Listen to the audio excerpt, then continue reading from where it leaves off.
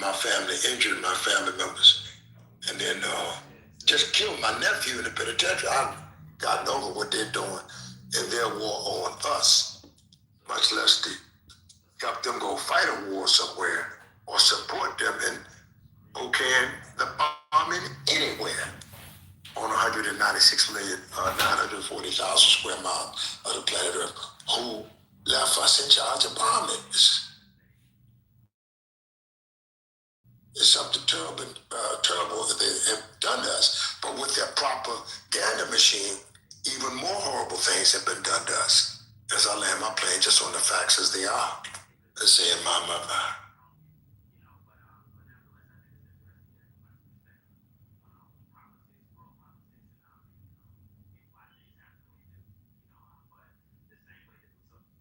Just that one statement, bringing the right consciousness. No Vietnamese call me a nigger goes miles to stopping the war. You know, he said steady war no more. There's a serious meaning. The cancer producing products in the body should make the bombs when I had no knowledge. Yes, the building these ships, these great Navy vessels, to go out and challenge the world for a Navy. We didn't have no Navy. We didn't have no army of sharpshooters, as my colleagues coming in for equipment now from a weekend of just attempting to get some sensibility over to we the people. But if it does not meet logic, if it does not meet METE, what is logical and what is practical for your circumstances, why would I allow you to just drag me on into war? He said, well, I supported that. No, the sake ambassador, man, I'm totally against you bombing anybody. Bomb ye not, for ye shall be bombed in the most horrible fashion. You can't bomb anybody back to the Stone Age. You shouldn't be walking around in leadership with that mentality. Oh, if they give us too much trouble, we just bomb them back in the Stone Age. You really like flexing that kind of power? It's not nothing nice, brother and sister. War and revolution, especially revolutionary war, will get muddy and tend to get bloody. And if you ain't willing to kill to live, then you shouldn't have war in your vocabulary. I say, my.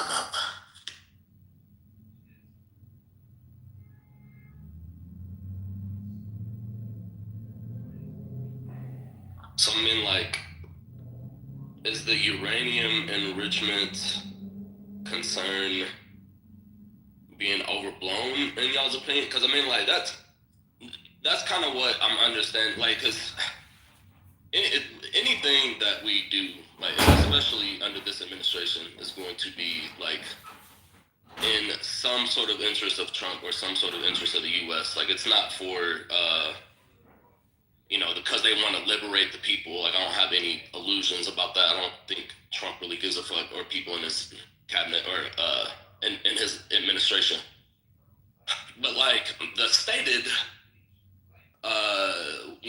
kind of what the U.S. gets out of it is, oh, well, we have to deter development of nuclear weapons, and I guess like this is a quote unquote imminent military threat.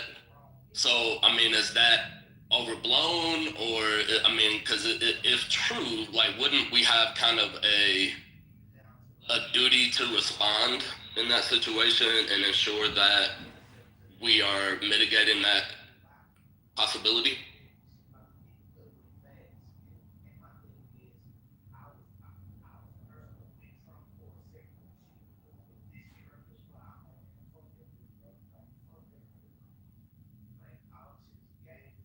No, just let them. Would argue that. So let them make an atom bomb. Answer to that nuclear question bomb is uranium. I would argue that it's no. When America, it should always strategic reasons that will benefit hegemony or within the region that we're trying to protect. Now, if the the Iranian people patient. That's the way of doing it, but we have merely armed were people who had gone. They were just fighting with their mowed down like ants. You just simply start clear that they could fight for their freedom. We coordinated with that.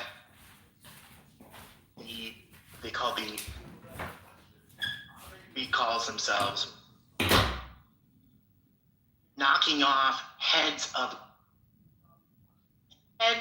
governments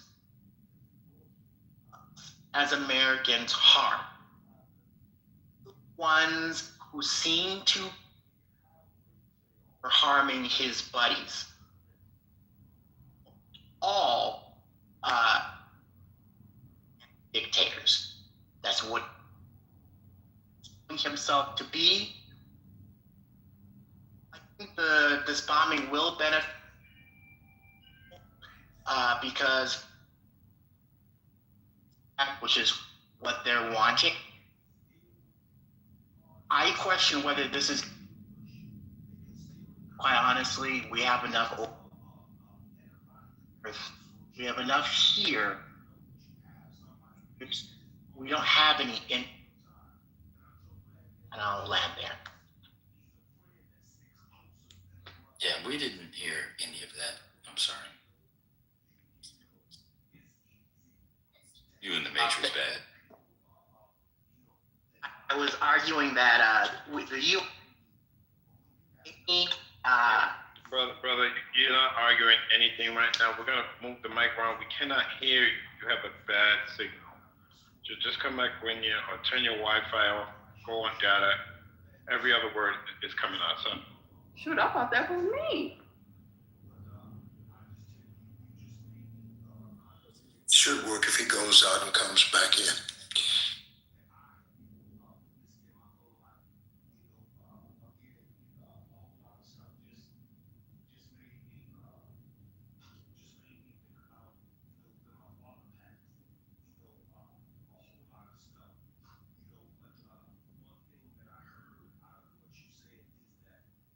So, I mean, our propaganda machine again is governing the mind. The sentiments of the people are being governed. Propaganda that the axis of evil is over there. We don't get the axis of evil immediately. We're going to be through as a government. They're going to destroy our world. There's a boogeyman coming in your window any minute. So to vilify and say things to cause people to be in favor of bombing and wars is not the way. Maybe a way. Those that have done it in the past at some point live to regret those decisions to bomb others. And they're using, I'll take personal, I want you ready on my land. My land is here. 10,000 year history of the Commonwealth of Virginia. Another history connected to our Kiba land, to the Africa, especially Burkina Faso, or the Ibri. We're trying to bring enough red berets and enough black berets to curtail or to stop this unrelenting energy to war or to bomb somebody. You don't know the feeling until your people were bombed in Philadelphia, the whole goddamn block. No one has sensitivity for that. It's a terrible report to tell the captain, but I have to tell you the truth.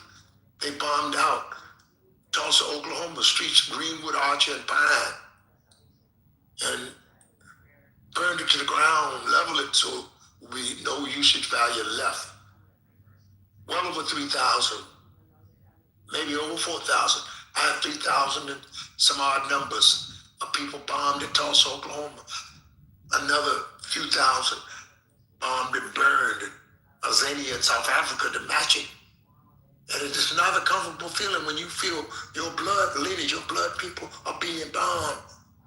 It's a terribly uncomfortable feeling. You don't walk around thinking about anything else except your people just stop bombing. We got some breaking news. Just stop bombing. Investor, we have breaking news. It's Walmart crazy. is fine. Crazy. Yeah. Crazy. Shout out to our brother Neoliberal. Thank you for the update. Satellite imagery shows an Iranian ship ablaze in Qanar. Hold on, it just jumped. Ooh, the chat is busy. Iranian ship ablaze in Qanarak, a port city southeastern Iran on the Gulf of Oman. Source Van Torchak. So it's going down, guys.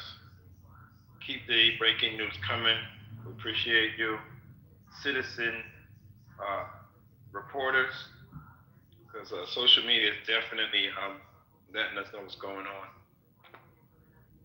And I've been trying to get us fresh clips. However, I just don't want us to keep repeating information, even in these clips. So sometimes I'm not able to listen to the conversation in the room because I'm just trying to grab some fresh clips. But let's just please keep it to current events,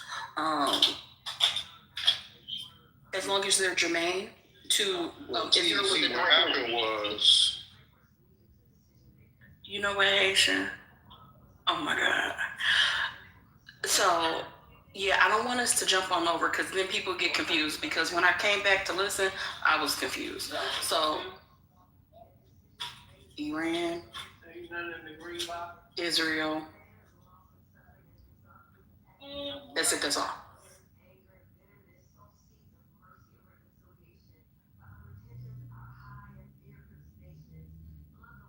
So I sent the link of how we are going to do the transition, and this is what His Majesty gave us. And you can have all the informations you have, you want to know there, and we would be happy if you have anything like doesn't make sense there. We would be happy if you inform in the website. There is a place you can just give your comment about this, but this is the official document.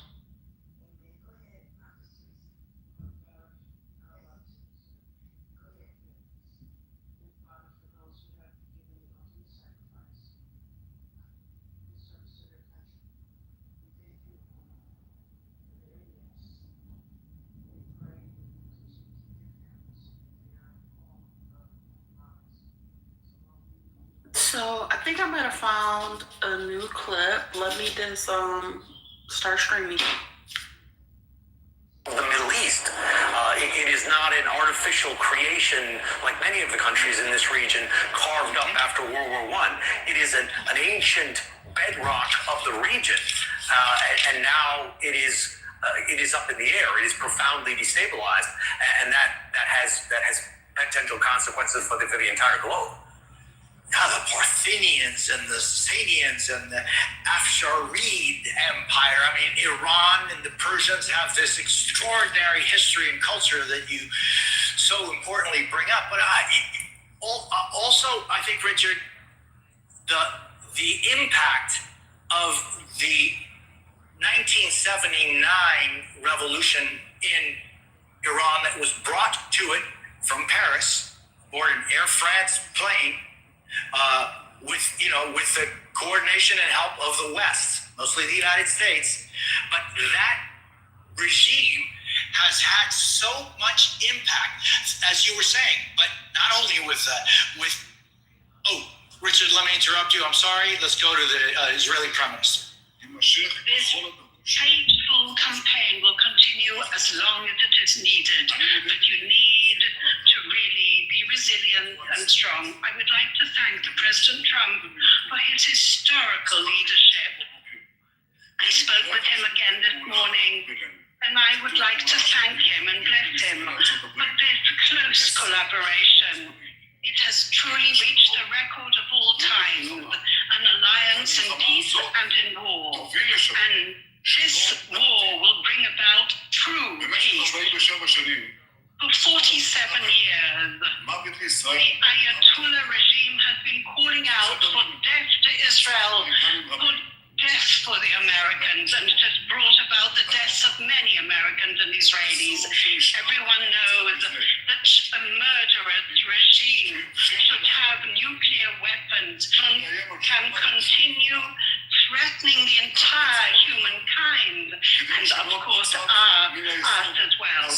started in order to end this threat completely. On the second day of that war for our revival, we said we would change the Middle East. We did it, then the rising lion, and now we will do so even more so with the roar of the lion war. This morning was a surprising hit, a blow. We hit out at the tyrant Khamenei. For 3 decades, he has been sending terror with proxies and has made his people miserable and continued talking about the extermination of the state of Israel.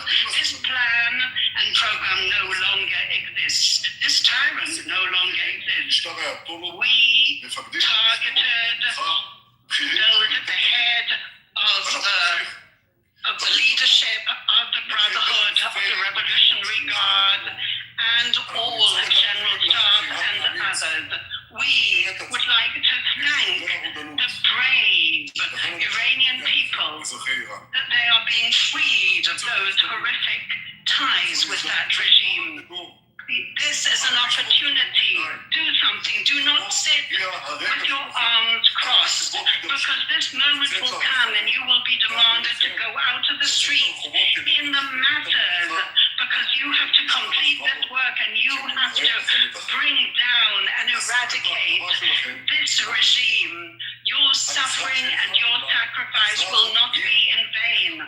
We promised you the help, and the help has arrived. And now the time has come to reunite all of you, all the Persians, the Kurds, the Baluchim, the Iranians. The time has come to unify yourselves and to truly topple this regime and ensure your future. Dear Israeli citizens, during the entire war, I watched your resilience.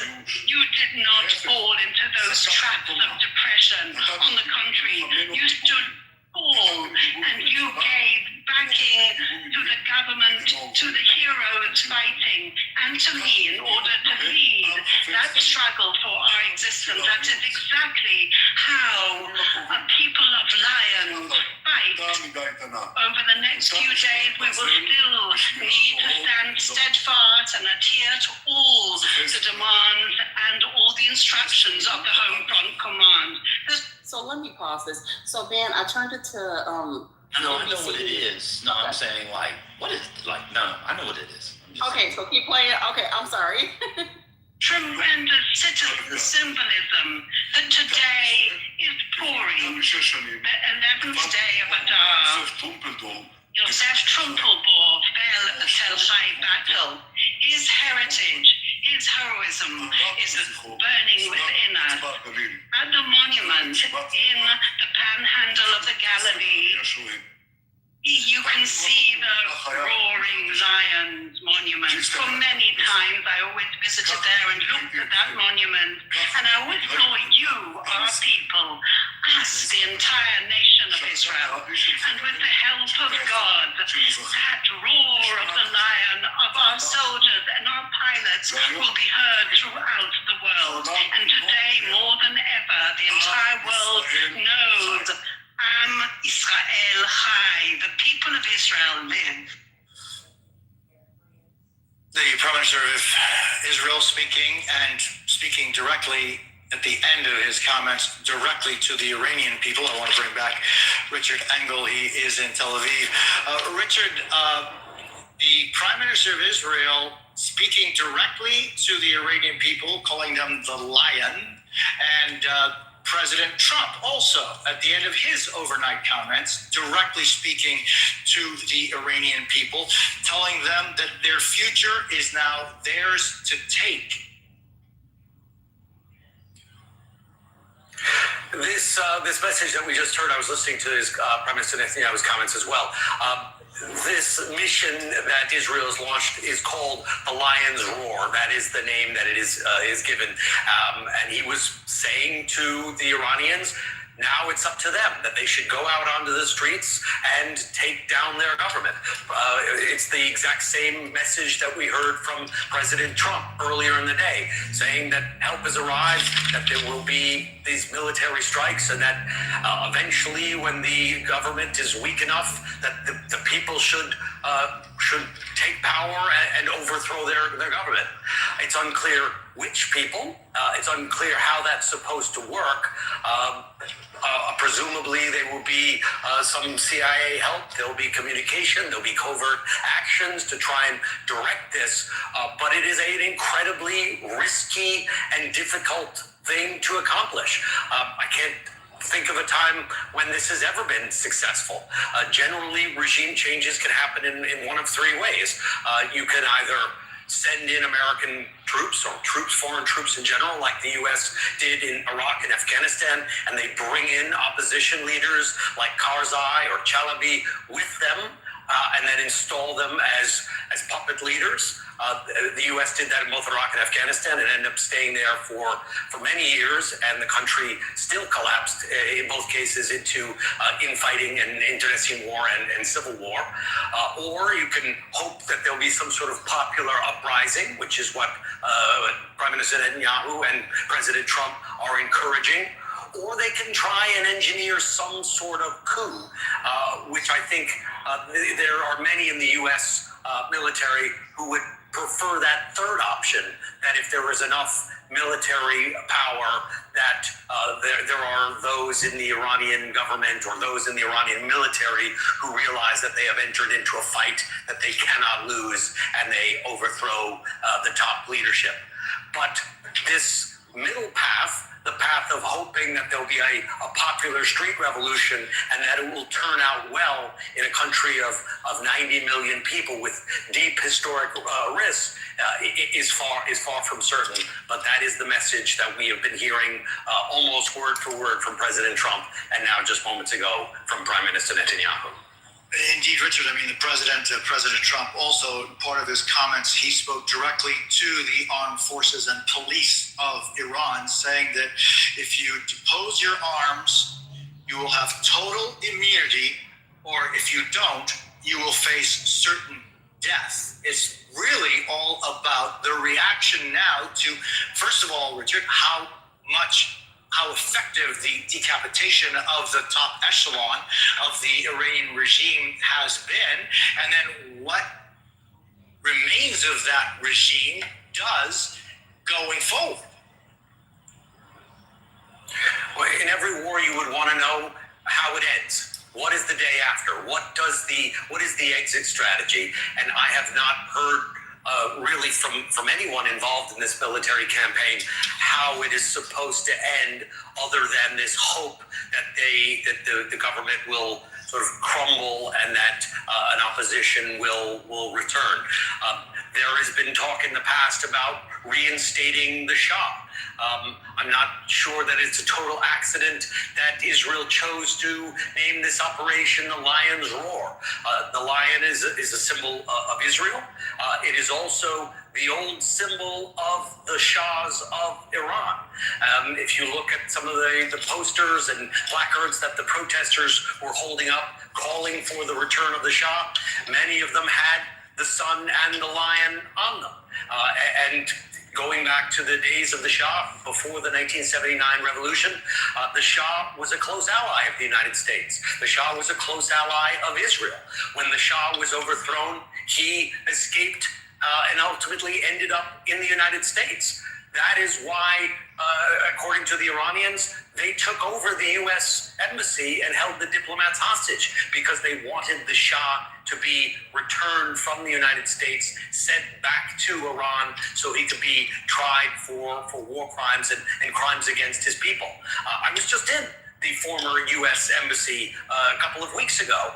It has now been turned into a museum celebrating that takeover, celebrating the kidnapping of those American hostages, which Iran thought was a historic triumph, because inside the embassy compound they found espionage equipment. Like in many embassies, there are also intelligence stations. So there is this desire that isn't being openly talked about to potentially change the regime and bring back what was there before, which was the royal family. So much has changed in just the last couple of months. I'm thinking just even the operation that was carried out in Caracas on the 3rd of January, how that was carried out and the repercussions of something like that. But Richard, much more to discuss. We're going to continue with our breaking news. I appreciate your contributions, but it is the top of the hour right now, 2 p.m. on the East Coast, 11 a.m. Pacific, 10:30 p.m. in Tehran as Iran carries out retaliatory strikes after both the U.S. and Israel staged a major joint attack on the regime. Video shows what appears to be a plane or most probably a drone, which was telling us, slamming into a residential building in Bahrain. We're also seeing this strike near a U.S. naval base, also in Bahrain. Take a look at that. Officials say Iran's retaliation has targeted U.S. military assets there. Also in the UAE, Qatar, Kuwait, Jordan, Saudi Arabia has seen its territory attacked. At this hour, there are no reported American casualties. Now, within the last hour, U.S. Central Command posting this video of the early morning coordinated strikes. Officials telling NBC News that these attacks are significant in scope, much larger than last year's attack, and that the ongoing operation could last for several days. The Prime Minister of Israel saying that there would be definitely some activity the next couple of days. NBC's chief correspondent, Keir Simmons, is with us from Dubai once again. Keir, the fact that Morocco would step up and say that they show their complete solidarity and support of, among other places, Saudi Arabia. You have to remember that Morocco has been plagued with the Polisario Front, supported by Iran for decades now, but also other countries in the Middle East also supporting what is going on and opposing Iran, including a conversation that the Crown Prince of Saudi Arabia just had with Egypt. Yeah, this is a disaster for Iran, what's happening in this specific region in the Gulf area. The Arab countries here in the Gulf and more widely in Jordan, Turkey, Middle Eastern countries, as you mentioned, North Africa, they weren't united in their view of the potential for a strike by the Trump administration on Iran. They are now united in their reaction almost entirely. There are some differences. The Omani foreign minister who was mediating the talks between Iran and the US put out a scathing statement earlier today questioning why the Trump administration would launch these strikes when negotiations were continuing. But as you mentioned, the Crown Prince of Saudi Arabia, Mohammed bin Salman, who is an increasingly towering figure in the region, has been speaking to other leaders, including to the president of the United Arab Emirates, where I am. And that is a kind of uniting of those two leaders that we haven't seen for some time. And Mohammed bin Salman, offers complete support for the United Arab Emirates because I am here in Dubai and we have heard explosions right the way through the day. You mentioned CENTCOM. CENTCOM, just as we came to air this hour, Jose, putting out a statement saying it has, this is US Central Command, for people who don't know, saying that they have successfully defended against hundreds of Iranian missile and drone attacks launched in retaliation to the strikes. Now, that doesn't surprise me from what we've been hearing. What has surprised me, though, is the images that we have seen. You showed it. We showed the really frightening one at the beginning there. But the images that we have seen of civilian infrastructure being hit, that apartment block in Bahrain.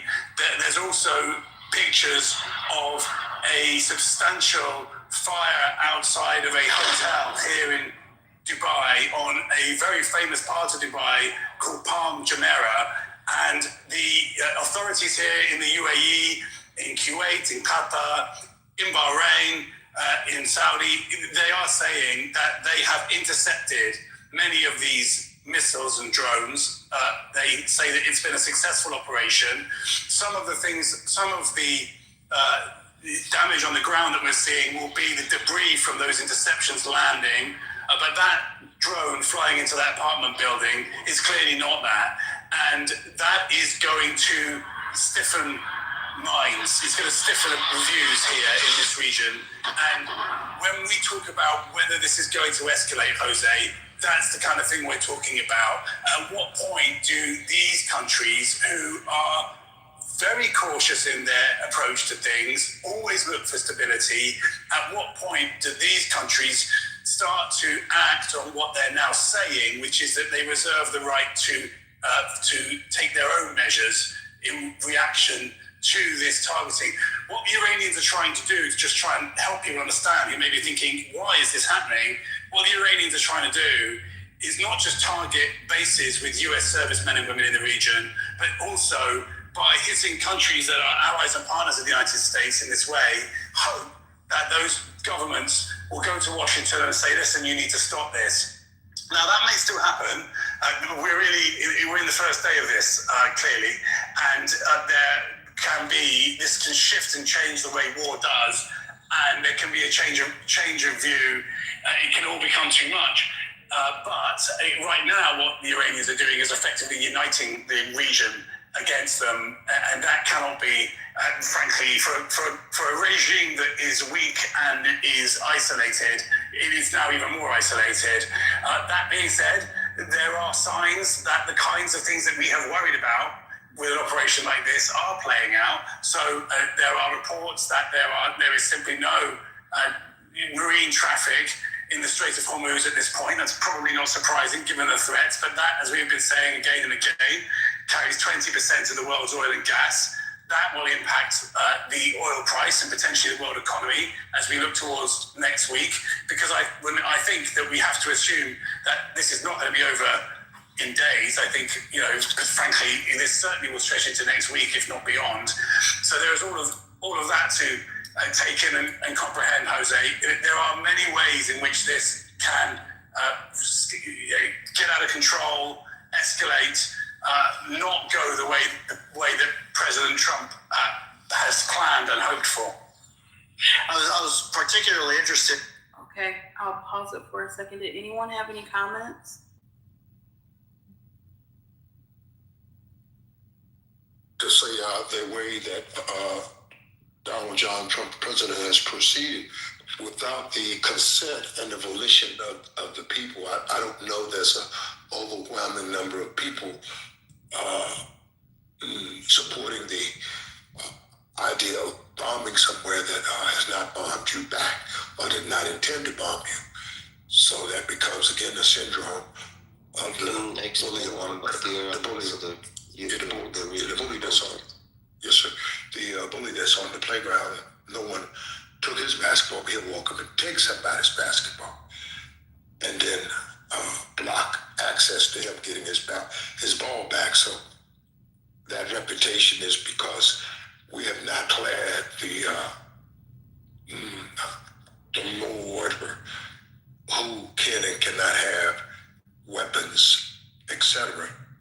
So we have been self-declared the war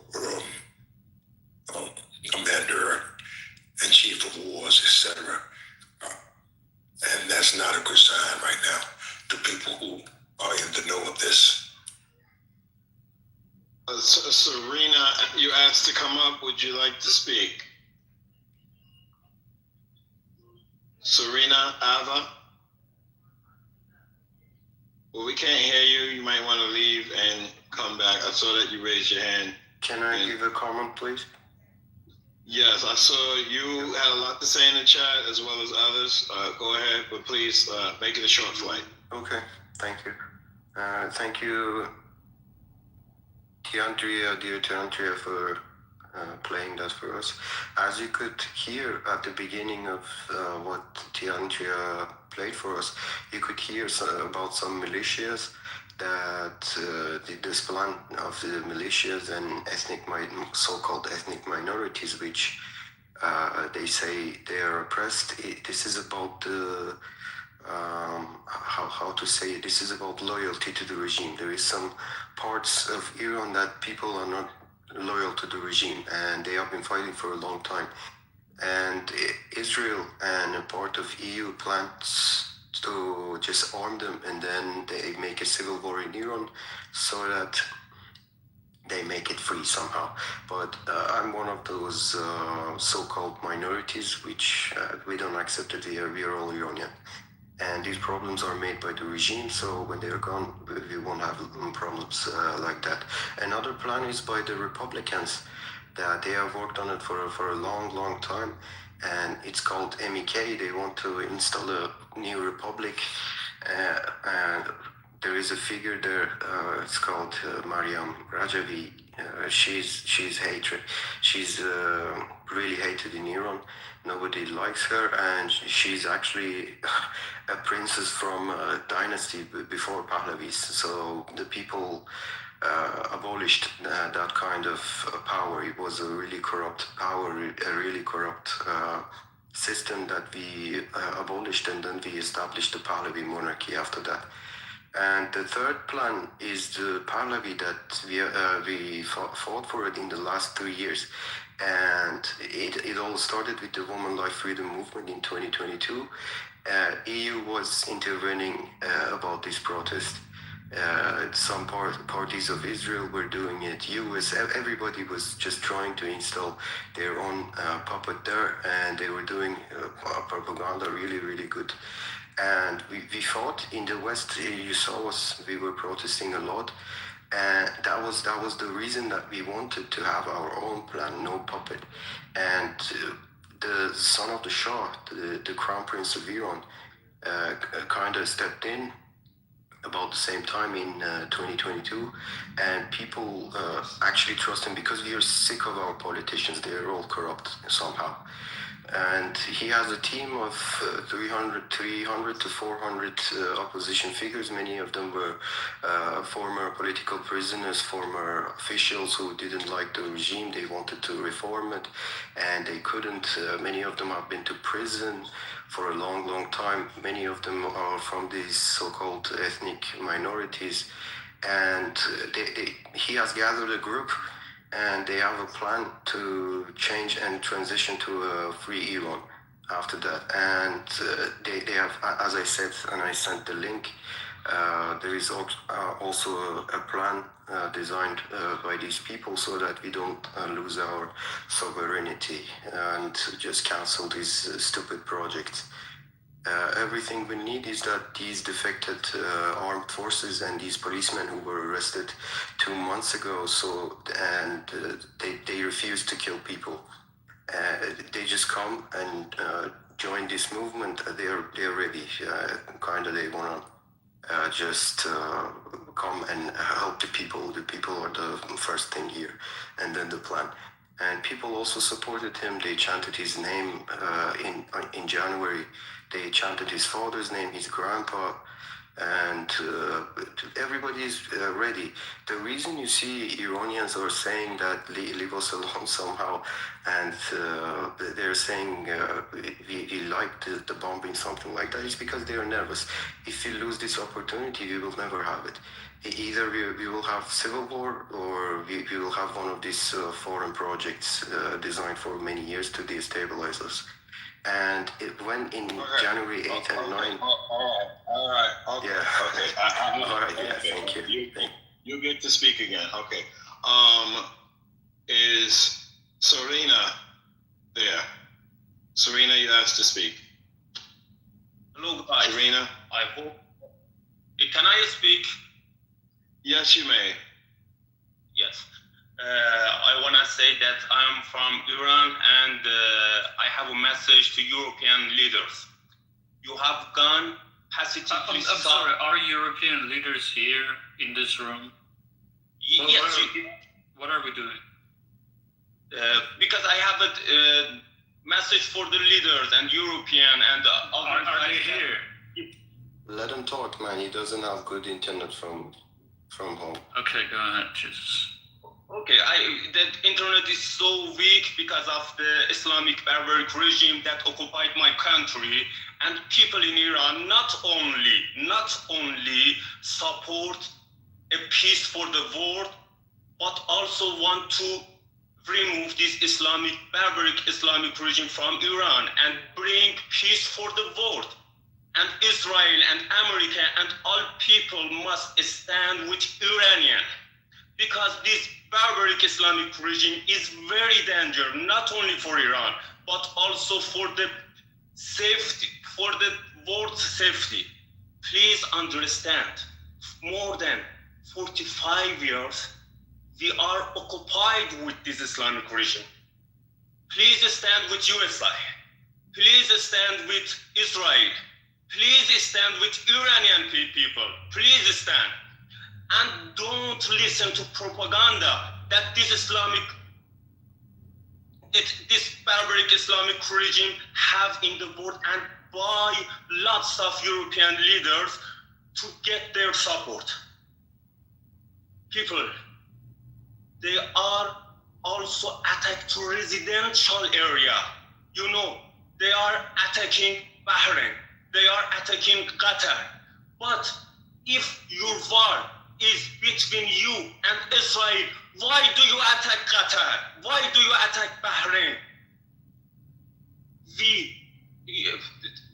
The world, the people must hear our voice. Must hear our voice. I am stressed because maybe my internet will be down, because I'm connecting with iPhone that the people out of the Iran support us for to have a poor internet. People, I wanna that you send a message, to send email to European leaders, because some of the European leaders don't support us. Please tell European leaders, you have gone pathetically soft and lost your zeal for confronting evil, apparently unless it's on your front porch. The Islamic regime will be danger for you. When the regime don't be changed, they attack all of the world. I promise you. Thank you guys. Thank you guys. Maybe my connection is poor. Maybe I can't speak. Thank you. Thank you for your support. Okay, I have a clip of the junior senator from Arizona, Ruben Gallego. Would we like to hear that? I queued it up for us, so let me just go ahead and play. Well, I woke up this morning and was trying to start breakfast for my son, and of course turned on TV and just started seeing this. And look, you know, for me as an Iraq War veteran, someone that had to go into some very dangerous situations, saw way too many of my friends die in the war, it really is scary how quickly we just lurched to war without any plans. And for something I don't think is in actually our interests, especially putting the men and women of our community, of our country at risk. It's disgusting, and I think that we should do everything we can to stop this war and pull out before it gets worse. Have you spoke with Democratic leadership? The House is set to take up a war powers resolution. Will there be a similar move in the Senate? There will be a similar move in the Senate. We've been, myself and a couple other senators led by Tim Kaine have been actually working to make sure that we put a war powers resolution together to make sure that we try to stop this illegal slide to war, which is again very dangerous, not just for our U.S. troops, our allies, but also for the Iranian people themselves. Now, Senator, so far only a small amount of Republicans have come out publicly against the move. We know Representative Tom Massey has been vocal since the beginning. Are you hearing anything behind the scenes from your colleagues? Not yet. Look, I know there's some senators that have had misgivings before in the past, but I think there will be some, and I think there has to be some, because this is a very dangerous situation. We went to war without a plan. We went to war without permission from the U.S. government. Went to war with a country that is even significantly bigger than Iraq. And is not exactly going to give up as easy as I think people plan. This is why you don't do this types of things. This is why you actually work with Congress, and actually this is why you don't go to war. Again, this is not in our interest. It's not our interest to go to war. Maybe it's in the interest of the Gulf Coast countries. Maybe it's in the interest of Saudi Arabia, Israel, but it does not mean that we need to be expending our own energy, our own blood for those countries, because at the end of the day, there are better ways to handle this, and we are going to end up, unfortunately, in a worse situation than when we started. Senator, you're a veteran of the Iraq War. You've spoken about how you lost friends in that war. Today, the president came before cameras and said U.S. members may lose their lives. What's your reaction? Look, it's typical of just him and all these other people that are very, they're just dismissive of what happens. They don't understand what actually it means to go to war. They don't understand being a young man and being told to go into combat, having to put on that armor even after your friend died, and going into a war that is also illegal. Going on patrol every day after my friends had been blown up, and then having to do my job effectively and having to protect myself, protect my fellow Marines, was a hard job, and all the consequences that come from that for years and years. And that's a danger when you have these show horse leaders who've never actually had to sacrifice, never understand the full element of what it means to actually have to put your life on the line. And that's why it scares me when they just decide to go to war, without actually thinking about the full consequences, about how you get in and out of it, and whether we should be doing it at all. Because people are going to suffer because of this, for generations. Again, because you have a president, you have a lot of people around him, including Republicans, that were just there to cheer him on instead of actually put a check on this, some of these stupid moves. Senator, you mentioned consequences from this war. Right now, New York and Los Angeles, they're on heightened alert. Should Americans here at home be confident in their safety in the coming days? Look, I think they should be confident with very professional law enforcement all over the country. But what I think we should be worried about is, again, that you have an administration that didn't think thoroughly all this through. We don't have to be in this situation. For many years, we actually had Iran's nuclear ambition contained. The president basically got rid of that plan, had no plan of how to actually stop Iranian nuclear proliferation without going to war. And that's the main reason why I voted for the first time around when it came to the Iran nuclear deal in 2006. And now we're in this situation where men and women are putting their lives at risk right now. Our regional partners are also putting their lives at risk. There are innocent civilians in Israel, in Saudi Arabia, and Qatar, and UAE that are also not being put at risk because of these leaders that were so gung-ho and were so ready to go to war. They don't actually understand the full fallout, what that means for everybody. Now, Senator, as someone who has seen war up close as yourself, how do you weigh the administration's, argument that these strikes were necessary to deter Iran from more conflict in that region? There's a lot of ways you can do this, and it doesn't mean that we have to just let Iran do whatever it wants. There's a lot of limited ways that you can actually, deal with Iran. Some kinetic, in terms of warlike things, surgical strikes, things of that nature. Some it can be outside of Iran. Some it could be cyber. Some it could be, economic sanctions. There's so many ways to stop this. The last thing that we need to be doing is starting a full regional war, especially one that, again, in the long term is not in our interest, and we could have handled a lot by diplomatic routes and by agreements like we did with the first go around when it came to nuclear war with the Iran nuclear deal. All right, Senator Ruben Gallego, thank you for your time. Thank you. For more on the potential threats to the U.S. homeland, let's bring in ABC's Andrew Dimber. He's here right now. Andrew, what are you seeing here at home in terms of security? Yeah, so there are.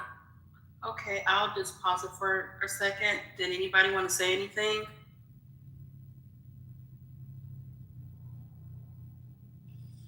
No, I'm just glad to hear somebody who's been there saying there's no point in doing this bullshit. No, it's really. I'm sorry, Patty.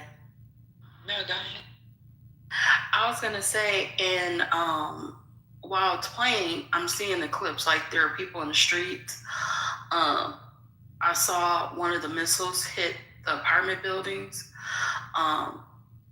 Really, really just devastating. And I just, this is crazy. In the previous newscast, they were talking about how in Israel, they're more prepared, but in the places that are currently being hit with the drones and other, they're not used to it. So like, not prepared. And people are dying. Like, this This is just really sad.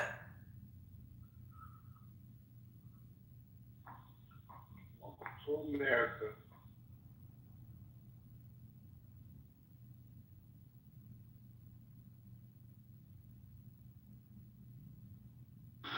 It really pissed me off when people think that shit is easy. It's not easy. Like,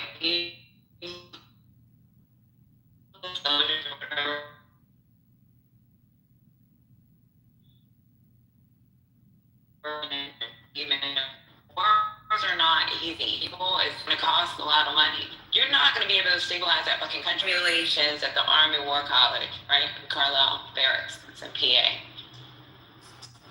They do it with in Iran is the simulation war. There's never been anything that's came good from it. Nothing. I don't understand why. Like, I don't get it, man. Because they're not going to go there, Patty. That's why. That's why they're so gung ho. No, they're gonna go. They're gonna go. After this draft. Cause like even draft, they got draft memos. Like joke, like with they got, you know, the simulation for lots like draft memos of what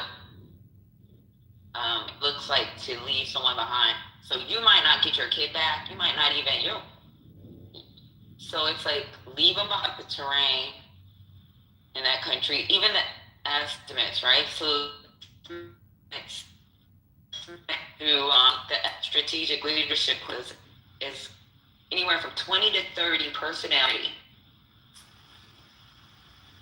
Where the fuck are we gonna get people for night? Where the fuck are we gonna get Americans to fight a fucking war with over 90 million people in a country? Last night, Haitian was on the phone. Haitian Lisa Allen was in the room when I had to freaking do something, right? You know, one of the senior leaders said, fuck, he said, fuck MAGA.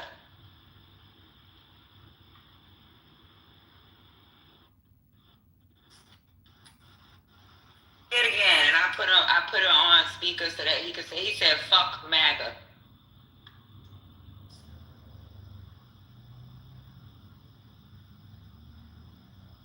He said, these motherfuckers ain't gonna die. These motherfuckers don't know. They don't know shit. We're on high alert now. Like, anybody, you think you're safe in a nominative position, they want us to have our A bags and B bags packed. Just for alerts. That doesn't mean that we're gonna have boots on ground, but that's an alert in case they decide that they want to fucking send some fucking leaders out there to fucking manage some troops that's gonna die.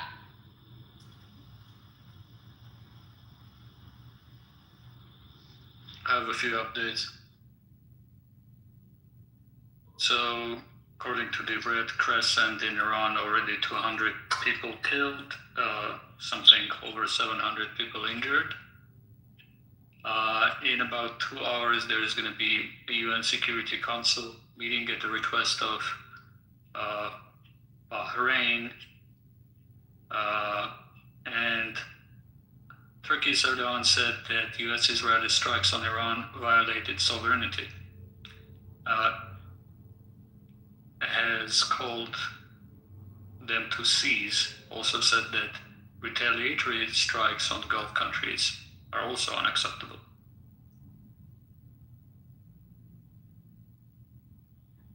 I don't know. What you mean they gonna die automatically, Patty? Or you saying they just have a chance? Yeah. You know they're not letting us use their country. You're in the Matrix. You're in the Matrix, Patty.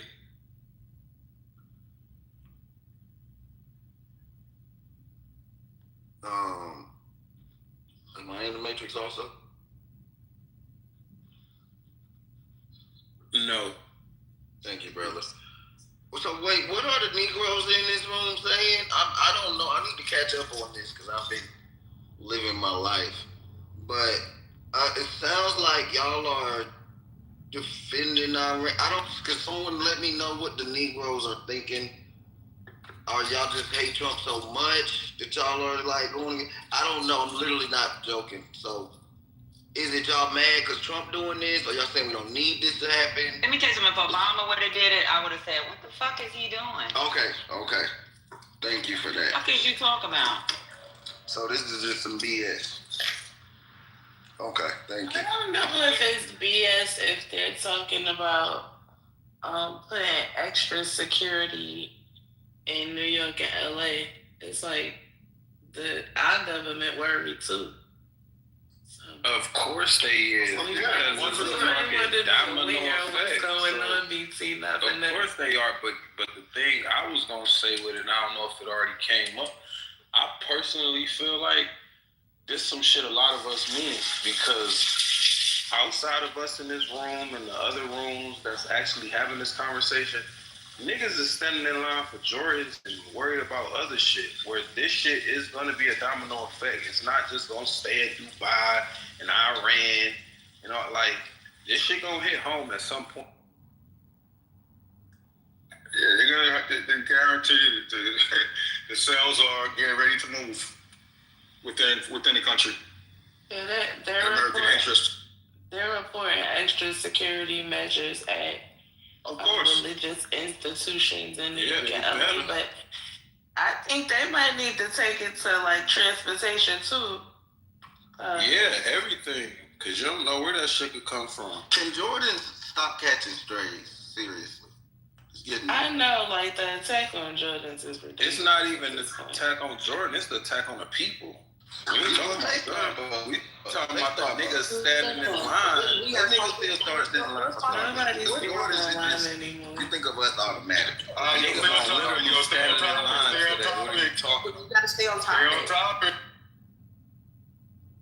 Because I see a lot of hate comments toward Iranians on in the comment section, you know. I just wanted to say, Iranians. I don't see no hate. It's alright, you know. I don't cares to even hate on. I don't blame them. There's someone in there writing all sorts. Fuck Iran, fuck all that. There's someone in there writing that. Is that? Yeah, you know. That's why we wanted them one to go. And that's hate. That's everyone hating, or is that one? Did you hear the conversation or just the room? Which one? No, I think this is supposed to inform us Americans about what's going on. BT. So listen. You know, I just wanted to tell him that the same people who shoot missiles toward your country today, they also killed our people a couple of months ago. Yeah, so has Saudi Arabia, so has UAE. Yeah, I'm they sorry, funded brother. terrorism too, and we're not over there fucking blowing shit up. So please. Yeah, I'm sorry, brother, that they targeted your country.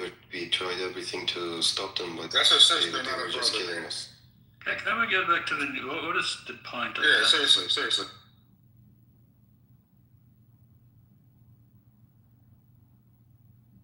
Let's just keep Jordans out of it. For the less educated like myself, can someone just give me You gave your ass the boot. Oh, BT. I did.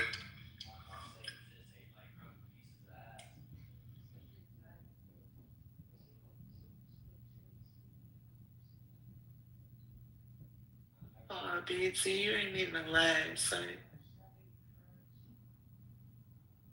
Damn, cousin.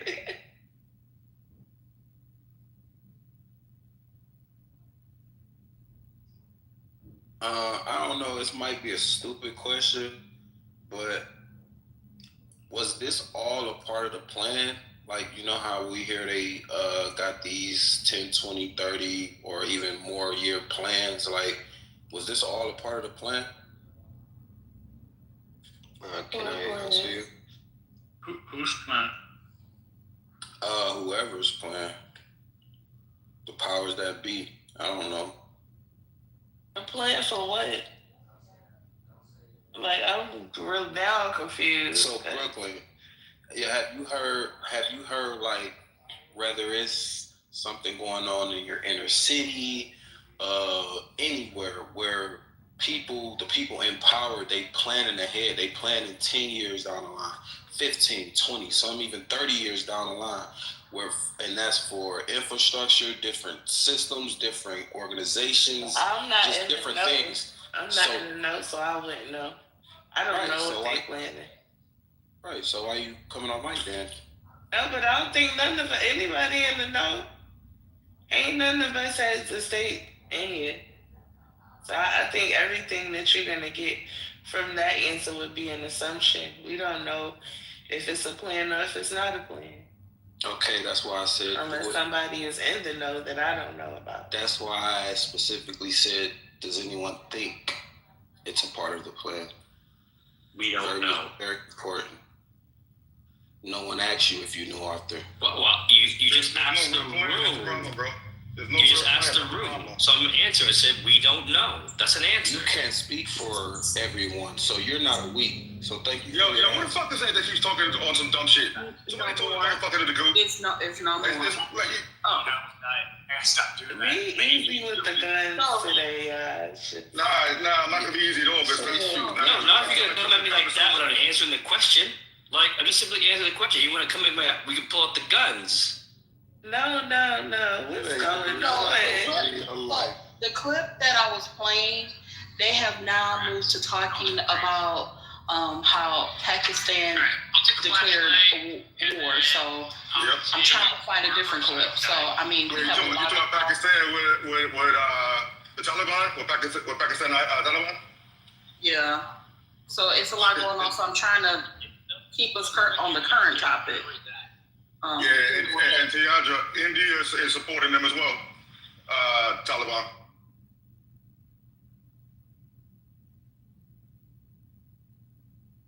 Yeah, the last thing you want is the Indians and the Pakistanis coming in here to start their own war here. So.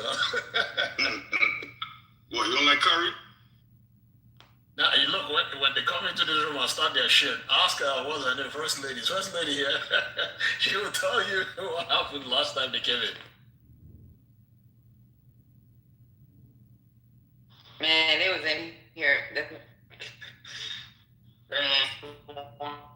Fighting. I can't do this shit. Y'all let that lady talk for like. Is it just me or is she in the Matrix? Patty in the Matrix real big. She must be by the airport. Brooklyn, that lady from the area. All right. So she knows more than any of us in the room about the region. Did she speak about anything that she knew? If you listen, she just gave us a lot of. She gave us a lot of emotion. It was a lot of feeling. Can you give more emotion for first experience from over there? I mean, like y'all are weird, yo. If it was some shit affecting your community or our community, you want someone to be like, fuck it, when you're there speaking on it, when you know firsthand. Don't we always tell motherfuckers stop speaking on our shit? I don't necessarily. Shit weird, yo. She didn't speak on nothing that was happening today, though. That was the gag. Nothing. Like, she didn't say nothing about. She didn't give us no information. So I don't understand. What more information is she? I'm not up and on. I'm saying, what more information did she have? When there's no communication outside of there, no internet in there. What? There's no internet over there for to get information from anybody over there right now. Well, let the people. We're the Iranians. Tell us what else happened, guys.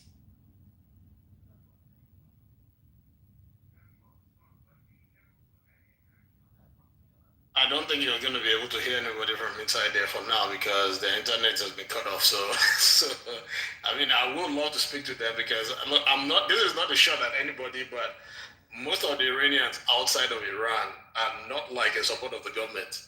So you're not going to hear. You will hear more of a one-sided kind of talk, like yes, we want them gone. That's what you're most likely to hear from those outside. There are a few outside that are not like that, but most of what you hear is that.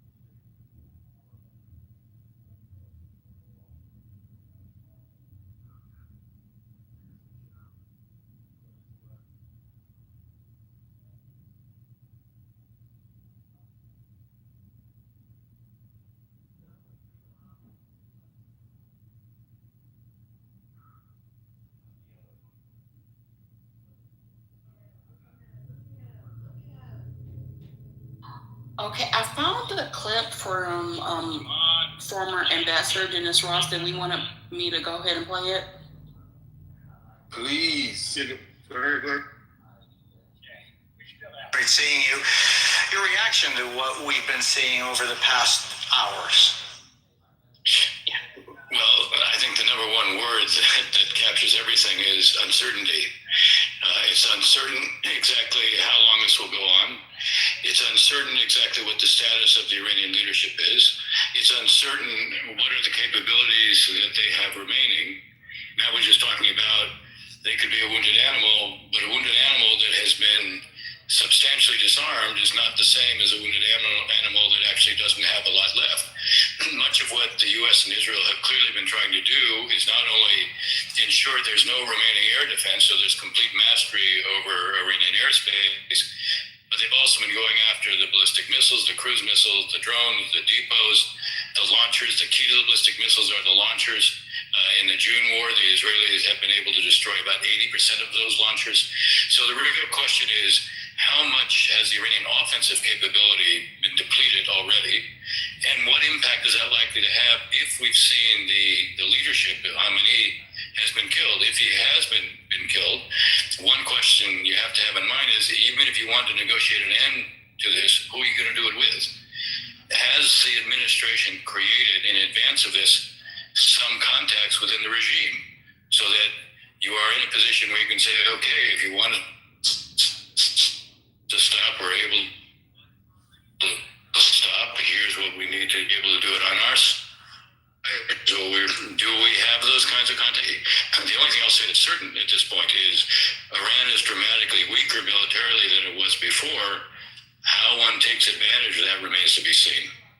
And so what is it that made it weaker than it was before? And I'm wondering how that plays into the possibility that if the top leadership of that regime have been eliminated, there is something that could evolve with those that remain. And President Trump in his remarks overnight said to those in the armed forces, the police, and the Revolutionary Guard, if you put down your weapons, you will have total immunity. If not, you will face certain death. What are the probabilities that something like that could carry out if the top echelon has been taken out, but there's that important segment left of those who have been enjoying the fruits of power there for many years, but that may be seeing how they could survive?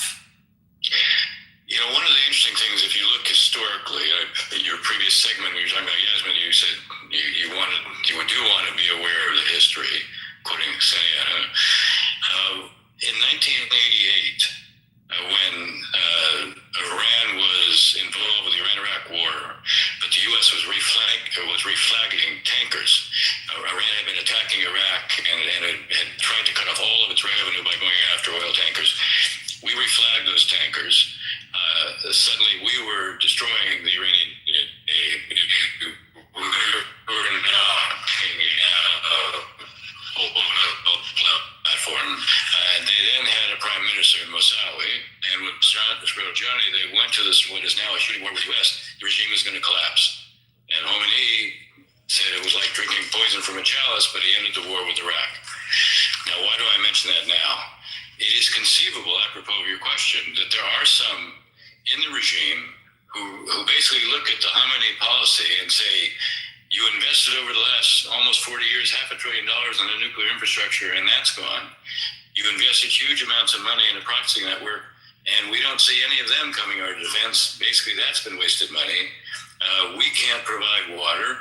We can't provide electricity domestically. We have a currency of no value. And it's only a matter of time before our own public in this circumstance is going to basically overwhelm the regime.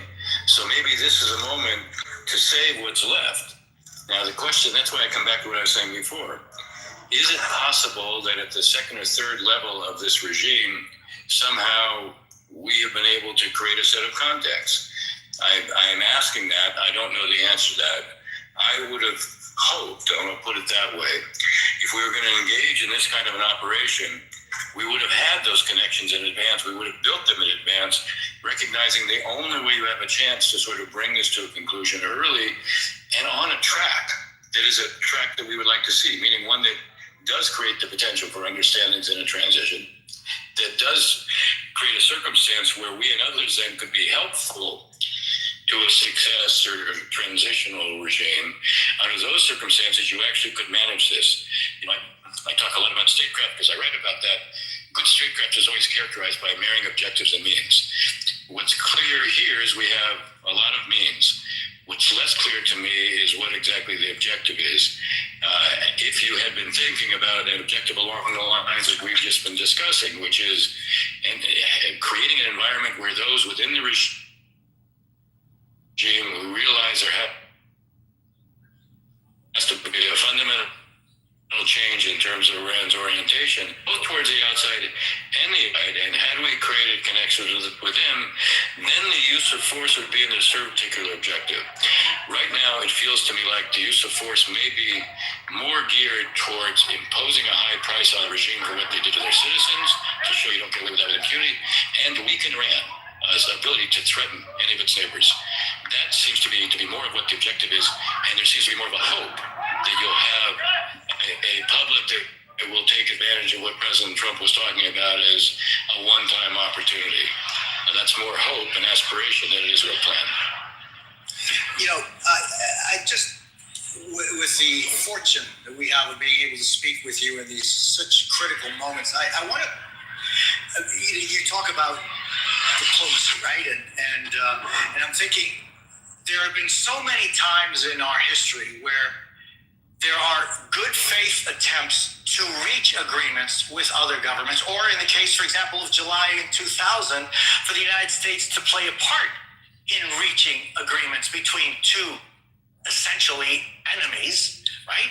And yet sometimes those groups aren't willing to do what is the best for their own existence or their own people. And so I'm just wondering, is there a possibility that some forces inside that regime could turn the page and look for the best interests of the Persian people? Look, it's a wonderful question. Obviously, He's in the Matrix real bad, but I'm getting a call. So did you guys want to discuss what we heard so far? And then there's information that I need to confirm. Yeah, I have one comment and a question. Who was speaking? That's the question. And the comment would be, the problem is that Reuters earlier reported that US-owned CIA report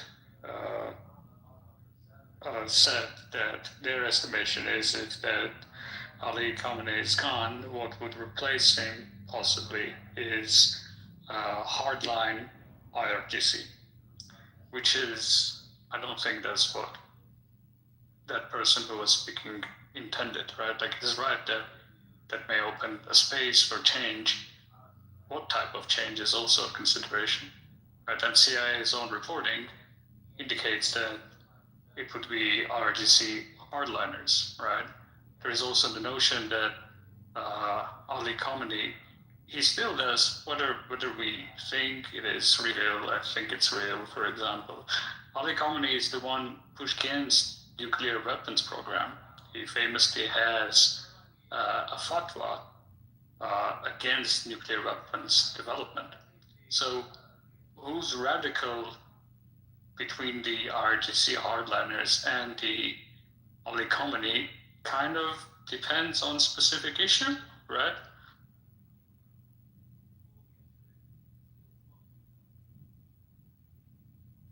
I don't think even if he's dead, right? I don't think that stops anything because I mean they have a chain of who is going to take over next.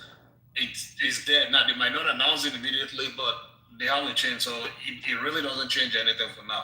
But the bigger picture is this: if let's assume that everything goes right and they topple the regime successfully, the other groups that are behind that they are trying to take over are going to fight themselves to the death to this. This is a country of 90 million people. Iraq was just like what, 40 something million. Syria was like 30 something million. Look at the kind of refugee crisis and immigration crisis it caused to the rest of the world. So look at the effect. Now a country of like 90 million. And all of them are not, they're not going to be ready to give up for the other guy. They'll look at it like this is their opportunity about what they think about the country. So what's going to happen next? You're talking of a crisis of crazy proportions. And as it now, Trump cannot just stop and say, okay, we've attacked them and that's the, you have to go all the way right now. But what would largely happen would depend on the way the rest of the countries, the UAEs, the Bahrain, Saudi Arabia, and the rest of them, how they react is what is going to determine how badly or how good this war is going to go, depending on what side you're looking at it from. So right now, we might have just stepped into something, I don't know, man. We might have just stepped into something crazy right now.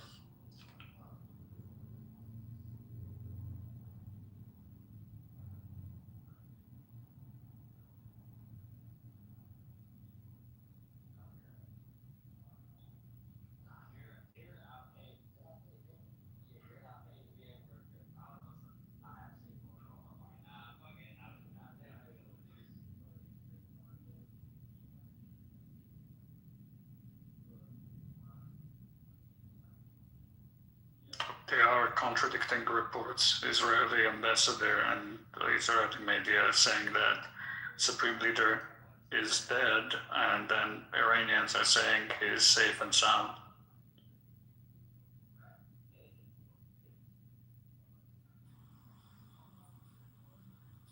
It depends on who's the supreme leader. I mean, like, is it Jesus? Is it like Gaddafi? Or is it what? Who's the supreme leader? Comedy. Yeah. I mean, God, right? No, God, the Father is what's going on? God is the supreme leader of the world, right? What we're talking about. And I'm sorry, neoliberal.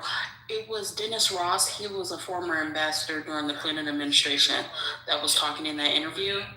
And I was getting a call, someone saying that Netanyahu was saying that he's seen the body. So I don't know what's going on. Yeah, thank you, Dennis Ross. Yeah, there are contradicting reports. Netanyahu, Israeli ambassador, the whole Israeli movement are reporting that he's dead, and Iranian government spokesman responding to those news saying that he's safe and sound. So. I thought they said he was due to give a speech today, so let's just watch out for that. If he gives the speech, then we know he's not dead. Except he says he's dead in the speech. But if he doesn't give the speech, then we could start to think that yes, maybe he is actually dead.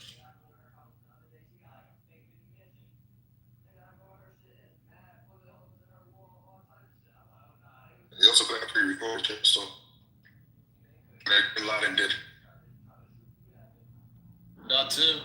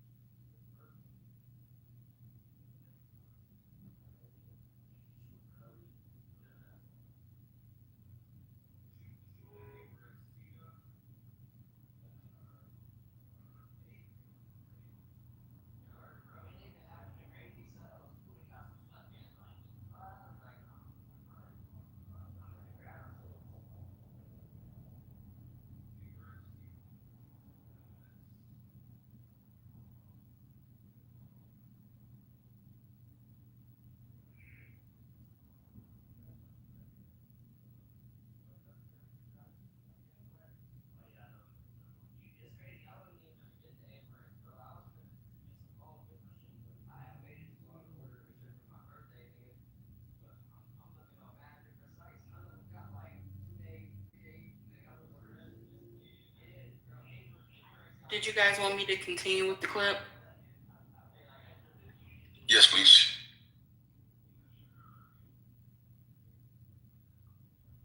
Give me 1 second. I had a brief phone conversation with him that began by asking him how the military campaign was going and if they had succeeded in taking out the Iranian leadership. And he said that it's very well, very strong, great unity. A lot of the lead, he said, is gone. It's gone very well. And then I specifically said, well, what about the Ayatollah? Has the Ayatollah been taken out? And he answered me by saying that a lot of it, meaning the Iranian leadership, is gone, but we don't know if it is all, but a lot of it is. It was a very powerful strike. And I asked him a very key question that a lot of people are asking, looking at this operation. If the intent here is to take out the Ayatollah and the Iranian regime, what happens next? So I asked him point blank, do you have an idea what the next leadership looks like? Have you identified anybody? And his initial answer was a simple yes. And then he added, we have a very good idea. He wouldn't elaborate any more beyond that. Another part of this conversation, I asked him how long he expected the military campaign to go on. And his answer was interesting. He said, as long as we wanted to, actually. He said, we've done such damage already, it's like they are incapacitated. It could go on as long as we wanted to. But by saying they are incapacitated, I think what he was saying is that in his view, he's more. But that the campaign can go on because their ability to hit back, in his view, is largely limited. He's saying they are incapacitated. John, you know his tone and instincts well. How did he talk about the risks of escalation and the possibility of a wider regional war? Did he talk about that at all? I didn't get the sense that that was a concern for him, at least nothing expressed in either the words or the way he was saying them. As a matter of fact, he emphasized at the very beginning of the conversation the great unity, and I think he was referring to the unity of the Arab governments in the region who have all been targeted by Iranian strikes, and we've seen statements condemning Iran for those strikes from some of those Arab governments, most significantly Saudi Arabia and the United Arab Emirates, both condemning what Iran has done. So I have to say that this did not sound like a president that is anguishing over the decision. He has just made a decision which is one of the most important that he will make as president, with repercussions that we just don't know. There's no way to know at this point. But he did not appear to me like he was, the possibility of those repercussions was weighing heavily on him. He was very much touting this as a successful operation. All right, Jonathan, Carl, thank you for your reporting. Joined now by Marcus Moore in Doha, Qatar. Marcus, we know Qatar was targeted by retaliatory strikes. I understand we now have more details on how the country was attacked, as well as those injuries, right? Yeah, we are getting a sense of the enormity of this and the impact on Qatar. A diplomat who was briefed on the day's events, telling ABC News that the Iranians fired 44 missiles and 8 drones at Qatar, and that there have been 8 injuries, and that one person suffered critical injuries. And so this is the first time we are learning details about the impact of this on the ground here, of the fact that there have been 8 injuries reported, and that one person is said to be in critical condition. It has been an incredibly active day, Ike, where we were hearing the air defense interceptors being launched into the air to intercept these Iranian missiles that were presumably targeting a number of locations in the region, including the largest U.S. base in the Middle East, the Al Udeid base. That's not far from where we are. here tonight. So quite an active day. So people here hoping for a bit of calm. But certainly concerned that this is not over yet. You know, Marcus, we can see it's late at night where you are right now, but have you noticed any changes to life in Doha since these strikes? Well, it is Ramadan, so there weren't a lot of people out today,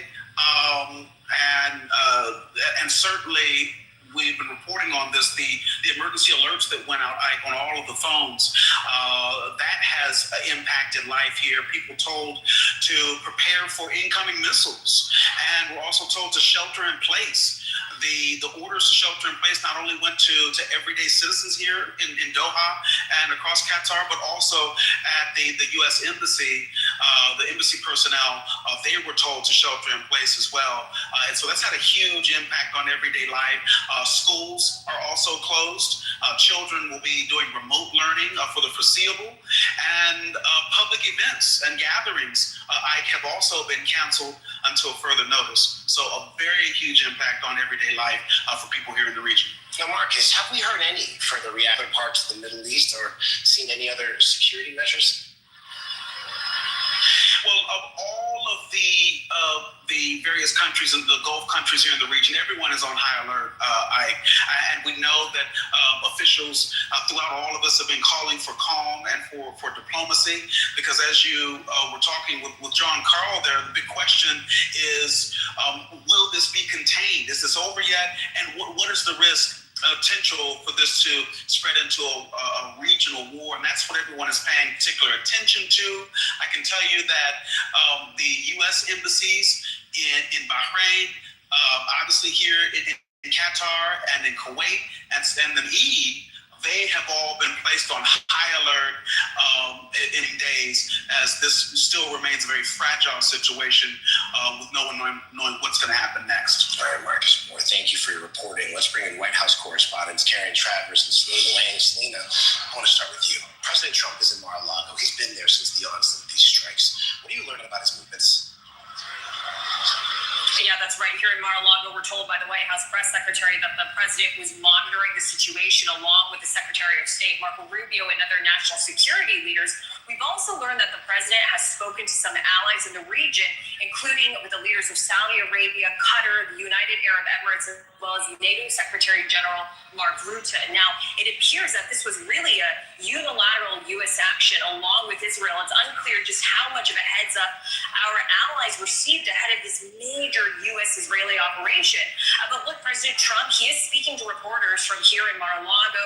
You just spoke to John Carl about the brief phone call they had. He also had a brief phone call with Axios where he made some remarkable comments about how despite this major military action, he still believes that there could be an off-ramp here and an opening still for negotiations. The president said, I can go long and take over the whole thing, or, quote, end it in 2 or 3 days and tell the Iranians, see you again in a few years if you start rebuilding your nuclear and missile program. In any case, it will take them several years to recover from this attack.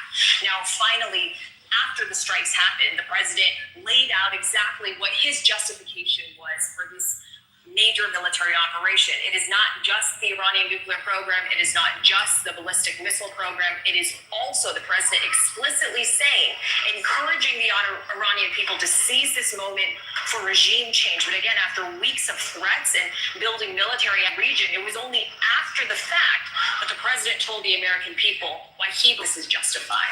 Now, Karen, the White House has said diplomacy was the first option. President Trump was even saying that this week during his State of the Union address. But yesterday, he made clear his patience was running out. So what appeared to change his mind so fast? The president told reporters yesterday here at the White House, Ike, that he had not made a final decision about whether he would launch a military strike, but he had very strong words about the state of the negotiations, saying he wasn't happy with where the talks had been after that round of indirect talks on Thursday between the U.S. and Iran. That was in Geneva, mediated by Oman. The president said, I'm not happy with the fact that they're not willing to give us what we have to have. Now, the White House has said for weeks that diplomacy was still the first option for the president. But About 10 days ago, the president issued an ultimatum to Iran. He said that they had 15 days to make a deal. This is what he told me on Air Force One. And he said that if Iran did not make a deal with the United States, things would be really bad for them. It would be very unfortunate. Now, that window did not get closed for Iran. He launched these strikes before the 15 days came up due. But Ike, we're also hearing from senior administration officials that they felt that the negotiations were just not going anywhere, specifically on the issue of enrichment of uranium that Selena was mentioning there. One senior official said that Iran basically said enriched uranium, no uranium enrichment, that didn't work for them, that they needed to do it, and that the administration was saying back, that makes absolutely no sense to us. So there were significant sticking points, significant gaps after those 3 rounds of indirect talks. That is likely why the president was saying yesterday he just didn't like the direction they were going. Now, Selena, you're also learning more from your sources about plans for the White House to speak to Congress this week. Is that so? Yeah, that's right. I just spoke to an administration official who told me that the White House is working to arrange full Senate and House member briefings on Iran this week. That is according to an administration official. And this comes after we have learned from the U.S. official as well that the U.S. did notify the Gang of Eight on Tuesday ahead of time to brief them on the situation. It's unclear, though, just what level of detail they received, if they were given notice about the time. Okay, I'm gonna pause it and see if they go for it, because we've already heard the information like 20 times over. Did anybody have any comments?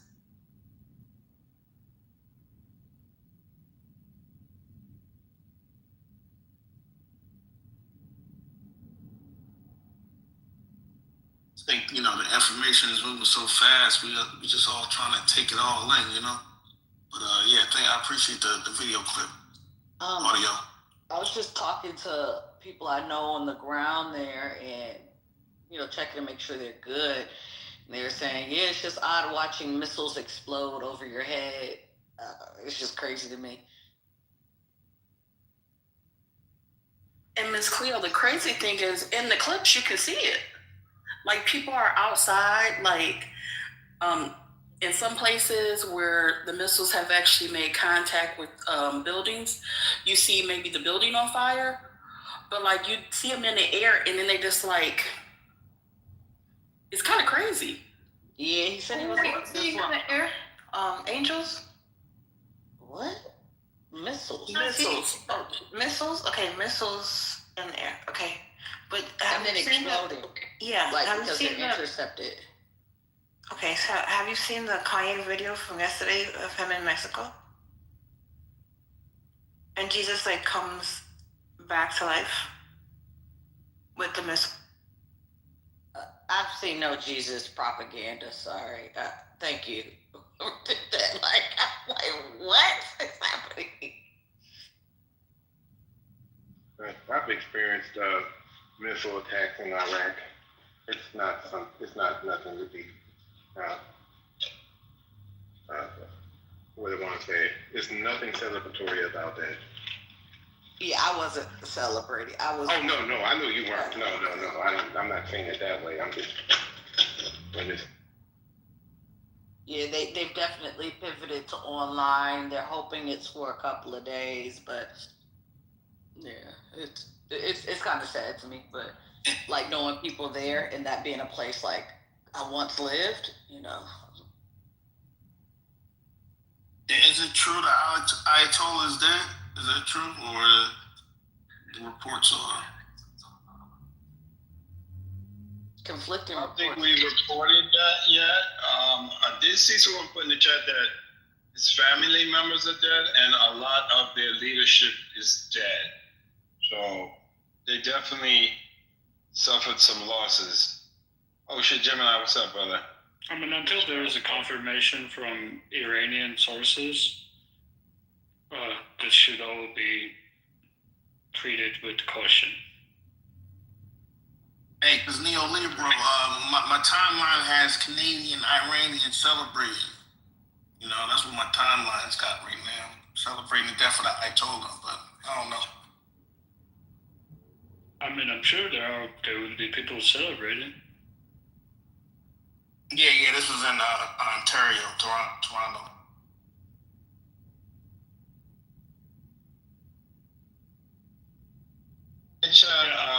MG says Fox News reporting he's dead. I don't know. I'm running around. Does anybody else see that?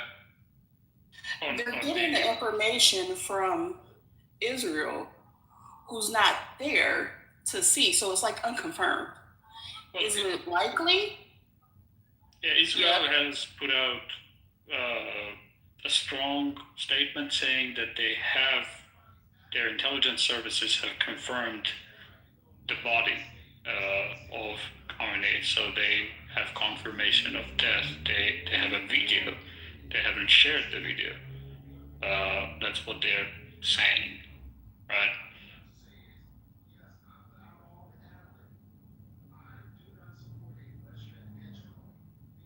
The Iranian government spokesperson saying Ali Khamenei is well and good. Yeah, well, there's 77 virgins.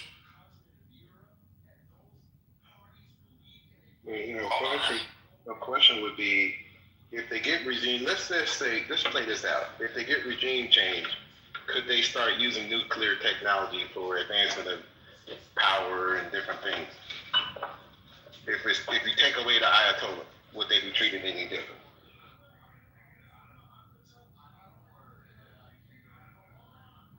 They're not gonna let someone take power that's gonna do the same shit.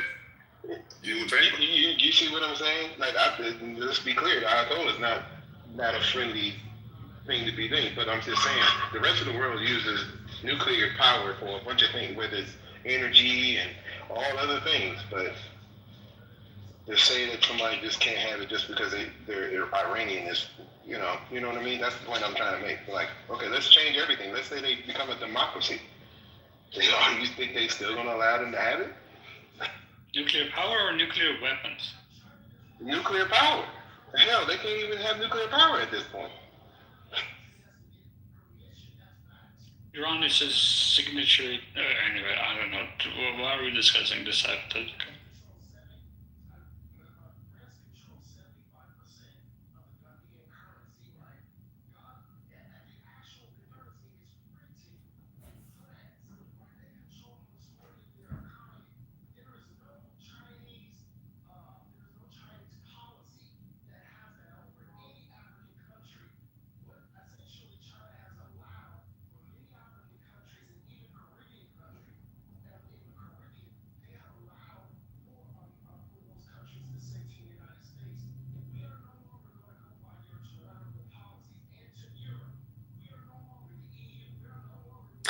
I do see where they have started reporting that 60 students at the girls' school were killed, which is up from, I believe I heard the number 40 earlier. It's gonna keep going up, unfortunately. Yeah, it's in the number 80, but again.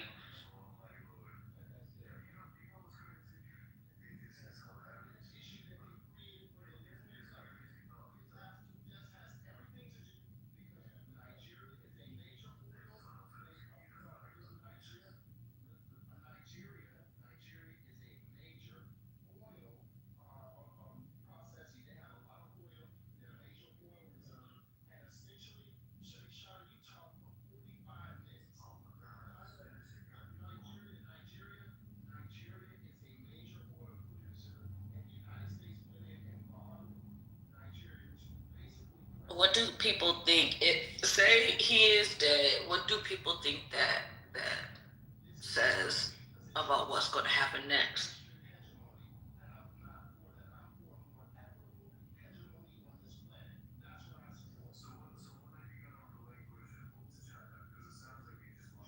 Guess who was gonna replace him? You know what I mean? We'll figure out what that's gonna be.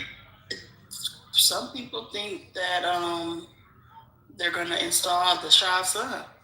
Like, they don't know. Like, we don't know. I'm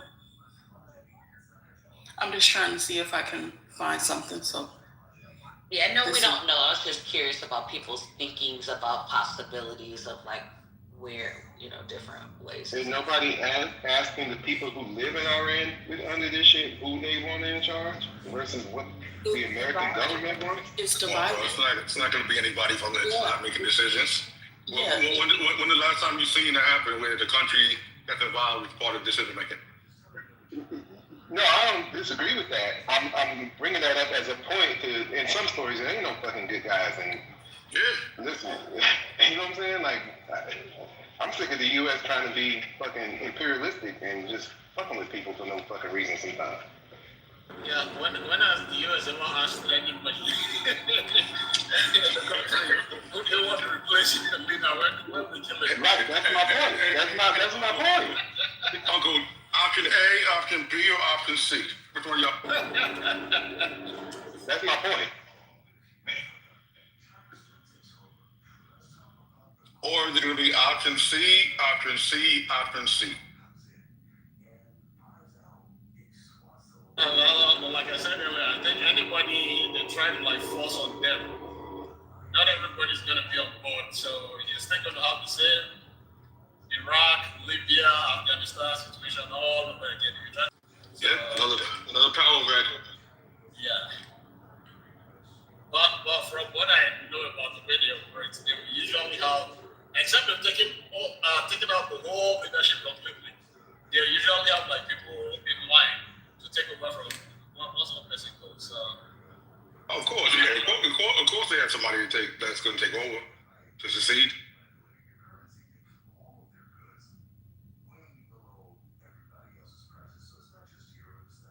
Now, who the unlucky son of a bitch is going to be? You have to wait.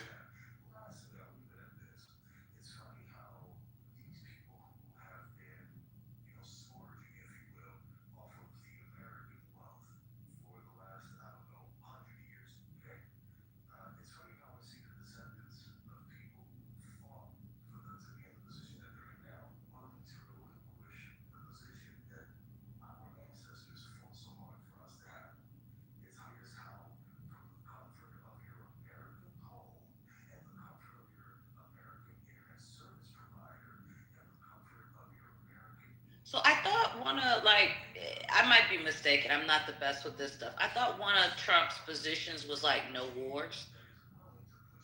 Well, it's not a war, Miss Cleo. It's not a war. This is Trump being Trump. That was the NACA approach. You're absolutely right. No new wars. So you said technically this one's not news, yeah?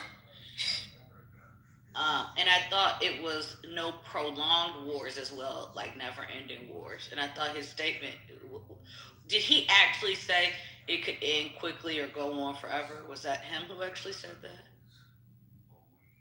Not that was someone Israeli. You said, wait. Someone spoke with him, and then he basically told them either they comply, it ends quickly, or it could go on forever. Okay. So, also a forever war. Okay. Yeah, Barack Ravid, the guy from Axios, had a 5-minute phone conversation with Trump about an hour ago. And quoting from Trump, "I can go long and take over the whole thing or end it in 2 or 3 days and tell the Iranians, see you again in a few years if you start rebuilding your nuclear and missile programs." And end of quote. Thank you.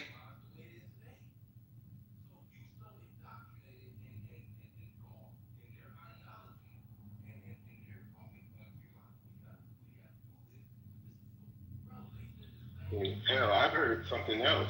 Basically, him saying, be back in a few years. Well, that only implies that he's still going to be in the fucking White House in a few years. Or the next election. Or the election after that.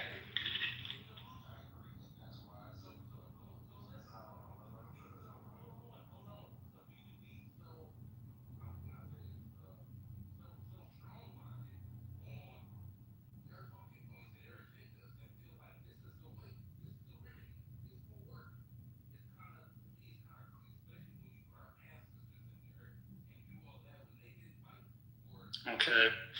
U.S. official confirms to Fox that the United States believes the Khamenei and 510 top Iranian leaders killed in initial Israeli strike on compound agree with Israel's intelligence assessment. This is a senior U.S. defense official. So this is the first confirmation of the Israeli confirmation by United States.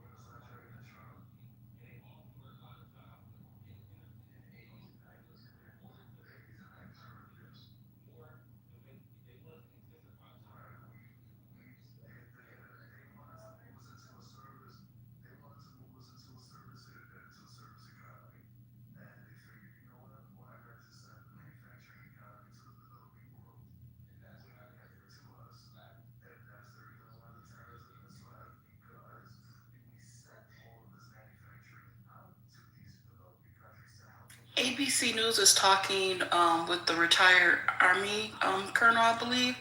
Did we win or? Sure. Okay, let me cue it up. He's now the vice president of the United States and Israel against Iran. Iran retaliating with its own missile strikes against countries across the Middle East. Let's bring in retired Army Colonel Seth Crumbrick. He's now the vice president of Global Guardian. Colonel Crumbrick, thank you for joining me. Your firm is conducting evacuations from multiple countries in and around Iran.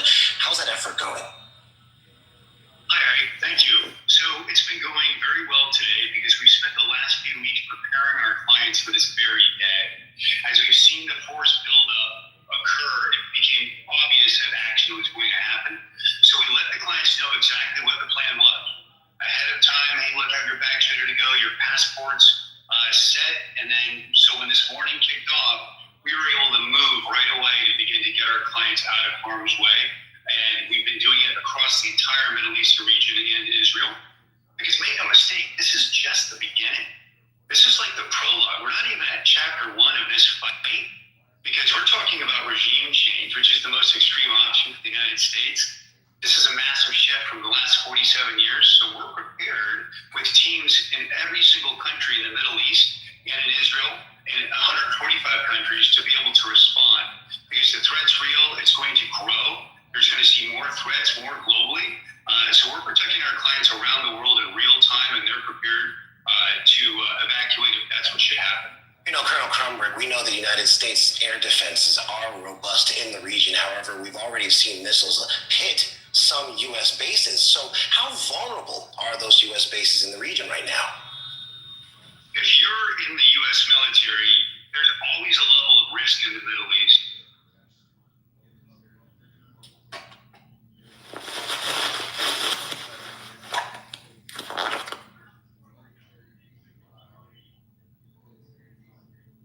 I'm not sure what happened. What kinds of retaliation from Iran concerns you the most?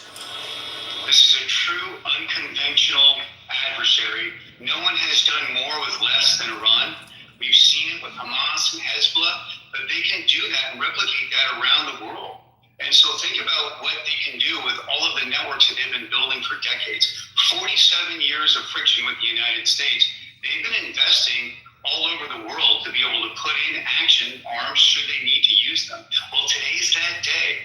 And so we're going to see in the days and weeks exactly how far that network really went and how far the Iranian regime is ready to go. But if you're an American traveler, business interest anywhere around the world, you need to be prepared for any eventuality because today's the day for it. Colonel, how do you think the U.S. can avoid a prolonged conflict here? Look, I don't think we get to decide that. Honestly, it's up to the Iranian population and the Iranian military. If they break away from the regime, then that is going to shorten the conflict for sure. If they don't break away and they stay with the regime, this is going to drag on.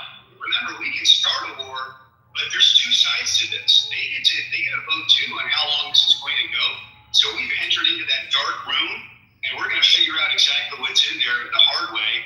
And if the Iranian population and the Iranian military don't break away from the regime, I don't see how we achieve our strategic goal. Colonel Seth Crumrick, thank you for your time. I'm Mike Ajachi. Thanks for streaming with us. The news never stops. You can find us anywhere you stream live news. And if you're on the go, we're on the ABC News app and abcnews.com. And you're looking at a live picture of Tel Aviv as night falls after missiles striking the Middle East. We'll be right back.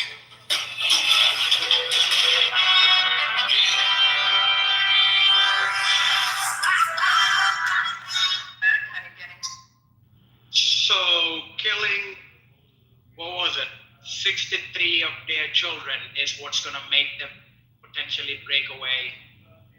Or are we hoping that's going to make all the people just break away from the regime?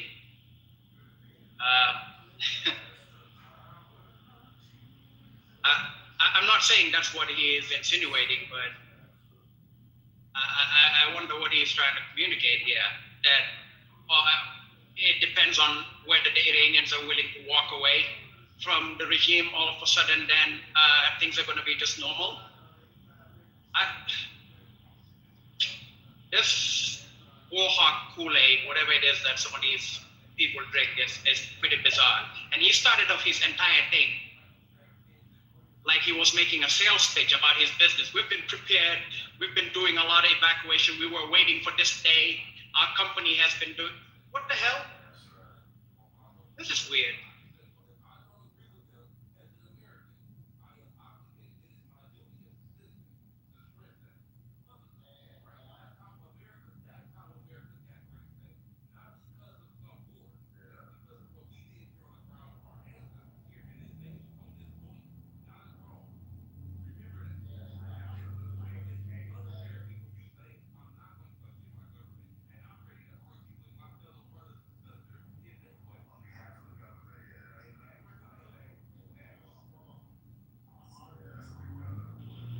The one piece of good information he left, though, is if you're an American citizen that does business internationally, or you love to travel around the world, watch your back. Our government is making us literally targets of countries that, for all I know, there's going to be some kind of retaliation. In what form, fashion, I can't predict exactly. And I'm not hoping for any innocent American, because I don't think American civilians want this. But if you have a dumbass government and a head of state, whatever catastrophic consequences we're going to face, you do know our national security comprises of Kristi Noem, Kash Patel, at least for the homeland, and Donald Trump, Pete Hegseth. These are the people that are supposed to ensure we are protected, we're safe around the world. Good luck with that.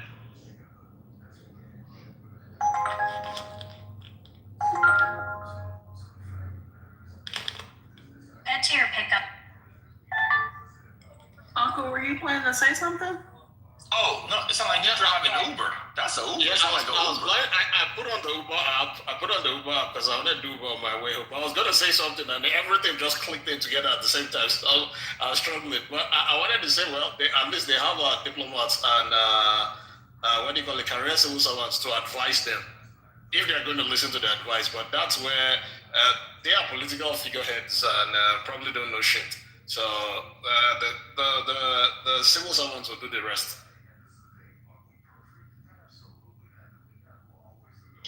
I'm well aware the civil servants are going to do the rest. The fact is, though, I'm not comfortable with individuals like this, people that openly defy actual technocrats that know this stuff.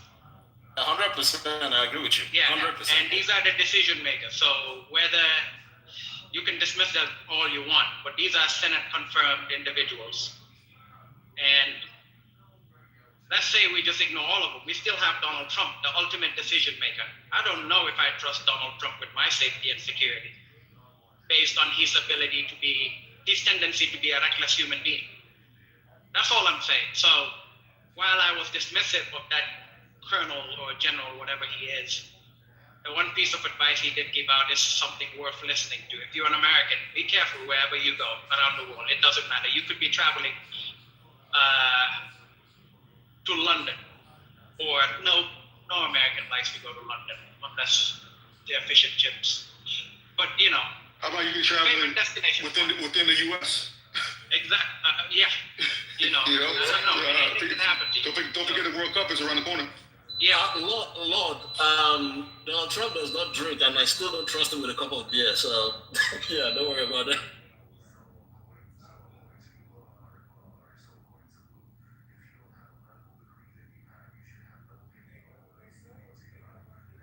It seems Trump is talking right now. I'm getting a bunch of Twitter alerts, but I can't read it because I'm heading home. Neoliberal. Your boy Walter Bloomberg is tweeting from his terminal.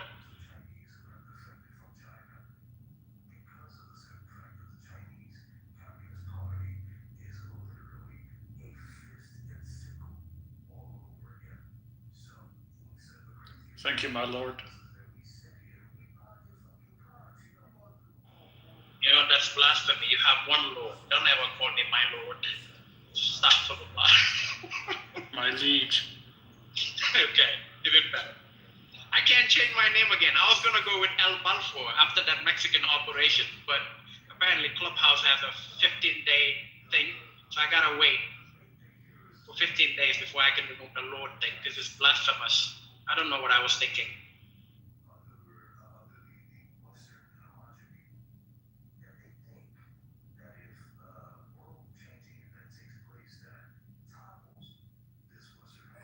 And I was gonna say, when we tried to call you your previous name, you said, "Don't call me that. Call me my new name."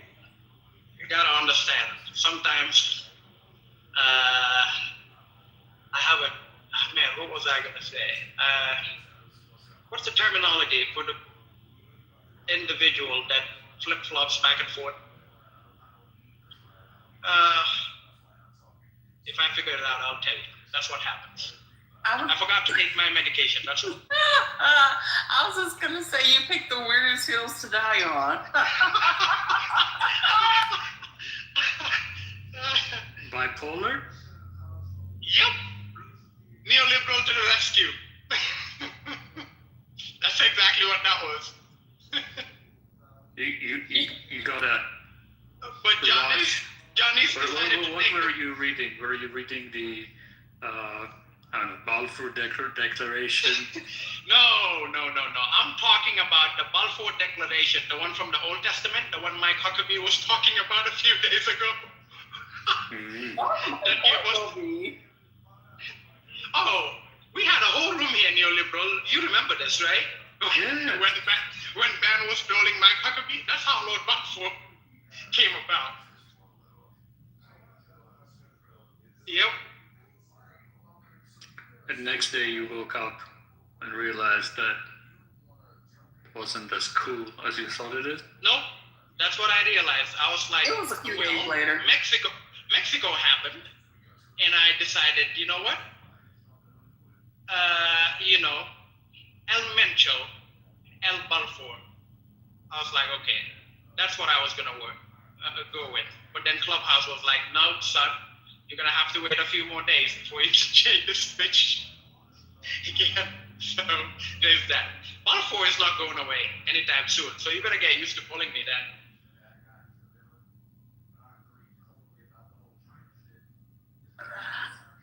You're gonna change your mind again. Like, what are you talking about?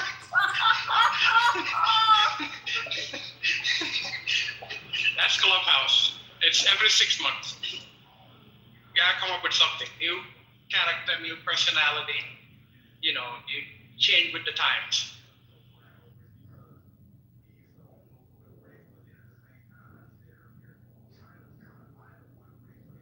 Okay, we have a poll from YouGov. Approval for bombing Iran on Saturday. Disapprove 44%, approve 34%.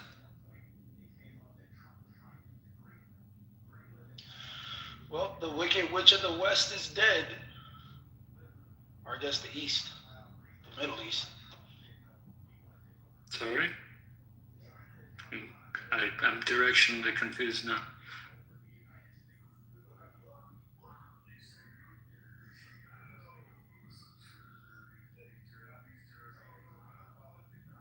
Well, TC, did you have anything else to say besides that? Well, no. Did you guys hear that Ayatollah Khomeini has been killed? They shared the photos of his dead body with Trump. 14-hour operation, gone, just like that. Do we have a statement on it from Trump? He hasn't issued a statement yet, but the reports are coming in that he has viewed the body, and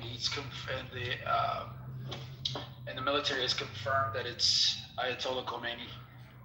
But again, I'm sorry. Did Trump have a carnal knowledge of Ali Khamenei's body to identify? What is going?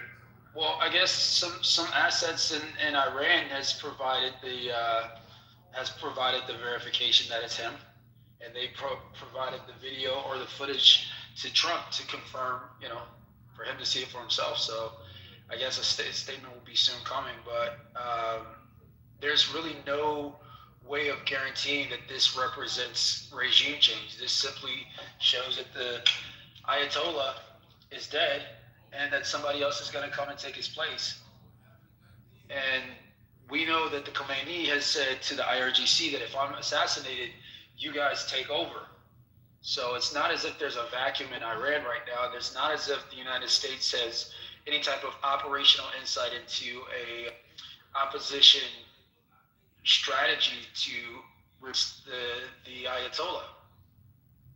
So I think this is chapter one in a very long saga of what's going to happen in Iran and how does it affect the United States geopolitically. Yeah, I agree. We're just following the news.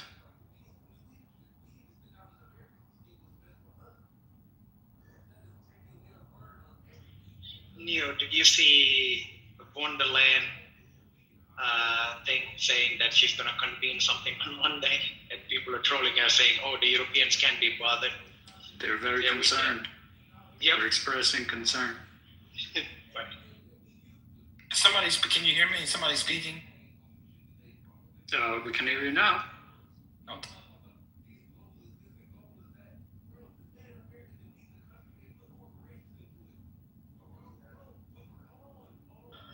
I guess this begs the question: what does this say of the United States? The United States and the Trump doctrine abroad in terms of his ability to simply strike wherever he wants to strike, and it creates a ripple effects around the world, but nobody can do anything about it.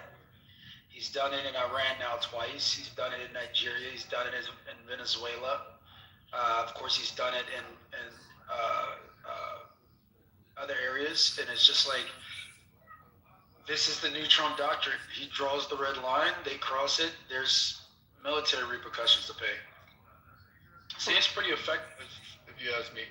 Well, Nigeria is a little bit different. What's the effect that in terms of deterrence? You said it was effective in terms of deterrence, changing the world. So in Venezuela, they got rid of Maduro, but all the Maduro people are still there. So what is it? No, Just no, the no, no, personal? no. Make no mistake about it. The Maduro people that are quote still there are 100% puppets of the United States. The vice president is filing licenses for U.S. oil companies to reopen business in Venezuela. There's been a bilateral opening of relationship between Venezuela and the United States recently, and of course we know that Venezuela is interested in resurging their economy through investments from the United States, particularly related to oil. So that's the biggest example you have right there. Go ahead. I'm in a little delay. I apologize. My signal's crazy. I'm sorry. Keep eating. No, the answer to your question is deterrence, right? You draw the red line, you engage in negotiation, the negotiation goes nowhere. It creates a natural deterrence for bad actors on a geopolitical scale from crossing the Trump administration. I think that's highly effective, at least demonstrably so. You can look at what's going on in Iran. They engaged in negotiation, drew the line was drawn, the line was crossed, and effectively you have uprising in the middle in Iran. So I don't know what's going on in Iran because it just happened a few hours ago. So that doesn't tell me about its effect in like 6 months, a year, 3 years, 4 years. So it's hard for me to say. I remember when they captured Saddam Hussein and people were also exuberant and we saw the sinkhole of ISIL, etc. Wait, Ben, are you talking about when the Brits caught Saddam Hussein and handed him over to us? That part?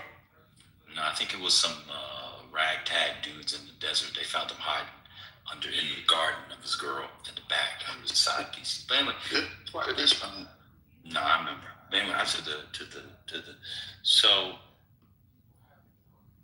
Maduro had a bunch of bloodthirsty, repressive lieutenants who were bigger Chavistas than he was. And because they decided to do oil contracts with the United States, during the Trump administration, by the way. I mean, I know many people think Trump's going to live forever, but he's not. He'll be president forever. Because of that, that means that it's a puppet. Remember, Diaz actually still calls Maduro the legitimate and is a bigger Chavista than he was. She was the head of their secret, the secret police or whatever. There's no torture game she didn't like. Anyway, so because they're doing oil contracts with some American companies, that means that things had changed, that one, the government is a puppet of the United States. I'm not asking the question, I'm just getting my mind around it. And two, Venezuela's ill effects in the region and the hemisphere are no more. Okay. So I'm understanding that. And then in this instance, I'm just keeping up. I'm not asking a question. I'm just keeping up. I just want to make sure I get it. And in this instance, I don't know what red line they crossed, but okay. They crossed the red line. The old man is dead. Looks like the old man is dead. The old man is dead. He's 80 years old. Obviously, they have a succession plan put in because they're not stupid.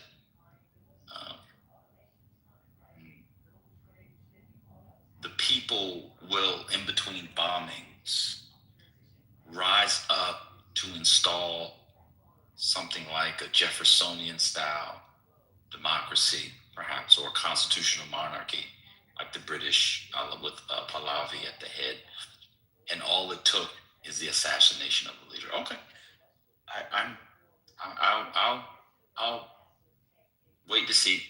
Maybe it will open up Iran to all kinds of,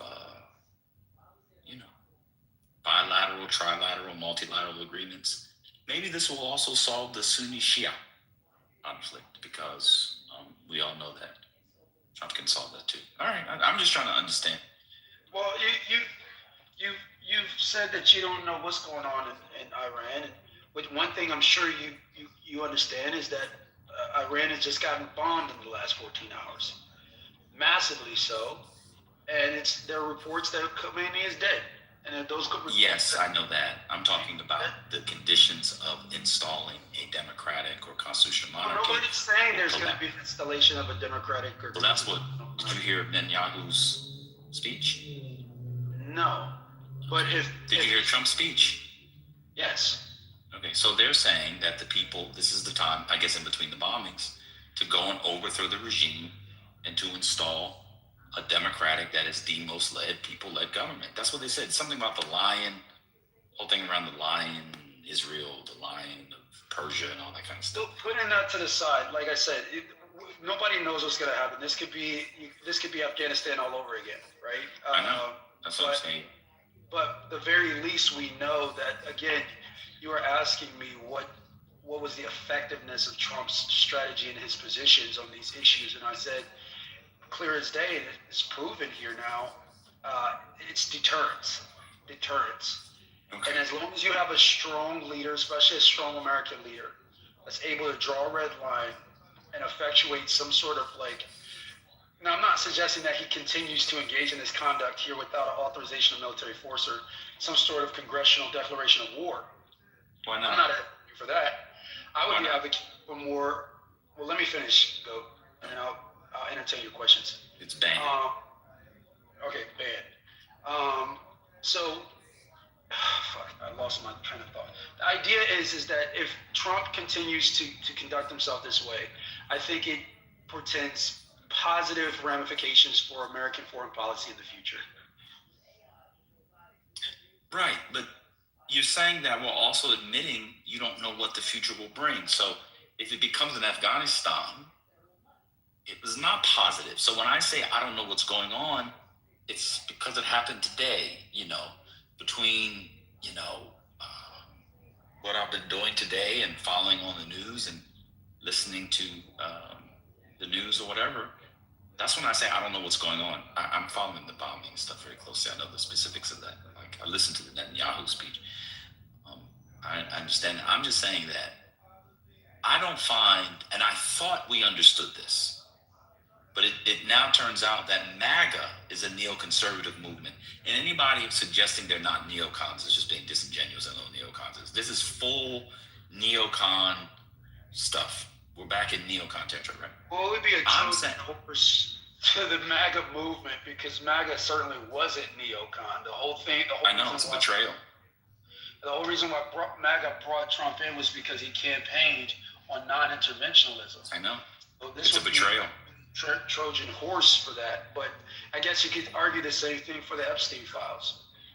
No, I'm saying it's a betrayal of the MAGA movement, and there are MAGA people who are very upset about it. But I was just going to say, it could be effective, but I learned the lesson that simply by removing the head of the snake, or who you think is the head of the snake, I'm going to be honest with you. Now I'm giving you my conspiracy theory.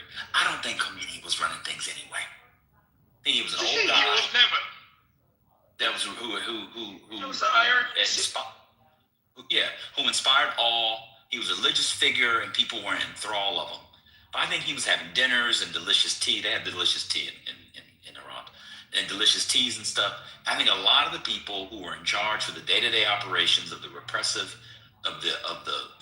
of the Iranian people are still very much alive, and there's a chance that they may get even more power. So I thought the lesson of the neocons was one of the major lessons was that just removing a head, Libya, Afghanistan, Iraq, doesn't mean the outcomes are going to be any better, especially from an America First perspective.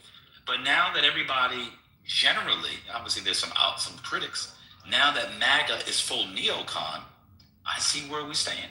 It's fine. I get it. Well, there are some cracks in that armor, and I don't know if I wholeheartedly disagree with you. There are some cracks in that armor. Again, I would point to Venezuela as an example. Venezuela, the vice president, I forget her name, Delcy Rodriguez. Yeah, thank you.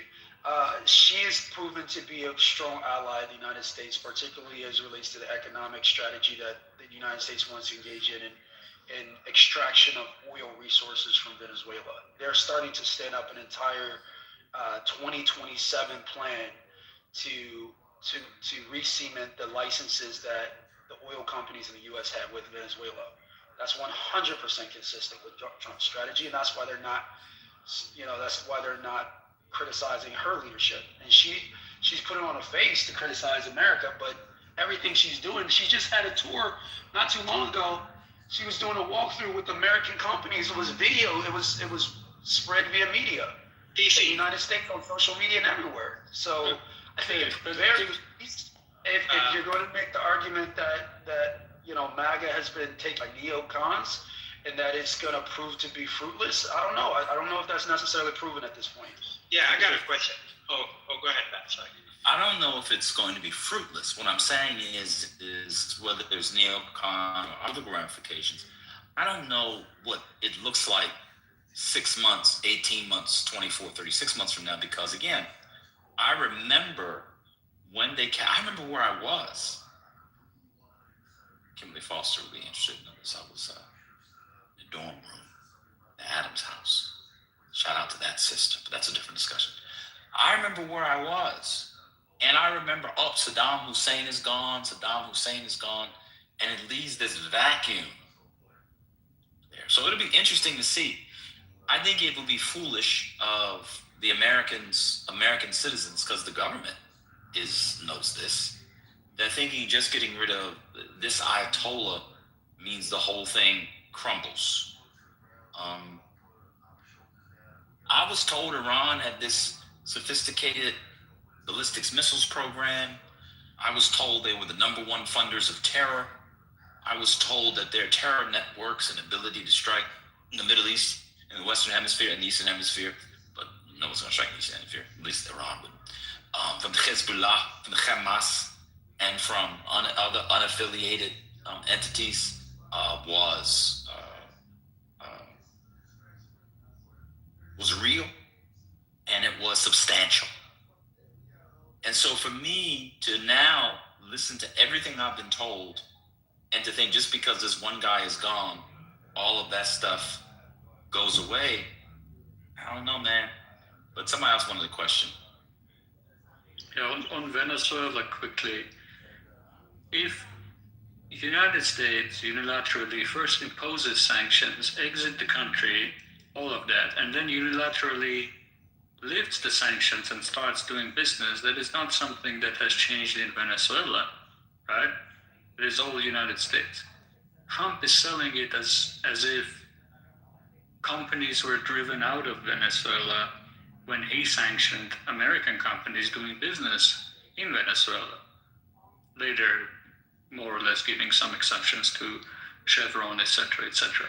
You can look for videos of Maduro saying he's open for business with the United States, right? So United States had to, because some sanctions are still in place, had to concoct Qatari business account to circumvent its own sanctions to do business in Venezuela, which Venezuela was open to doing business even under Maduro. And now Trump is selling it as some type of a outcome of Maduro kidnapping. Like, come on. That's one of the consequences of Americans not wanting to read or being interested in the details of actually what happens around the world. And the other thing is, let's just say everything neoliberal just stated wasn't a thing, and whatever Trump said was actually true. Don't you think Delcy Rodriguez, in her calculations, understands that this is going to be Trump's final term and that there will be a future US presidency that might not give two shits about Venezuela, and that she and her people can continue doing whatever the hell they wanted to do? That's one thing. And the second thing, you brought up Nigeria earlier and said that this proves Trump's doctrine of, he's a strong leader. Whenever he, basically when he draws a red line, he will act on it. Again, if you were really interested in the details, you'd find out that the Nigerian government not only orchestrated the whole thing, they actually have used that as a pretext to get more money that they've been dying to try to get from the US government for so-called counterterrorism efforts. That the whole thing, from the intelligence end up, was something that the Nigerians provided to the US military. Trump didn't just wake up and start bombing Nigeria. But that's what he led his supporters to believe, because that's the kind of crap he would tweet on Truth Social. Anyway, I'm done. The Nigerian one is an interesting one to me because, and I'll never understand it, and it feels like somebody got played, and I'm not sure who. Bello was here. He may be able to correct me. Even though he's an Edo boy, he might know this. He's been Americanized enough to maybe know this. But Boko Haram, if I recall, is in the northeastern part of Nigeria. The bombings, I believe, were in Sokoto and other northwestern. Hold on, bro. Oh, sorry. And Sokoto and other northwestern areas. So much so that they didn't really hit anything of consequence. I don't know if people remember it. It was kind of a, y'all like to use the word performative incorrectly, so I'll use performative incorrectly as well. It was, to the degree of bombing can be performative, they didn't even hit the strongholds. And what has come as a result is the releasing kinds of monies in the commitment to fight terror from the Tinubu government. So I just think that if you just kind of go with the headline, oh, they bombed, I mean, he may be dead. That may be dead. I'm not sure. There may be somebody now who already is in charge. I have no idea. So, we'll see. He may have already been dead. I have no idea. Like, I believe George Soros is dead. I don't know. But when we put our understanding of geopolitics, I think, in like one man is running it all, and when that one man falls, the good thing comes after it. That's never happened in at least my lifetime. But maybe it will happen this time, and maybe people in Iran will be able to install a secular Muslim who's westernized, who is a trust fund baby, and who hasn't been in the country in nearly a half century. Like, in what world would he have the majority of the people's support? What are you going to deal with the people who were chanting death to America? They weren't just doing that simply because they were because they had to. Those people exist. There are actual enemies of Israel in Iran, but none of that matters, I guess, because the Khomeini is dead. So I don't know, man. I hope y'all are right number. I don't know why we have to do this thing where we jump to massive conclusions that are not even proven or even demonstrably can be suggested. Nobody's expecting for this westernized Muslim savior to fly into Iran and everybody rally around this puppet and says, yes, this is the new supreme leader of Iran, and he's gonna usher us into the modern age with his Western ideology on Islam. That's the weird thing. Maybe if we do some sort of constructive analysis, we could come to the conclusion that maybe, possibly, the strategy is not to completely supplant the regime and supplant the IRGC or Ayatollahs or what have you.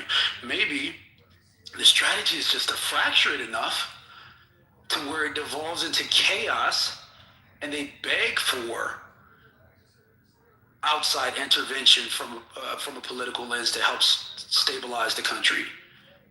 Possibly it's not all out complete regime change and changing them into Zara wearing Muslims. Maybe the idea is that we fracture the regime enough that it devolves into chaos, and then the inevitability of their need for Western support creates the perfect conditions for the Trump administration to sweep in with economic, revitalization of Iran. Maybe that's the strategy, but I'm just a dreamer. So the problem with all of that. One second, Neil, but let me just finish and you can follow up. So in fact, and this probably not be your fault. In fact, there are lots and lots of people who are expecting that very thing to happen. That's exactly what respectfully, maybe you didn't read about it. That's exactly what this big millions and millions, hundreds of millions of dollars campaign that these people have been pushing online, that people talk about, they come in here with their scripts. That's exactly what people expect. So that's the first piece. Well, you'd be silly to believe them, though. I mean, come on, be honest. Like, well, where has it happened? Yeah, we're going to go back to the de-Baathification of Iraq, right? Like, that shit worked. That's exactly what, I mean, it's so funny you put that. If you go and listen to Netanyahu's speech, which to me is insane to think that, like, if you were in the middle, well, anyway, I'm going to do that. But if you had his speech, that's exactly what Netanyahu was suggesting. That's exactly what they're saying. That's exactly what they think could happen. But I want to go back to the larger point. I think it's a more important one, because the Pahlavi stuff is kind of silly. I agree with you. This is fascinating to me. So, you said maybe you, I don't know, do something to the regime so that they like are fractured enough that Trump can. I mean, well, here's the issue.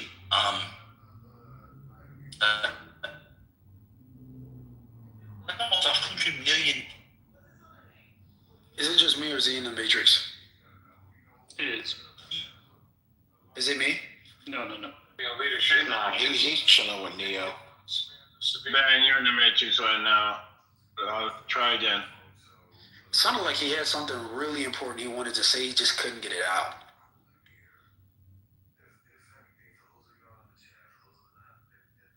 Anyways, yeah, look, this isn't the first time that Netanyahu has come out and tried a subterfuge and convince everybody that, hey, there's a political expect here that we're going to see, and then we know again political subterfuge. That nobody believes him. The fact that you're using him for evidence, exhibit number A, as to what these people believe, is kind of demonstrates why you guys believe that Trump was going to lose the election. It's not believable, and you should be able to see. You should have pattern recognition by this point. This is not new. This is not, there's nothing new under the sun here. This is the same play over and over and over again. We come in, we blow shit up, we take their oil, we introduce new economic realities and American benefits, and that's why I'm saying this is such a great position for Trump to be in. All right, I heard the second part. To predict an election has nothing to do with recognizing patterns from studying something. Oh, sore much, a little sore. So, not sore at all, brother. It does. What? It does. Well, I am sore. No, I'm not sore. I got the bed wrong. I'm sore that the country is where it is. For president, poor outcomes. Man, you're like heavily in the Matrix. About that. I'm getting every other word. I'm not hearing anything you're saying. I'm almost done there. Oh, hold on. Wait, you're in the Matrix, dude. Yeah, I know. I'm saying I got full bars. Y'all go ahead. I'm in the Matrix. Can y'all hear him, or is it just me? No, I'm in the Matrix. I'm in the Matrix. Good now. You're good. Go finish your submission. You're back.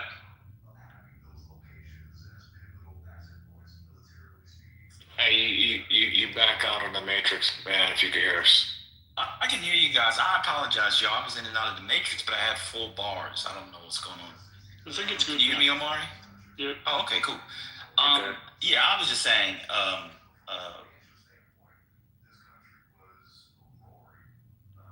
I don't see, so you said this is what America does. So I guess it's what they do with Trump. How is the United States benefiting from Venezuela? I don't see it. The oil money that they seized, the $500 million worth of oil, we didn't get that.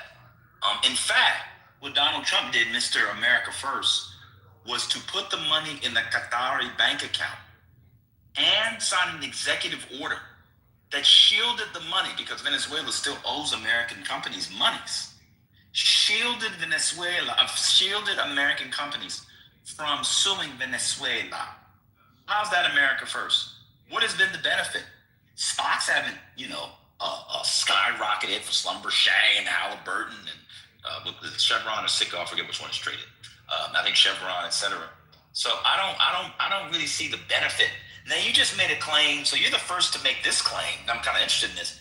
This is about seizing Iranian oil? Good luck.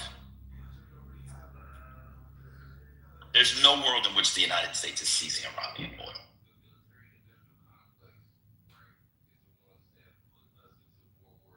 You don't even have Iraqi oil. I know. I always go back to the Iraq.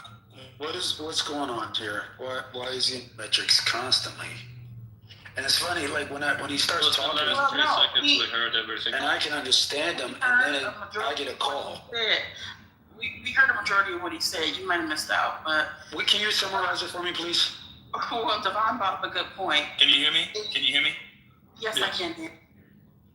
Oh, he popped out. He's driving, but Devon brought Just summarize what he said so I can understand, because I got a call when he was talking.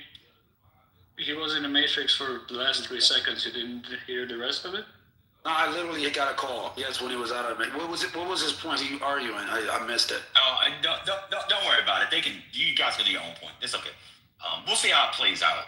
It's good to talk to you. It's good to talk to everybody. I think we agree on more than we disagree on this. I mean, I don't think there's going to be this savior coming in from the West. So I think we don't disagree there. But I think where we do disagree is the argument that I made earlier, which is that this shows that Donald Trump is effective at creating deterrence through military intervention. Be it as limited as it has been, it's been effective. And, maybe when you come back, you might want to... What is he deterring? What is he deterring? Well, I said it a minute ago, right? He creates a red line in conflict negotiations. That if that red line gets crossed, as is the case in Venezuela and in Iran and in Palestine, there's repercussions and consequences that ultimately lead to better geopolitical outcomes for the United States of America. So what is he deterring again? But guys, I'm not going to keep answering the same God bless America question. I said it like three times already. You engage in negotiation on some threat to, an America or its allies. You cross a red line. There's military consequences for crossing that red line. Deterrence being that China sits tight and doesn't move a muscle.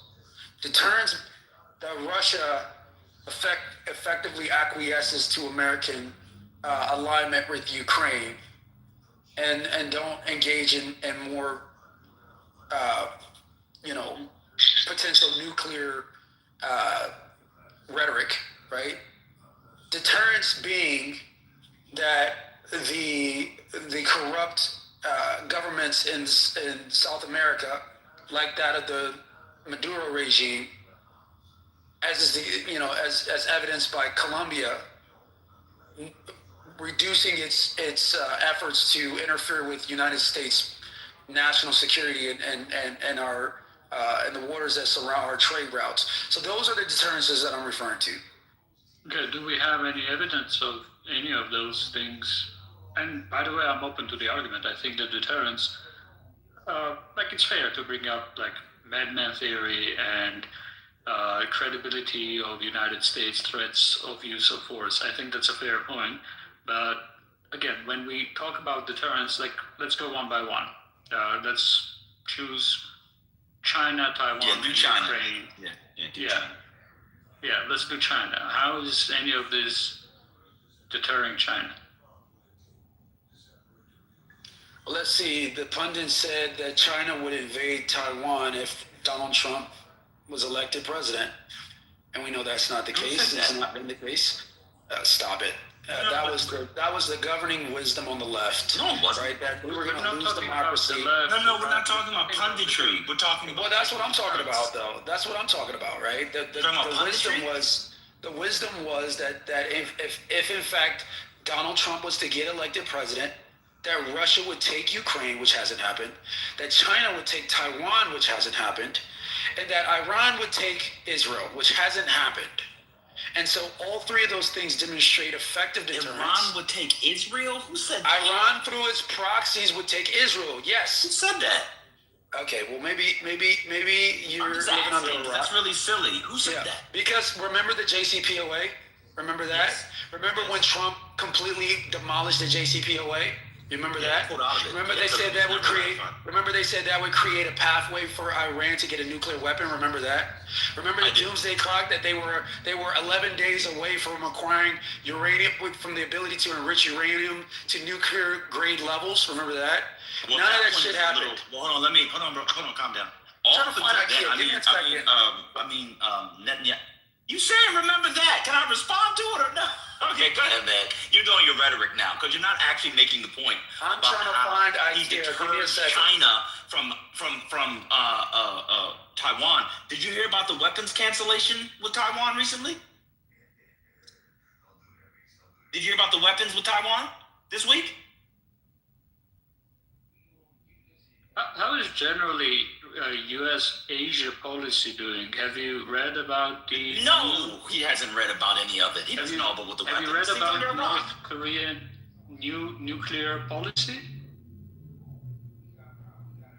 Like, United States has been going through the worst strategic, self-inflicted environment in what supposed to be.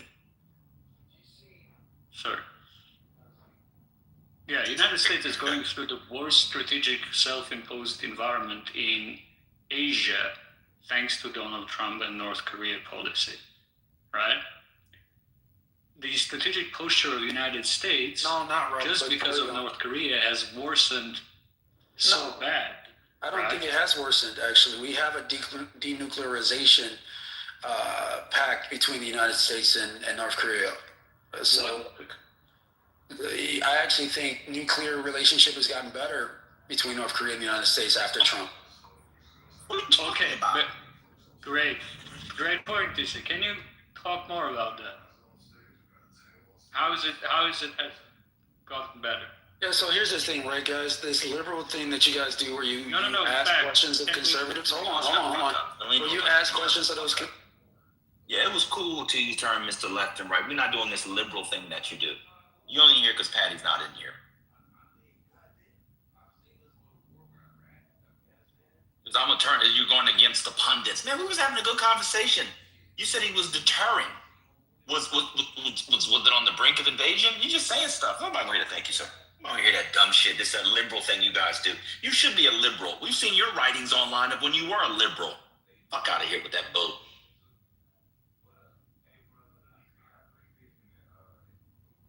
Iran was going to take over Israel.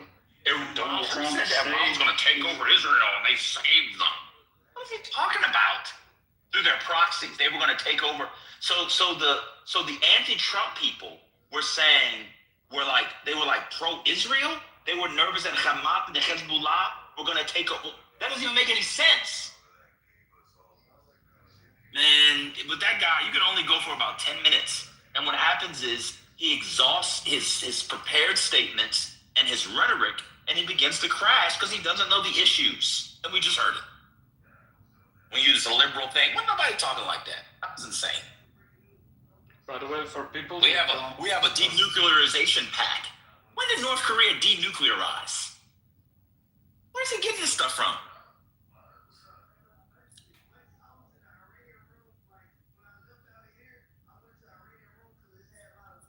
That's what happens, y'all. He runs out of rhetoric. When people run out of rhetoric, you can tell. He was like, nobody believes that they're going to install this guy. There are millions of people who believe that this guy is going to go back and take over as the head of state.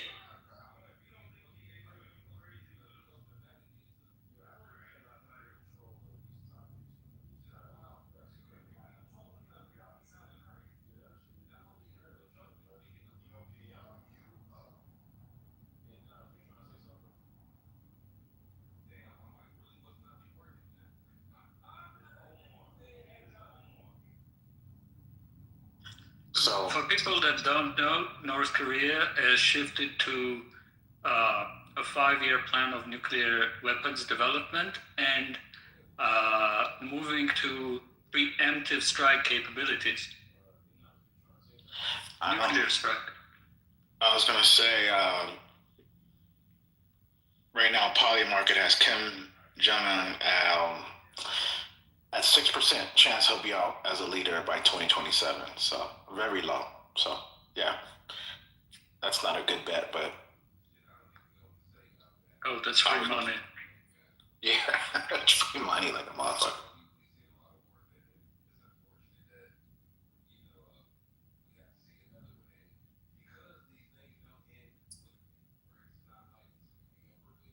I'm still trying to get my head around the idea that the United States had sanctions. They removed their own sanctions. And somehow that's a result of getting rid of Maduro. They could have removed the sanctions with Maduro if they wanted to. So there was no deterrence. That one is still puzzling. I don't know, man. Spitballing. That makes no sense. The United States put sanctions, whatever.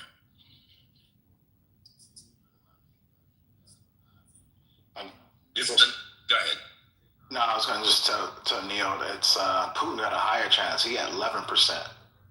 So there you go. Go ahead.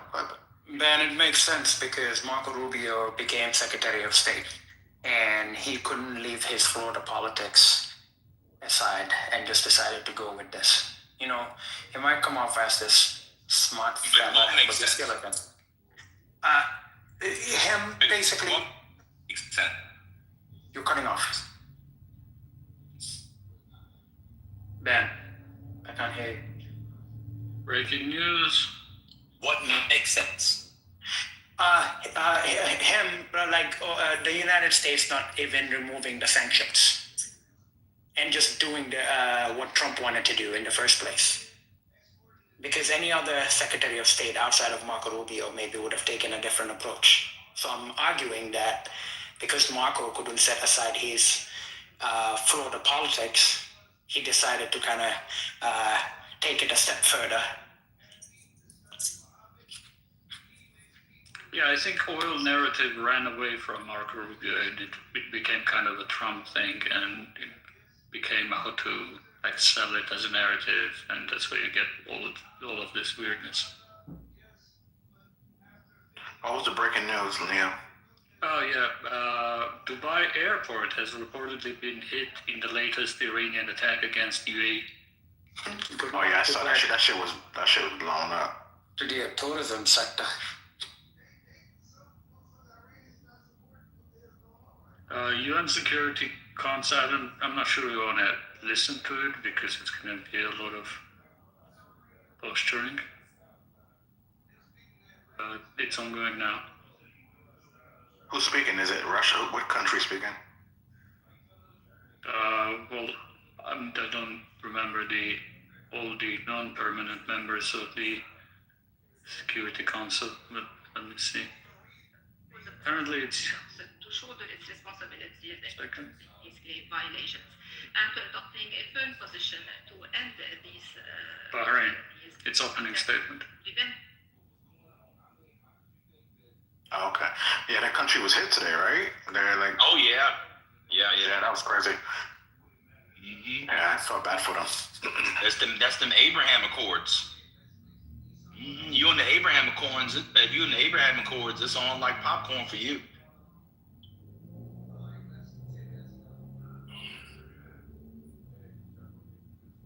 Yeah, let's see what I want to see what Saudi Arabia is gonna do. Are they going? I mean, maybe they did strike back yet. If I haven't seen anything, I've been doing some work outside, so I've been away from the TV. So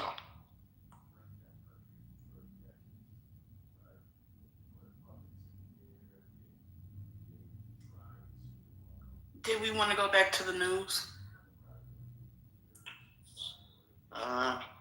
Well, what do you got the latest? I'm seeing on Fox 40 top leaders killed. What is the latest you got? Oh, they're talking about people in Iran celebrating. Breaking news: some Europeans are condemning Israeli and United States strikes on Iran, Denmark, Sweden, and Norway, and Spain. Okay, yeah. Yeah, they're pretty. That's pretty. I want to see what France is. France. I think Germany would probably jump in and be like, we can. They'll probably do the same. But France and UK might be with America, right? For the most part. This might be a question for y'all. So if they do Article 5, let's say something happens, that means that these countries got to jump in, right? That means they got to... If United States does Article 5 in context of Iran? Yeah. No. It's not a self-defense war. So there's no self-defense argument for Article 5 being invoked.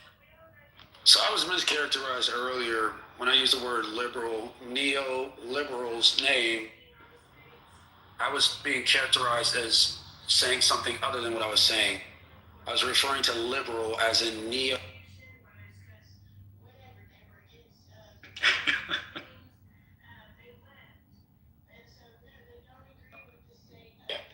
And just sort of people, the people in chat are super irrelevant in the scheme of things. But I was talking about, like, if they did attack America or something happened, that's what I was referring to. So, well, if Iran retaliates, right? Yeah, like let's say they hit New York City or something, or they do something like a suicide bomber or some shit like that, right? I don't think there is a valid Article 5 in that case. Like that may not matter politically, they may come to aid, right? But they don't have to under Article 5.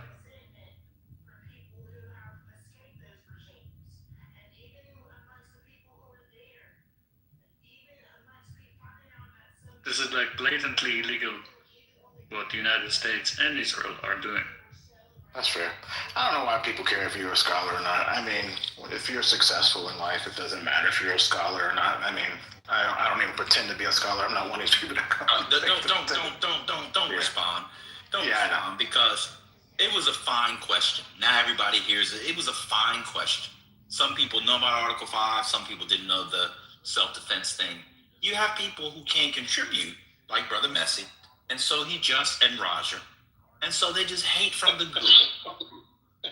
And so all they can do is troll and hate from the goo. Just ignore them. Just ignore them. Brother Messi was getting buck broke last night by a bunch of people talking about religion, not knowing what it was. Just ignore them. It was a good question, brother. Hey, Brother Mayo, how you doing, man? Good afternoon, everyone. How's everyone doing? Wow. Good to you. I had a question. So Trump, in his earlier speech, spoke about giving the Iranians immunity if they lay down their arms. Can the president do that? And when he mentions immunity, what does he actually mean? What was the question? Trump said. I'm sorry. No. Oh, Trump said that he was telling the Iranian military that he would give them immunity. I mentioned lay down their arms. I don't know what that means. That was just. I mean, I can brainwash and speculate what it means, but I don't think Trump knows what lustration means.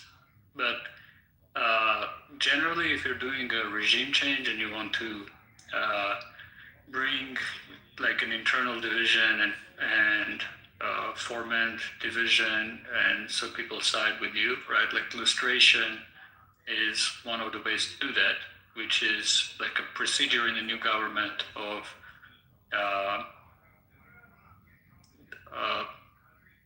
dividing between people who would have immunity and people who would not, right?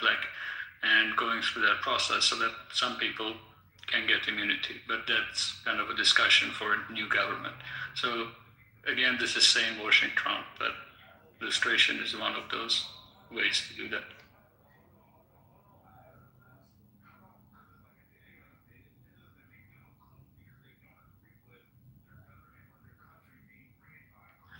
That's fair.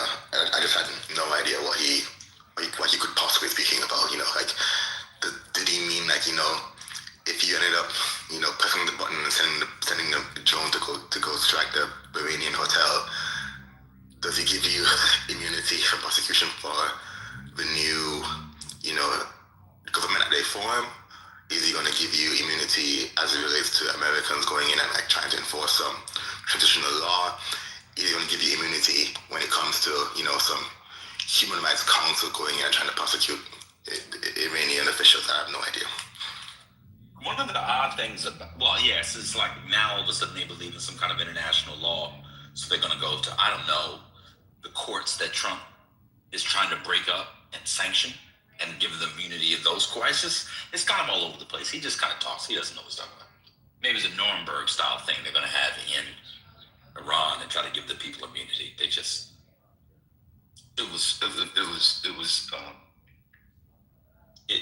it makes no sense. One of the things I find so fascinating about today is regime change as a trope is something we only get in our common tongue because of the neocons.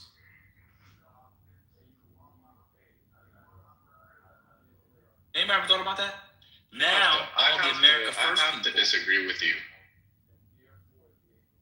All right, go ahead, Toad. When do we use?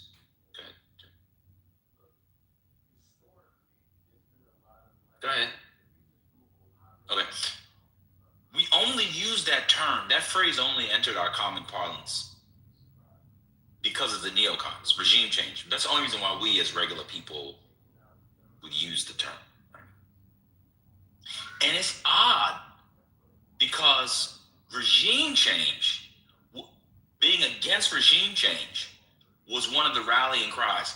And so what's fascinating to me is I'm interested in hearing from the MAGA people and other people on the right who were against foreign wars, why this regime change was necessary from an America First standpoint. From an Israel First standpoint, I understand. But if I were America First, I'd be searching because I don't see it. You see, so it's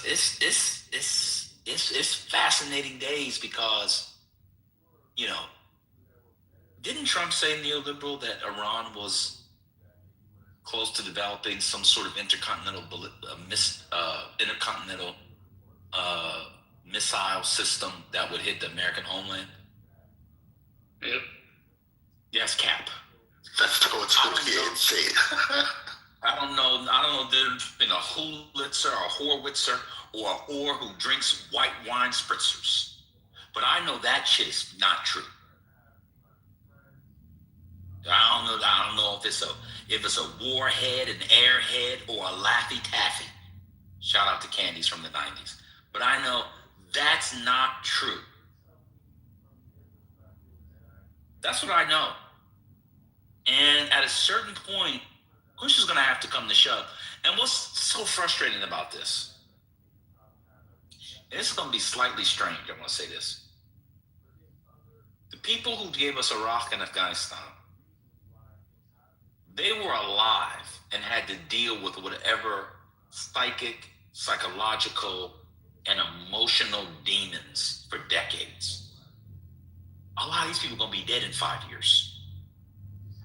We have to live with these boomers. Must go. No one should be voting for anybody at this point over the age, for president in particular, over the age of 60 years old. I'm sorry, this is bad. It's bad. It's really, really bad.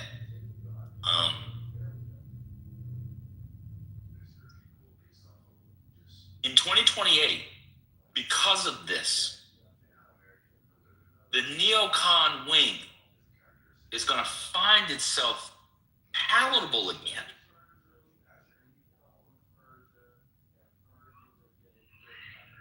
There's a new right-wing front around regime change. Drop bombs and then bounce. We haven't gotten anything from whose life is...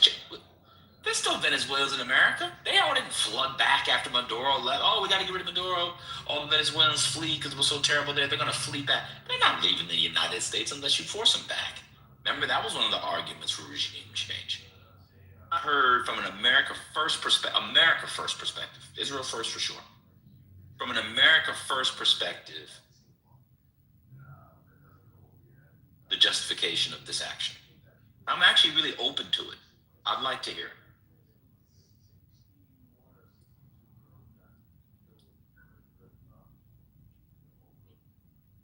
Can anybody give it? Neoliberal, you're our sane washer. You know, you do it for a living when you have to sane wash Soviet and post-Soviet policies and discourses. Can you sane?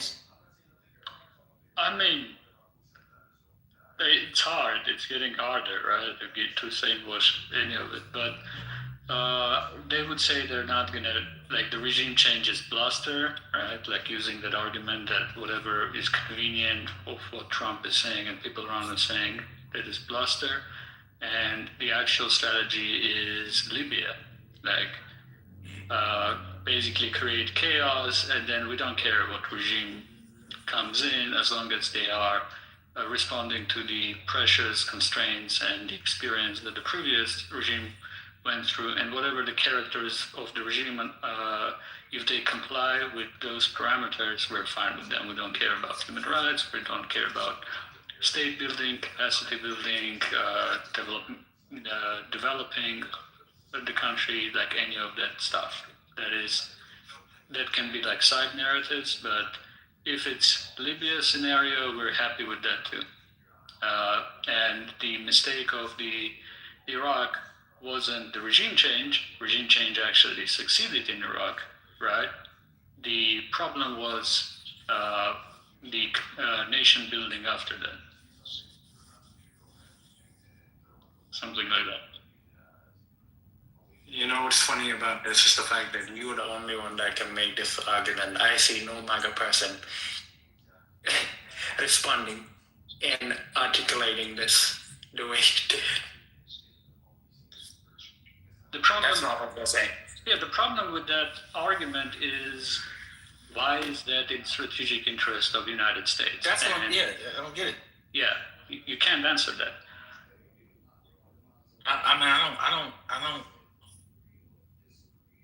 I actually thought, and people say I always hate on the MAGA, which I do, but I actually give them credit from my perspective when I give them credit.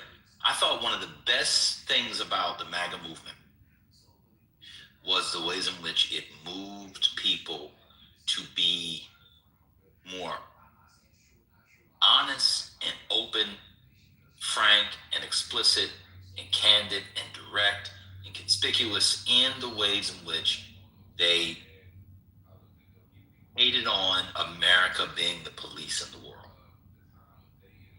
I thought that was one of the things that they did a good job, because you would have Democrats, center left, center right, Democrats and Republicans kind of, tiptoe, looking like they're doing a little soft shoe from T for two or two for T, just me for you and me for me, just me for you and you for me alone, and doing a little soft shoe.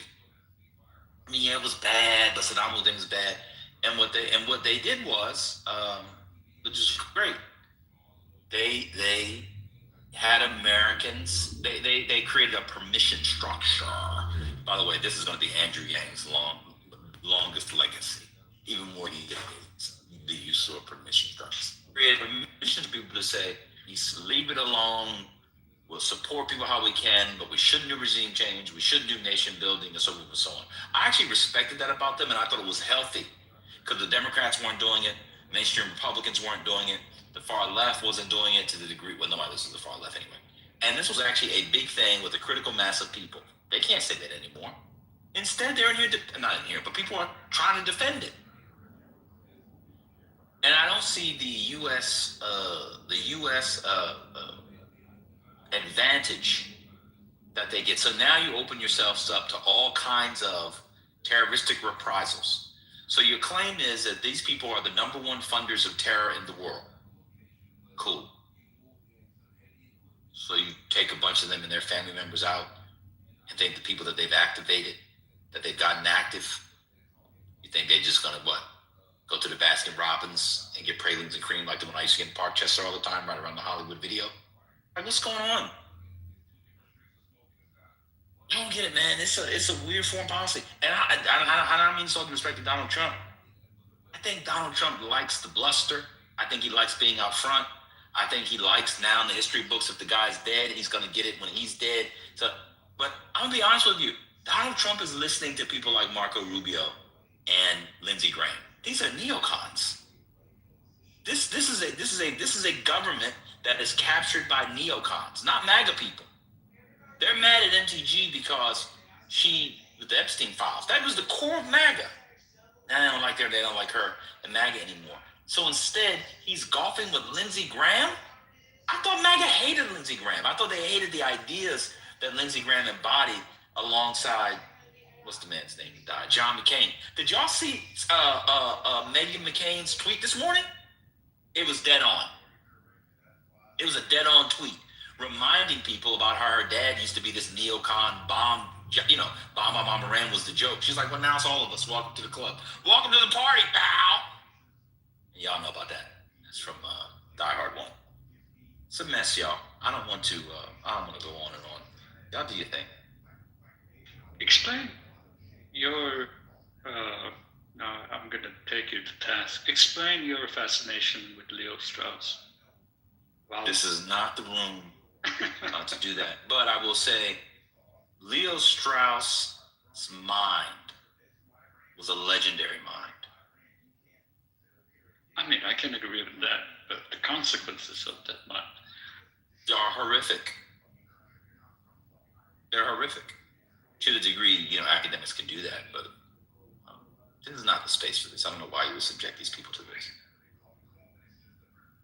It's the teaser.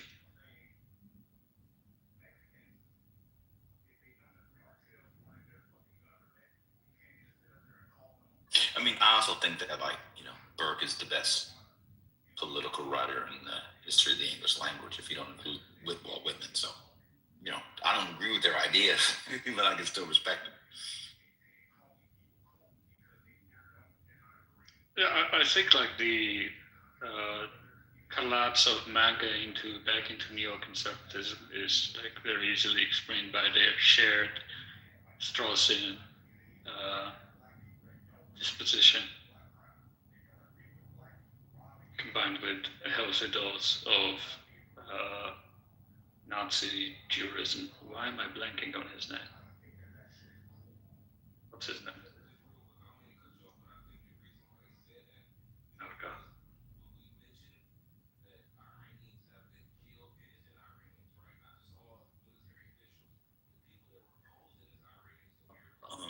Did anybody?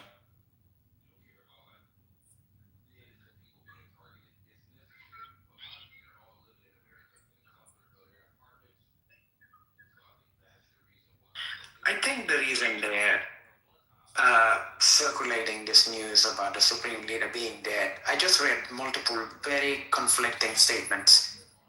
Trump said he's dead. Now is the time for Iranian people to come out and overthrow their government. And then an Israeli official has said, we will decide the time and when to share the images of his dead body. Now, this is not me disputing the fact that he might be dead, but the fact is it possible they're trying to use this as a ploy to see if the Iranians will take a bait and record a video to actually get to the man himself? I don't know.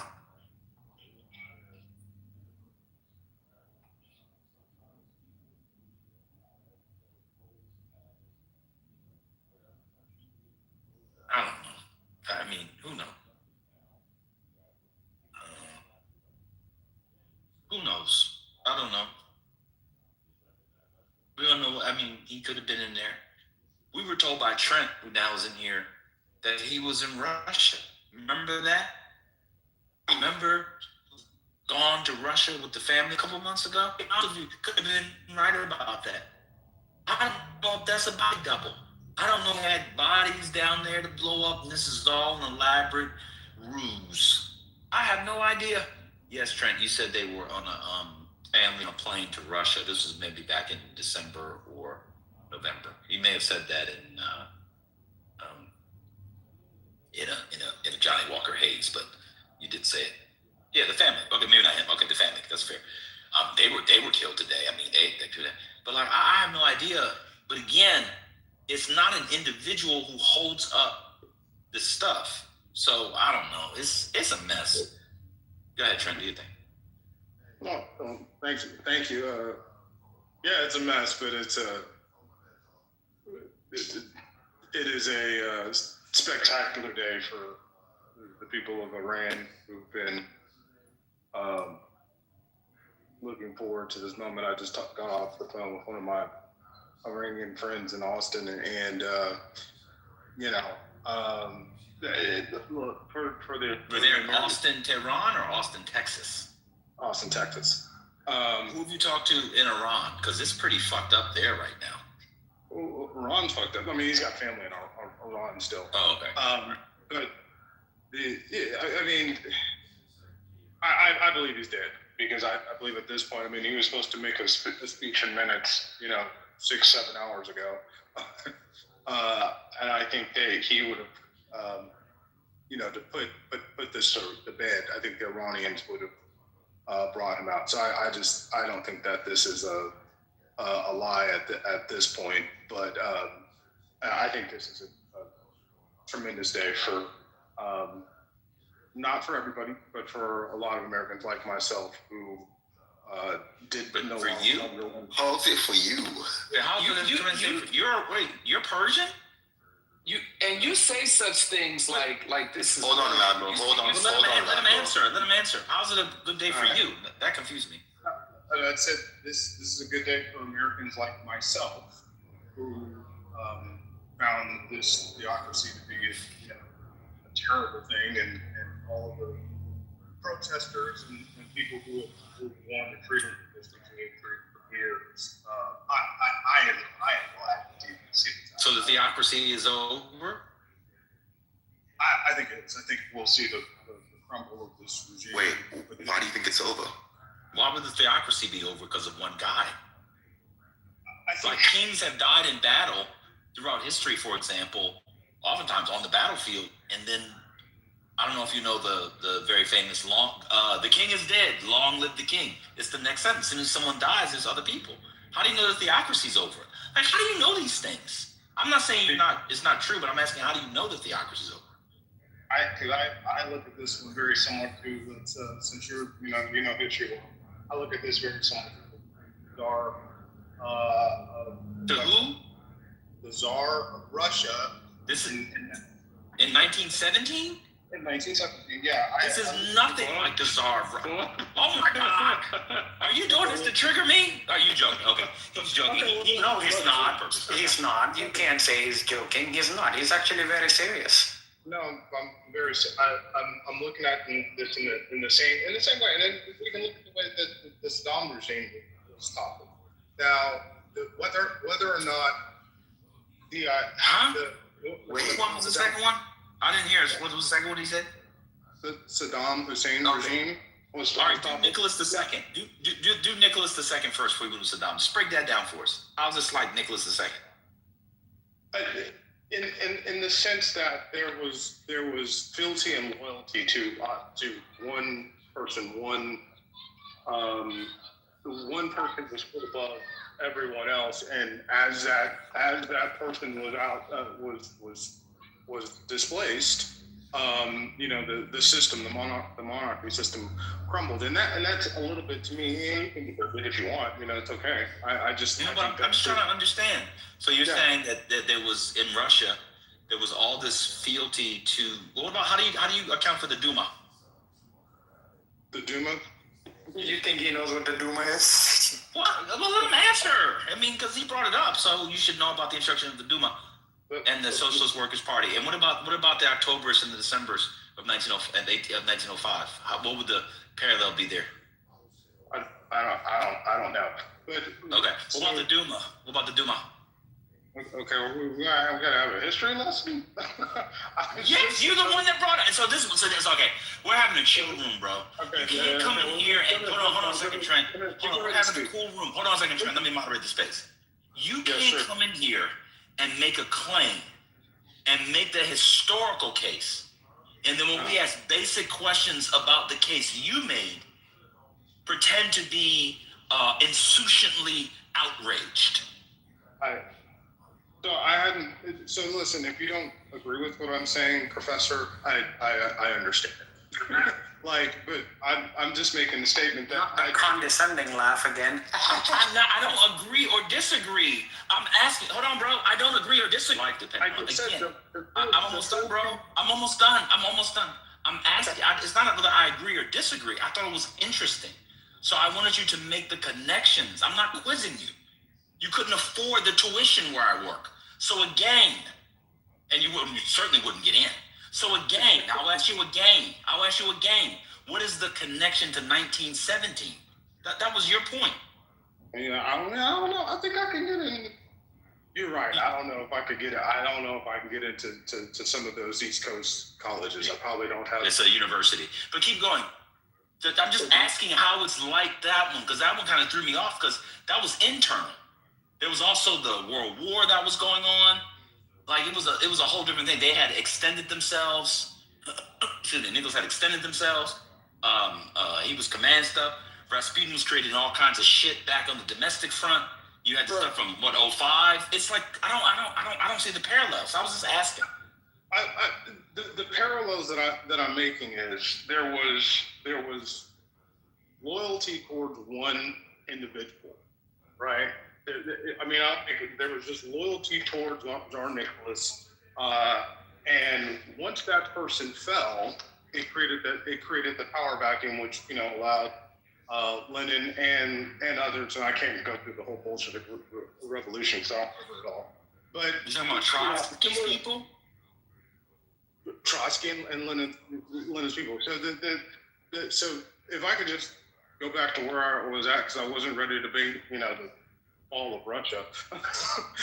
But I do think that this is going to create a power vacuum. Now, what I would question, I don't know without ground forces, whether or not you can dethrone, similar to like what's happened in Venezuela, whether or not you can dethrone the regime. But the forces that I've seen there, and the amount of destruction that has happened to the apparatus and the military, I don't foresee this bureaucracy continuing with this amount of destruction to their military capabilities. What destruction? What has been? So what reports are you seeing? What destruction are you? What capabilities have been destroyed? From what I've seen, they're within a day of losing total air supremacy. We in conjunction with Israel, basically have near air dominance. If they can't control the Strait of Hormuz, which I don't think they will be able to. It's hard to fund the regime. It's hard for them economically to stay up. And the protests against the regime were massive. So I just don't foresee somebody else being able to step up into the echelon and maintain the type of control that Khomeini was able to command.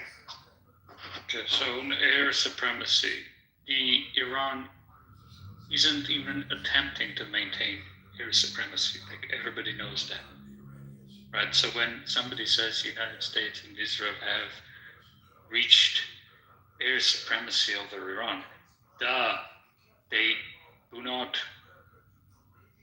attempt, the Iranians do not attempt to maintain air supremacy. They didn't attempt it during the last time either.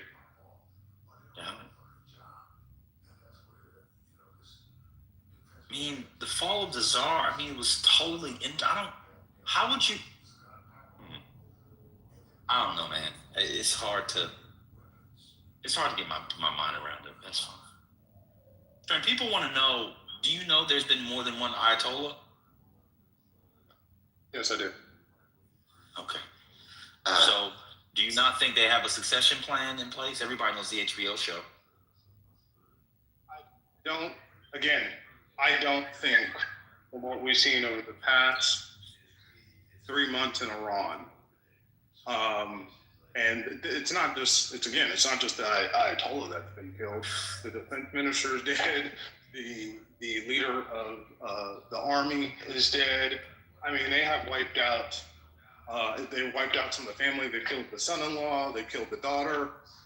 in law. It's just a decimation of their forces, not only from the strike from last year, but till today. And I don't know who would even want to take the throne when if you can't protect the Ayatollah. I mean, what makes you think you can protect yourself? I mean, it's kind of same thing with the cartel. I mean, if you can't lead, then you got to make a deal.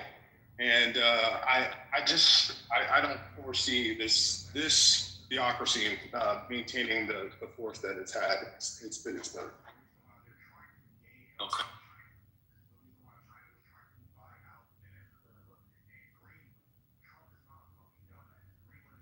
No, you taught at a university. I thought you were. Can you explain why it's similar to Saddam Hussein? I don't teach anywhere. I teach on Clubhouse. Go ahead. I thought you were at Rutgers. No, I'm not. Go ahead. Whoever's next. Oh, Trent, do you mind explaining why the Iranian operation is similar to the Saddam Hussein operation? Such the sequence of events. And it's good to see. It's good to see you, though.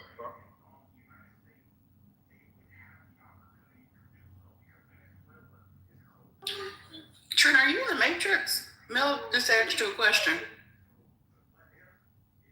I probably am a little bit in the Matrix. Can you say that again, though? It's good to see you, bro. Good to see you too, Trent. So you mentioned, sorry, you compared the Ayatollah's death today to Nicholas in Russia and also Saddam Hussein. Do you mind breaking down the comparison to Saddam Hussein? Yeah, same thing. Like they one by one picked off the leadership in Iraq. You had a power vacuum, and they had to reconvene under things that were favorable to the United States. Now, of course, the difference. Me and you both know the difference. There was ground forces. There was total control over Baghdad and Tikrit and Fallujah. All their cities. They couldn't access the oil.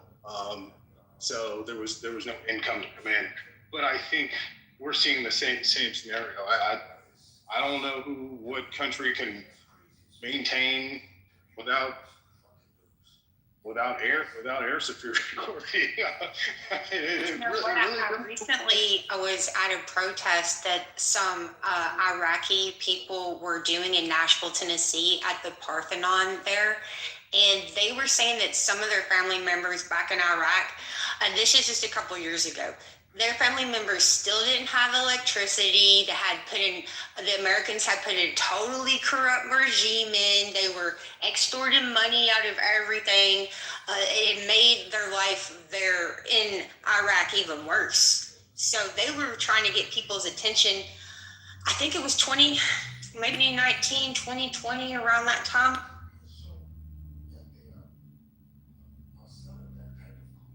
Sorry, I was away from my phone. Yeah, so Trent,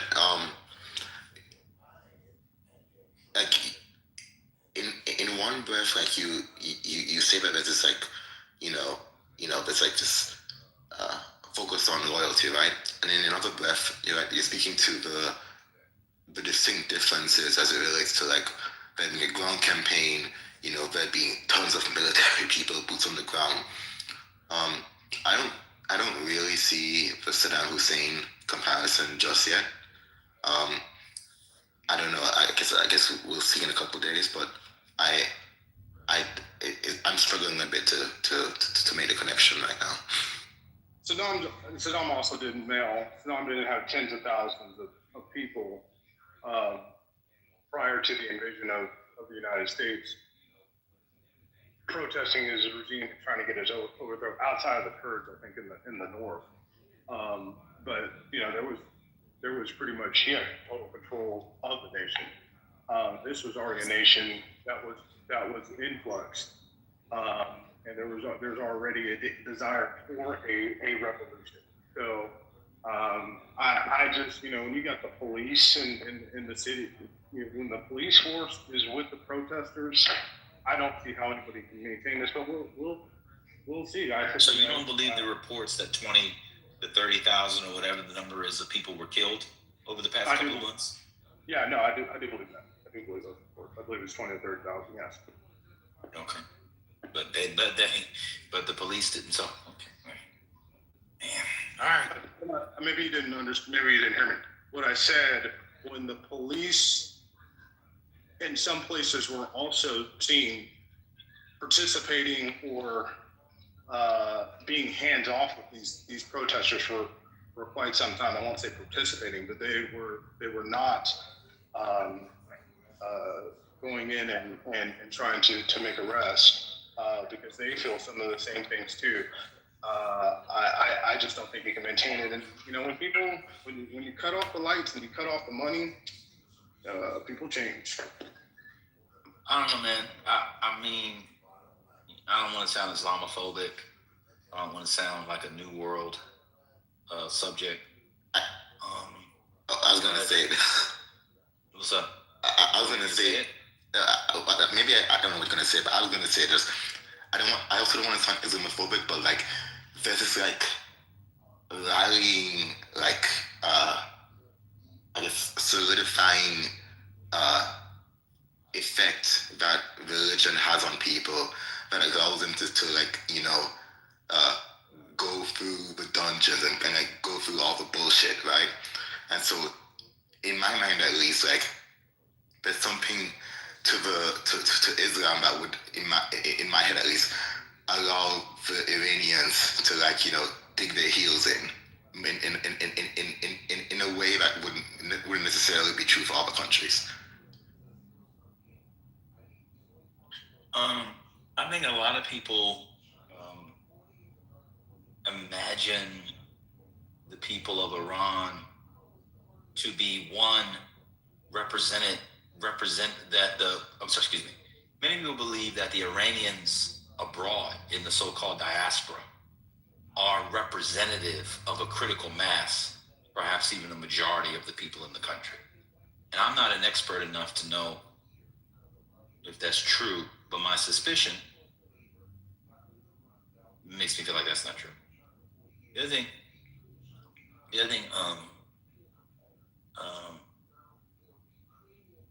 relatedly, I think a lot of times people in moments like this, they project themselves or their subjectivity or our sort of Western subjectivity onto people in other parts of the world that don't have that subjectivity. And it is possible that there are people in Iran, I would probably argue a critical mass of them, who did not like the regime, but also don't like the United States or Israel. Those people are never accounted for in these conversations, ever.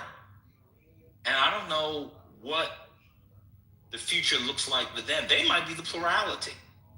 I have no idea. But the binaristic thinking, because, you know, you're under the sway of a president in the bully pulpit who only thinks in binaries. Speaking of which, did y'all see those tonsil stones that were flying out of the back of his mouth during the State of the Union? Absolutely disgusting. About 7 tonsil stones during the State of the Union flew out of the back of Donald Trump's mouth while he was speaking. And people have zoomed in, you could see it land on the podium and where they kept the book with the speech. And you all know what tonsil stones are.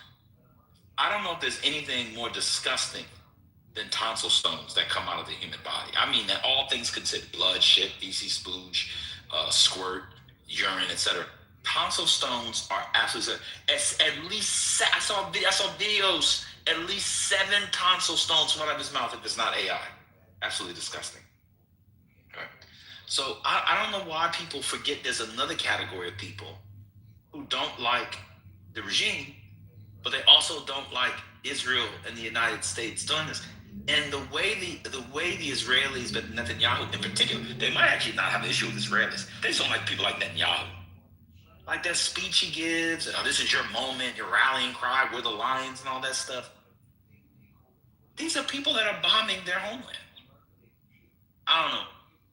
I think that these analyses are too simplistic, but maybe you guys are right. And all that like threat levels to bring them together to consolidate, like, oh, we're all in this, like we're the victims, you know. And remember back in 2020, like they were some of the most compliant people, but then a few of them started to rise up and gonna question the government in Israel. Then the whole thing with Palestine broke out, and then, you know, we've never gotten any kind of resolution or justice for anything that the police state's done here, much less anywhere else. No one seems like they're going to. So, Ben, I just got this from Rachel Scott from ABC News. President Trump just told me he believes the Supreme Leader is dead. When I asked if the Supreme Leader is dead, the president said, we believe so. I asked if he knew definitely. He said, I don't want to say anything definitively until I see things, but we believe he is. And much of their leaders are gone, not only from the one side, but the other two sides that we attacked. We had great intelligence, and so we think much of the leadership is gone. So I just saw across my screen Trump, Iran Supreme Leader is dead. So that's the statement that he made. It's 5:06 p.m. Eastern Standard Time. That's the breaking news. Hey, Ben, I've been wanting you to ask a question, and just pardon me for my ignorance. Can you explain for me, the slow people in the room, what is the UAE connection? Why they catching strays? Oh, it's just anybody, anybody that is allied with the United States. There are U.S. assets there. But they're Sunni, right? Mm-hmm. And UAE, they're Sunni. Yeah. Yes. They're all Sunni. That always helps too. What? Iran's not Sunni. No, not Iran. I'm talking about Saudi and all. Yeah, that's what I'm saying. So that doesn't hurt either. You know, you get a little twofer. And so there's a bunch of assets, bases, installations, etc. And they've been tearing up Bahrain. My best friend's brother's in Bahrain. Hey, he's nervous. He could die. I mean, this is going all off all around him. Pa-boom, pa-boom, pa-boom, pa-boom. So, you know, that's what it is that they're their partners. And they said they were going to do. They said it would be a region. If you do something like this, not hit the so-and-so. They said they would do it. And they've done it. Just like the Honorable Elijah Muhammad, when he said these things would come to pass, they came to pass. Yes, that's you know, I stay out of this kind of stuff because you guys know way more than me, but when you start hitting resorts and stuff like that, now it's costing people that really don't care what you have to say money at this point. Well, the problem is these are the repercussions when you have a quote preemptive strike. You weren't preempting anything. Look, Donald Trump gave a speech last night, and he said that he said troops, that people could die. They don't give a shit. Boomer brain. And he does the bidding of Benjamin Netanyahu, and he wants to go down in history as the guy that killed, whatever. They don't care. So yeah, they're going to blow up the malls, the airports. They're going to blow up a bunch of shit. They can't reach the United States, notwithstanding the propaganda that they have some missile system that could go down across the ocean. And that's kind of stupid. But they don't care. Look, I don't know why. One second, G. I don't know why you guys are so enamored with vacationing in that part of the world.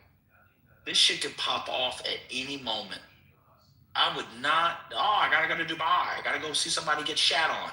You can do that shit in Atlantic City. You can do it in Columbia, South Carolina. You could do it in Nevada.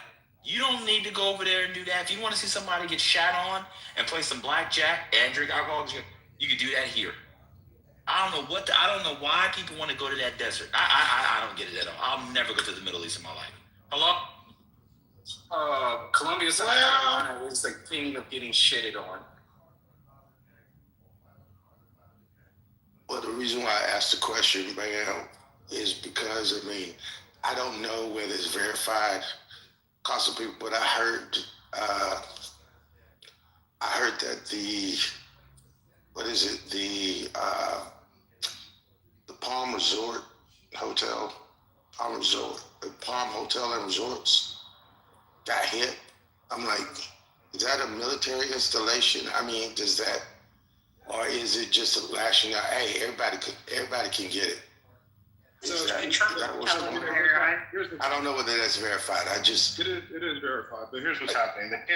They can't hit like Ben said, they can't hit Israel, they can't hit the American targets. What do you mean they can't hit Israel? Are you seeing the videos? Of course they can hit Israel. They're hitting Israel as we speak. All right, let me finish that. So they have to expend so much to try to hit Israel, and because of the Iron Dome and the American targets, that they're going after the soft targets. And what landed in front of the Bahrain hotel? Well, it it got hit in the front. It wasn't like a major strike. You know, you got one strike on the I think the Kuwait airport, and so it's here and there. But to me, all it's done is unite, you know, Saudi Arabia and the UAE and these other countries against them. And I actually think that's their biggest mistake. So it's pretty much what I said. Everybody can get it. Yes, everybody. And they told you. Okay. Yeah, everybody can get it, and they told you. We knew this was going to happen last night because that it was going to happen, or 2 days ago, whenever it was, because Huckabee, Ambassador Huckabee, in between channeling Jesus and misreading Genesis, told all his people to get out of there. So we knew it was going to happen then. Yeah, this is what happens. They don't have. I don't think they have their command and control. I don't think they know what to do. Trent, stop this. You don't think they have their command and control? How the hell? How are they responding? So do you think they're doing it from Clubhouse? Like it's just bombs flying from anywhere? What are you saying, bro? What I'm saying is their top leadership, right, has been eliminated, and so I don't think they have the best in at the helm, because I didn't understand the attacks on the college. I really think. Here's what I think. I think it's very helpful sometimes before we open our mouths, we really think about what we're saying, especially in a room full of people, because the individuals will jump at the opportunity to make you look stupid. Like, come on, bro.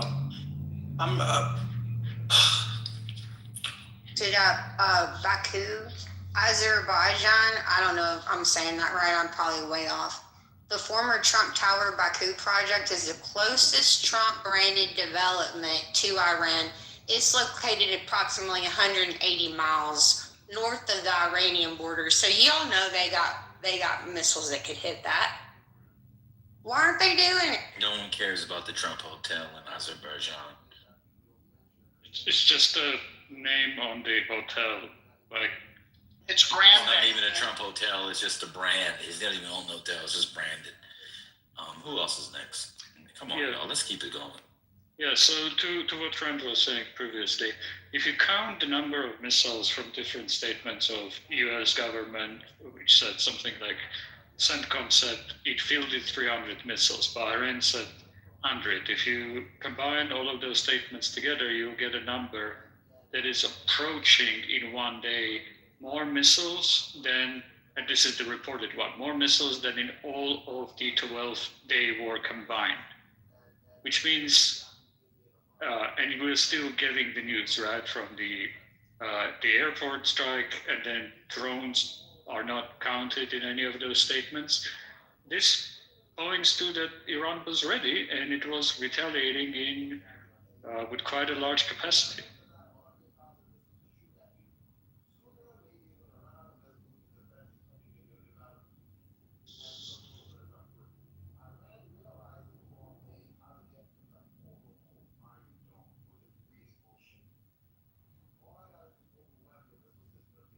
Like Trump hotels would be a good place for human trafficking, though, people.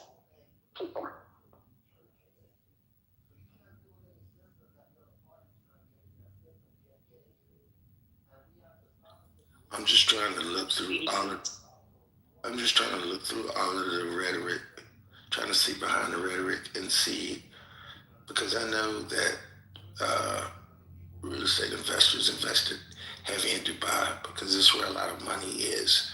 I'm trying to figure out what's the play because I know that I know people have got to be losing money. It's just like anything else. If you, even though that particular hotel is owned by that particular hotel is owned by the whatever the royal family or whatever, it's privately owned. If it goes to crap, everything around it loses value, and I'm just trying to figure out what's the play. Wow. The play, I'll tell you. To lose value. I think that would be the play. Why you bomb it? Just make it a smart city rebuild like they do every. No, that's what I'm saying, because a lot of people that support Trump also have investments heavily over there. So if they're saying, yeah, Trump, go do this, and they're going to retaliate and bomb places where we are heavily invested and we're going to lose money, there has to be something behind that. There has to be a play behind it. Yeah, the play is stay away from the Middle East. Dan said it right. Okay, you're not hearing my point, man. Jeez, you're not hearing my point. He said, I'm not emotional at all. If they support Trump to actually do what he's doing, knowing Iran is going to say anybody can get it, and they have heavy investments in the Middle East already and have for a long time. The real estate is a great investment over there. They have been putting money over there. I own REITs and things over there. My point is, what is the play to say, yeah, Trump, go do this. Iran is going to hit everybody around there. They may hit Dubai. We're going to lose money. There has to be a play after that. Remember the Bin Laden family got a lot of money in construction when stuff got fucked up in the Middle East already? I'm sorry, what is the play with tariffs? You can do with every Trump policy, which seems to be counter economic prosperity of the United States. Like, why would his foreign policy be pro-business? Is tariff policy pro-business? Have you seen what he's doing with Anthropic, the AI company? Is that pro-business? Why are we expecting pro-business foreign policy from Donald Trump? Or economic development of Middle East from Donald Trump? If you read the statements from Qatar and like everybody else, the second line is about this harms the economic development of the region. Like they're all complaining about it. GA, you need to move your money out to Dubai, brother. There's nothing to move now. It's blown up. So they're gonna kill the Ayatollah and bring in some dude About property, I mean. who never lived in Iran, and he's just gonna be accepted as the fucking president. I mean, it's the strangest thing. Well, maybe it'd be prime minister. I don't know. No, king. No, they want a constitutional monarchy. He would be the king. And Miss Queen, Miss Queen, the Bin Laden family, it was his Bin Laden's daddy. They were really, really, really, really, really wealthy long before what you're talking about. In fact, if I recall correctly, they were responsible for the refurbishments and building up of the holy cities, Mecca and Medina. They were massive construction and building company along all of that. So you're off only by about 30 years, maybe 40 years. Otherwise, I take it. Got their business going now? Well, yeah, they still have some business. I mean, Osama was kicked out. He was involved in the businesses. I believe he had holdings and did some work when he was in Khartoum. I'm doing this from memory. I apologize. I think he was in Khartoum. They're destroying their shit over there. They could build it back, I guess, and get, like, if you're like, who's benefiting out of it? Israel. That's who's benefiting. I don't know how they're benefiting. I really don't.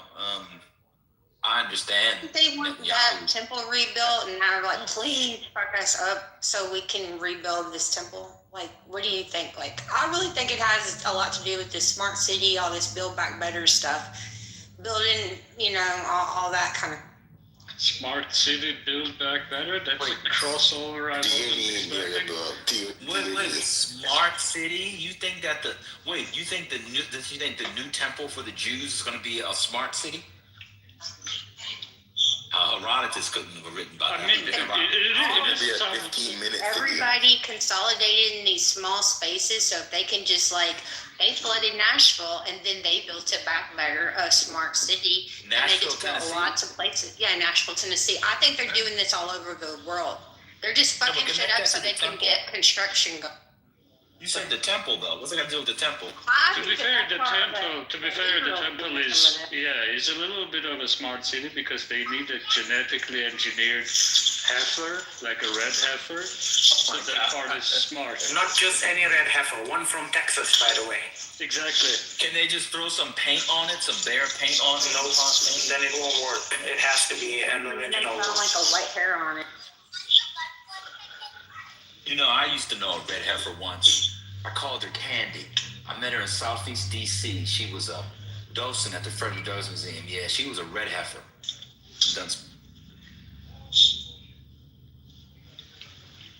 Earlier, you got interrupted. You were talking about something interesting, and you asked a question. Yes, it was in Khartoum. Yeah, he was in Khartoum in Sudan. Yep. Yeah, they had big holdings there. It was a very big, definitely his monies. The money he got from there definitely helped finance Al Qaeda, or the base, as it was known, from early on for sure. Yeah, and what we know from the remaining Bin Laden family, especially the niece of Osama bin Laden, Noor bin Laden, she is at least a rabid Donald Trump supporter and is part of the MAGA movement and is into QAnon. It's all coming full circle now. Yes, the Bin Ladens love Trump. I don't know. People probably don't know that. But yeah, they love Trump. Who would benefit off of things like getting destroyed? People that gotta be in constructing stuff back in its open property like that, There's and neoliberal here, and I'd love for you to explain your theory. How does Iran maintain its missile and drone complex? By the way, they just destroyed the police. Who's off my clean up the kid?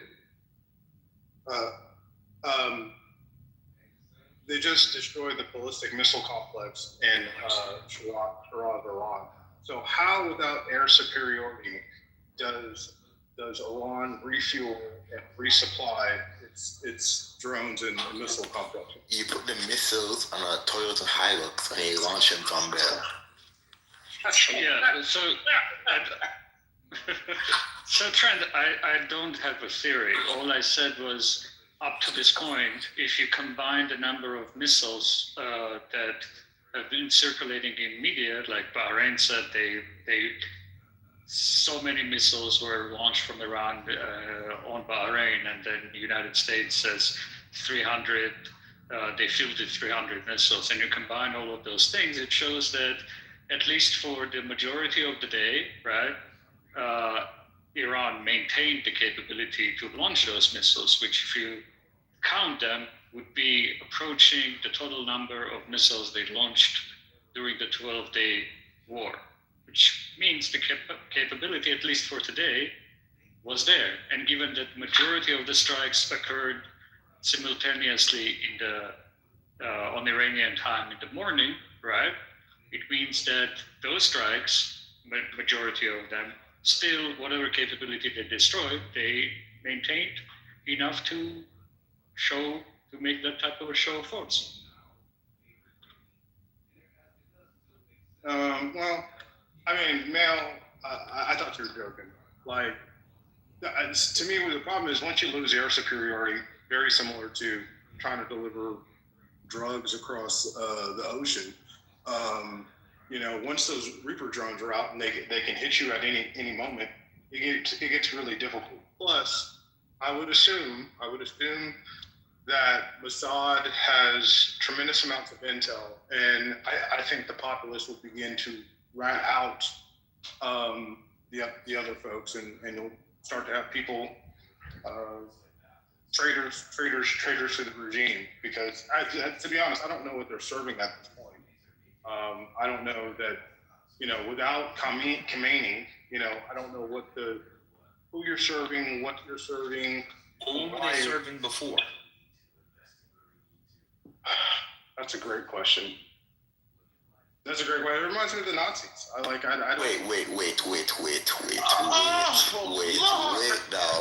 Wait now. No, wait. So let me finish what I'm saying. It reminds me of the Nazis.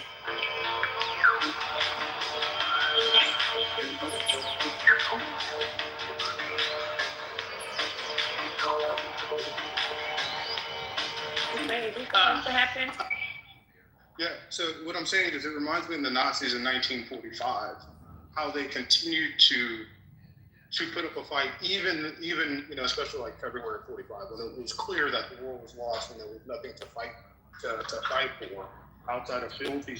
This is terrible, and it's Trent, that doesn't really say anything, bro. Many groups. I don't know what these people are. I don't know what the people serving the old theocracy of the old theocracy of Iran are fighting for. Monty, I appreciate the pause, but.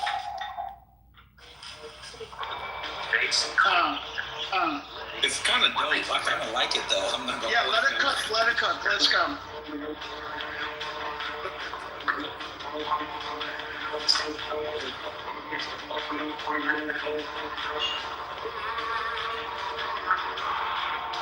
It's giving like Miami Vice / Middle East.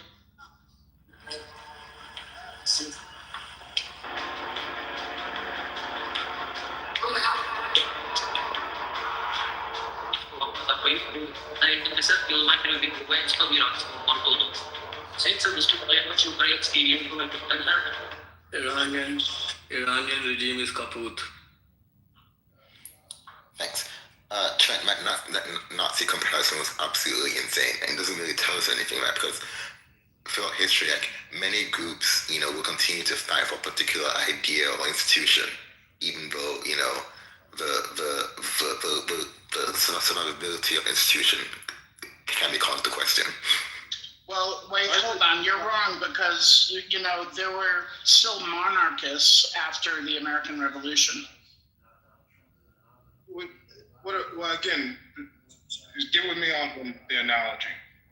January 1945, February 45. It's very clear that Germany going to lose. However, people still go out and sacrifice themselves, for Hitler. But I think like once Hitler was gone, right? I don't know what these people are serving. So that's I think the psychological thought of when you lose your leader. I think it's the factor. Because it's not just the leader; it's also the ideas, Trent. Yeah. Right.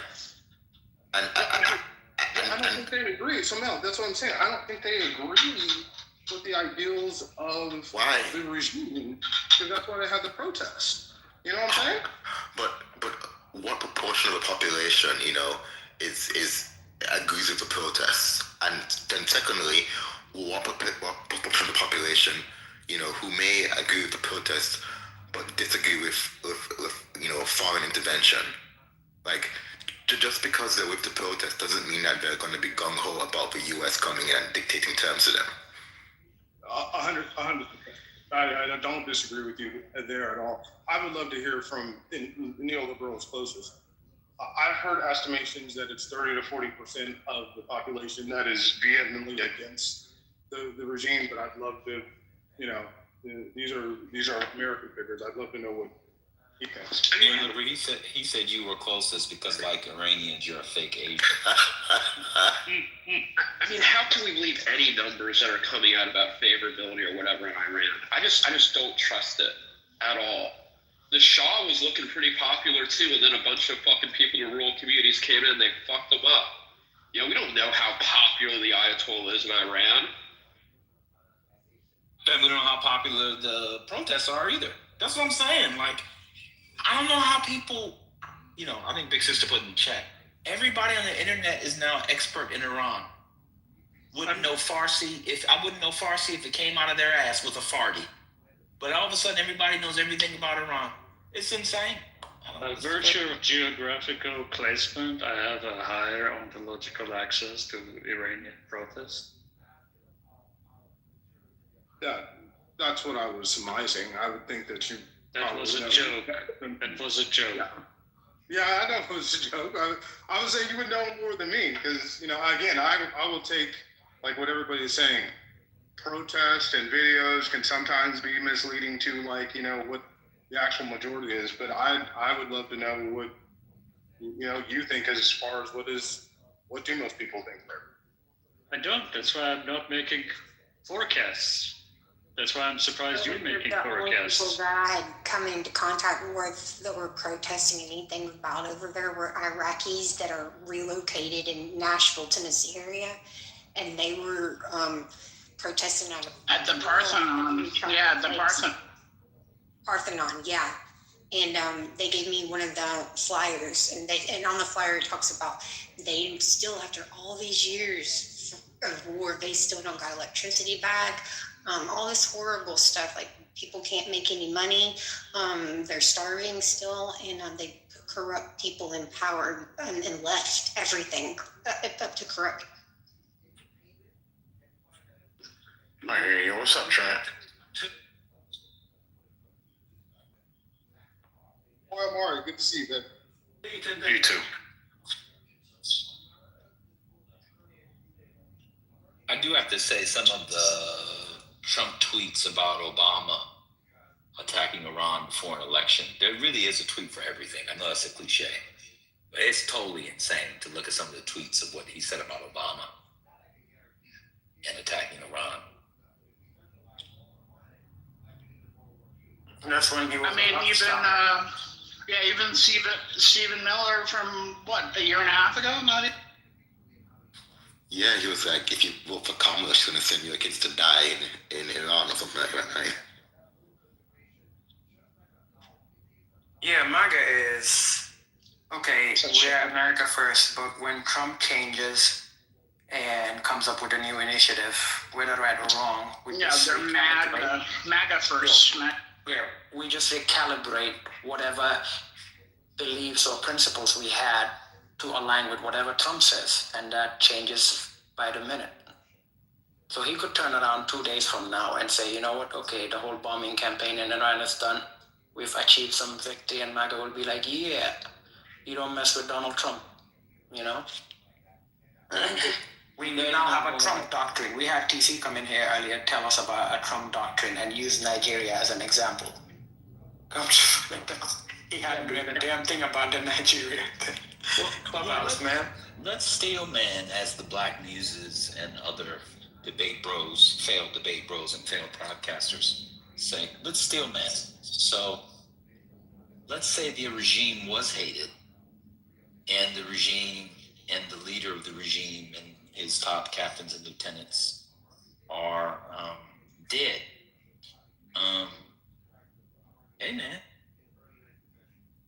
this should be over in a week. No. Was the Iraq war over in a week after you captured Saddam Hussein? The military part of it was more than a week. I think it's not the military part that has to be considered as of right now. Military part is always easy for the USA. It's the part that comes later. Yeah, what are you gonna do? What are you gonna do after you are done with them? So I completely concur with you on that. The insurgency and the internal strife. You created ISIS because you toppled Saddam. ISIS, whatever you want to call them. The one in Iraq was ISIL. Daesh fighters were created out of ex-Iraqi army. Yeah, but what we're talking about is when does Iran lose its capability to fire off missiles and drones and threaten its neighbor. A week at most. Go ahead. I would say a week. They would lose the capability to fire any kind of missiles and drones into Israel or any Arab state. Yeah, that's about what I think as well. Oh, so here's the thing, and people. I'm with y'all. All right, I'm with you. All right. So there was a fear and there were intelligence, everything that said Iran has these capabilities. They have these terror networks. That Hezbollah, that Hamas, although Hamas has pretty much done that. But then Hezbollah and these other terror networks, and the reason for not doing what they did today, last night and today, is so they wouldn't unleash that stuff. That's the fall. So now that they, one second. Yes. So.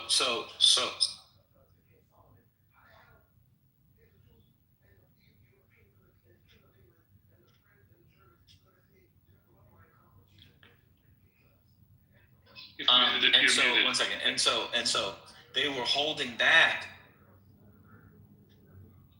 Now there's no need to hold back. So either two things are true. Either all the reports were wrong, and they were a lot weaker, and not nearly as threatening as everybody said. That's a real possibility, by the way. Let me get through the two options. Can I get through the two options? Please.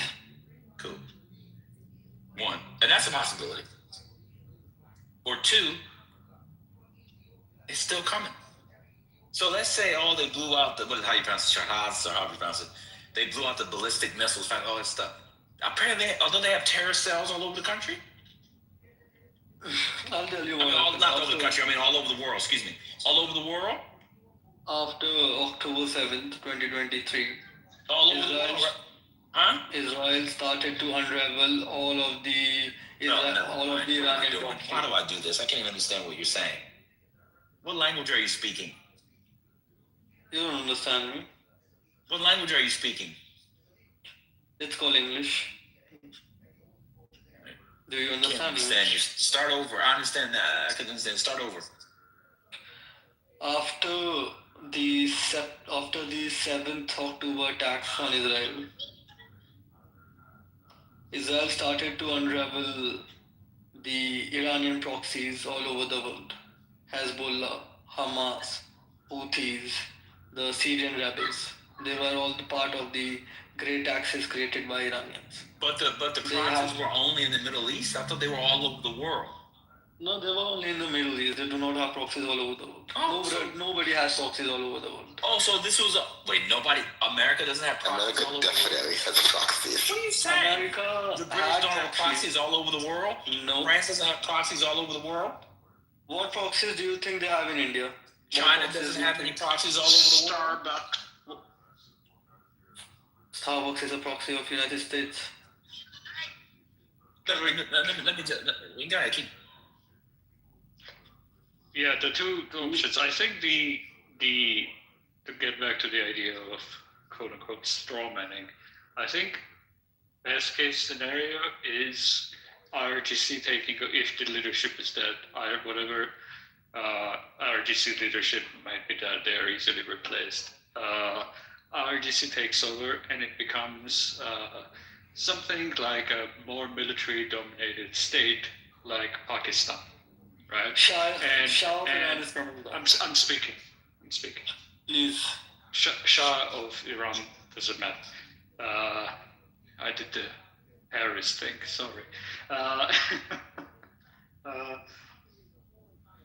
Yeah, and it becomes Pakistan type of a state where the United States does not necessarily have a good relationship, but it has good enough a relationship on intelligence level, and IRGC accommodates it in that sense, right?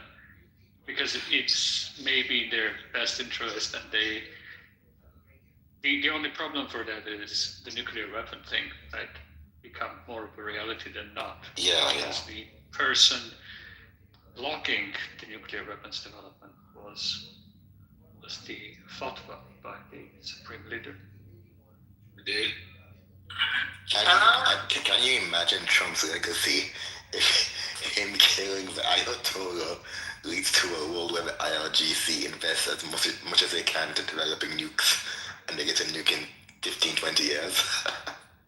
Yeah, I mean,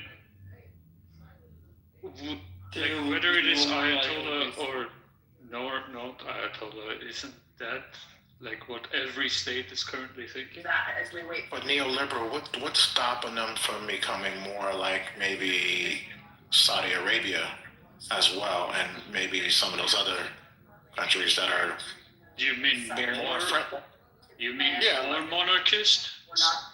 Well, I mean, just like now they're starting to have more tourism, and they seem to be, I would say, normal, where it just seems like one of those chill, Middle East countries. Just want to say that Saudi Arabia is not normal, it's a shithole, don't go. But continue. I mean, I see people. I think that Trump will buy the property when it gets to. Hold on, Queen, hold on. Allow me to continue. I'm saying I see people going out to Saudi Arabia. I got friends who've been to Saudi Arabia multiple times. I don't really have people, at least in my world, that say like, hey, you know what, we want to go to Iran, but people want to go to Dubai. People want to go to these other, Middle East countries. I'm saying what's stopping Iran from just U.S. sanctions. U.S. sanction. Okay, well, maybe the new government will. The people, if sanctions were not there, the people who would go to Saudi Arabia would have no problem going to Iran. They'd prefer going to Iran. Yeah, but you got to understand that Iran is ancient Persia. This thing is not.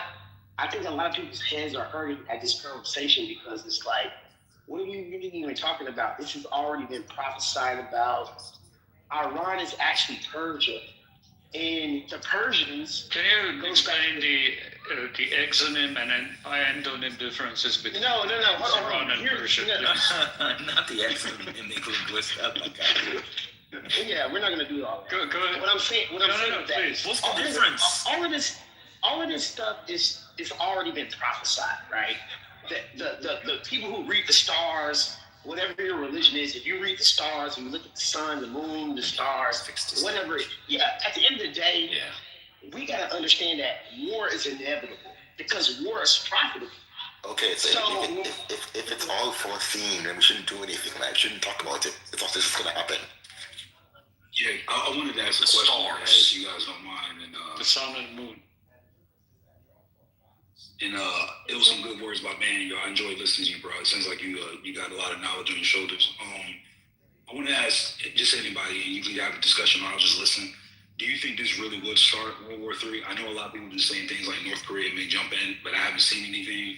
Or they may attack Japan, or China might make an attempt at Taiwan. Like, what do you think of, like, the world? Are they going to react to America in this way? Or... I think they're just going to buy the property once it gets devalued and redeveloped. Can we stop on the property, please? I really believe that's the core of it. Yeah, of course. It depends what's in their best interest economically. I mean, there is a pathway. Build it back. There is a pathway to like escalation into a regional war, but it's unlikely. Right, like if mostly because the regional actors, despite somewhat like either being neutral or slightly siding with the United States or giving both sides statements, the real regional player is Turkey. Right, Turkey is very pissed about what the United States is doing. They consider it attack on Iran. Yeah, it's very different from every other statement that other countries issued, right? In their statement, Turkey said that they consider this attack an attack on their sovereignty, not on the Iranian sovereignty, but on their sovereignty. So this is also a challenge to Turkey's rise as the preeminent regional player, right? And they went through this stuff with Syria, right? And Syrian refugees and destabilization in Syria. They just recently basically succeeded with al-Shara government in Syria of stabilizing this situation. They don't want the repeat of that. in Iran, right? So the pathway to World War III is constrained by, on one side, Azerbaijan, the other side, Turkey, that are probably not really interested in regional escalation whatsoever. So when you say that, is it because Turkey was the leader of the last caliphate? It was the Sunni caliphate, which was under or the leading of the Ottoman Empire. And no, brother said something about prophecy. I'm in, I'm into theology and stuff, but I don't want to bring that into the mix. I just want to talk about the politics side and the event side of it. But do you think that Turkey may have an interest in retaliating more than any other country in the region, even Iran itself, because of that?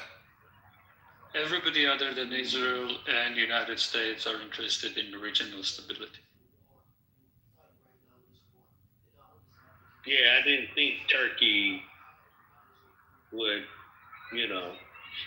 have any type of response with that. Israel, Iran are, and as far as I know, with this, how this is going, I mean, it's really crazy, and to the point where Iran and Israel can actually take care, and Iraq can take care of themselves to the point they don't need America. I don't even know why. And I'm trying to figure out what America has to do with any of this, rather than what we need to be doing here. But I'm getting people telling me America's trying to take over Iran, Iraq, Trump, whatever. And then I'm getting people telling me, because of the oil and all that. Then I got people telling me, no, we're trying to help Iran, Iraq, or whatever. But if they can help themselves, because they're rich, they have money. Matter of fact, we're dealing with them personally with that level. I know that for a fact. But I mean, are people, Americans, really concerned about the deaths that are going out there, or is this really about taking over? Well, some Americans are concerned about the deaths, but I'd like to answer Kevin's question. Okay, breaking news, sorry. Iran Supreme Leader Ali Khamenei will speak within minutes. Iran Al-Alam TV reports after Trump Netanyahu claimed he was killed in ongoing U.S. Israel. I thought they said that minutes ago, like hours ago, though. They've been saying he's going to speak for a while now, right? Yeah. I'm still waiting on him. So the answer. What I'm reading was 2 minutes ago. Within. I get it, but they've been saying since literally 7:00 this morning. Official U.S. Official Iranian news channel saying it. Yeah, I think it came out. Is it Con News? Is that the? I don't know the abbreviation, but they have been saying. I think their foreign minister was on this morning on saying that the minister was going to speak. Like again, they've been saying that for a while now. Well, I'll believe it when I see it. But to answer Kevin's question on what could happen. Now, I will say I don't think I agree with neoliberal. I think the chances of a true regional conflict are unlikely, just because Iran doesn't have the fighting power, and Russia's already tied up in Ukraine, and China really hasn't come to their great aid. But I do think could possibly happen. I think we've opened the door for China now to attack Taiwan. They would have the justification, just based upon the way the United States has carried itself as well as Russia, and I think they could make that move just based upon those things. I'm not going to say that it's so now Taiwan is in it, right? Well, no. So Taiwan has always been an interest of China.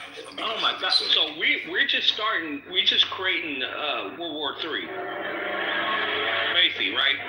I mean, like this is what's going on. Y'all can hit all the politics. I'm freaking want to do. I've been in politics too long and dealt with shit, but everybody doesn't want to just. Everybody wants to go around like real shit. Everybody wants to make all this political bullshit and stuff. Just say it. Just be simple about it. I mean, America's going for them around Iraq for the oil, for the riches, and pretty much we're not helping them. We're just pretty much trying to control those two countries, right? I know you're ready for World War III. Of course, I heard that. Yeah, the comment we're ready for. Everybody's ready for World War III because it's going to happen. Eventually, people want it to happen because this is ridiculous, dude. It's both oil and World War III. Why do we keep talking about that? So basically, come on, man. Stop. Maybe I don't think that there's going to be a world war. I don't think this is going to spark. Dude, we've been saying that for like 2 years. I don't think it's gonna be, but every freaking time, each year, if y'all don't even think about it, it's another president or something. Yeah, it's about to be another World War III. We might end up going to World War III. That's all I'm fucking concerned about. Because in that case, I want to get my family and friends out of here. I don't care about the politics of this bullshit that everybody's getting on and dealing with it. That's so ignorant that we can just talk this shit out. Really, really can. Compared to what country is trying to take over another country because they either feel they're more powerful or we're looking for fucking their oil. We trying to grab this shit. I care about my fucking family and shit and shit like that. If the shit's gonna happen, I want to know. I don't care about Bruce, like them. Hey, Bruce, I got bad news for you, bro. This is World War V, bro. World War III was COVID. Like, you gotta understand that, bro. Like, you know what? You can get with all that dumb shit. Okay, all that. I'm just saying, bro. Excuse That's a disease. That's a disease. You get with all that stupid ass shit. You said World War. Come on, dude. COVID was a World War. It wasn't a world war, nigga. It was just something. It was a world war. It was not a world war. It was just something. COVID was a world war. Oh my God, kill yourself. Kill yourself right now, dude. No, I ain't gotta listen. Bro, I'm not trying to come against you.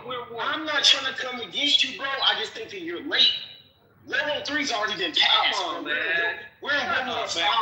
See, listen, hold on. This man calling out my name. Loud. Let me talk to this man. World War III already happened. No, I don't want to talk to you. Dude, you're not making any sense. That's a disease. You're not even, shut up, dude. Shit don't even make sense what you're saying. Hey, did we miss World War IV? You're late, bro. Bro, you got a ticket in the room. Bruce, you got a ticket, bro. You got a ticket, bro. I mean, I'm talking to me crazy. You got a ticket. You got a ticket. You were. I'm telling you, I got a ticket. I'm waiting to you, nigga. Listen. Bruce, calm down. Listen, man. No, you calm down. Calm down. Loud niggas. You mute up, niggas. You mute up, yourself. You mute up, niggas. Mute up.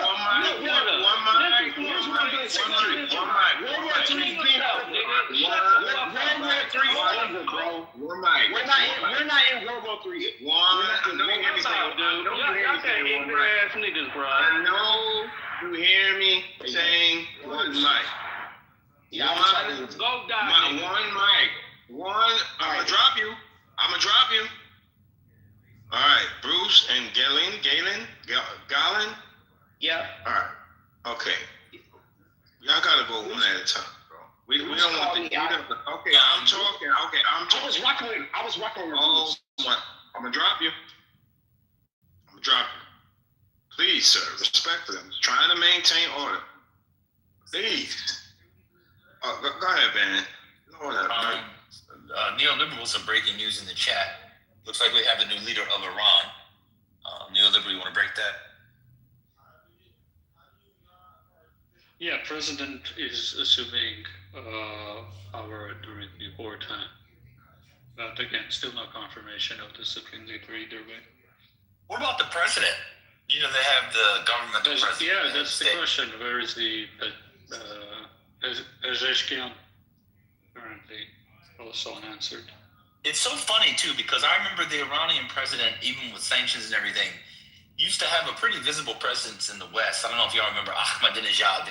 He would always come to the U.S. all the time. So this is interesting. So maybe the Ayatollah is dead and the president is dead. There you go.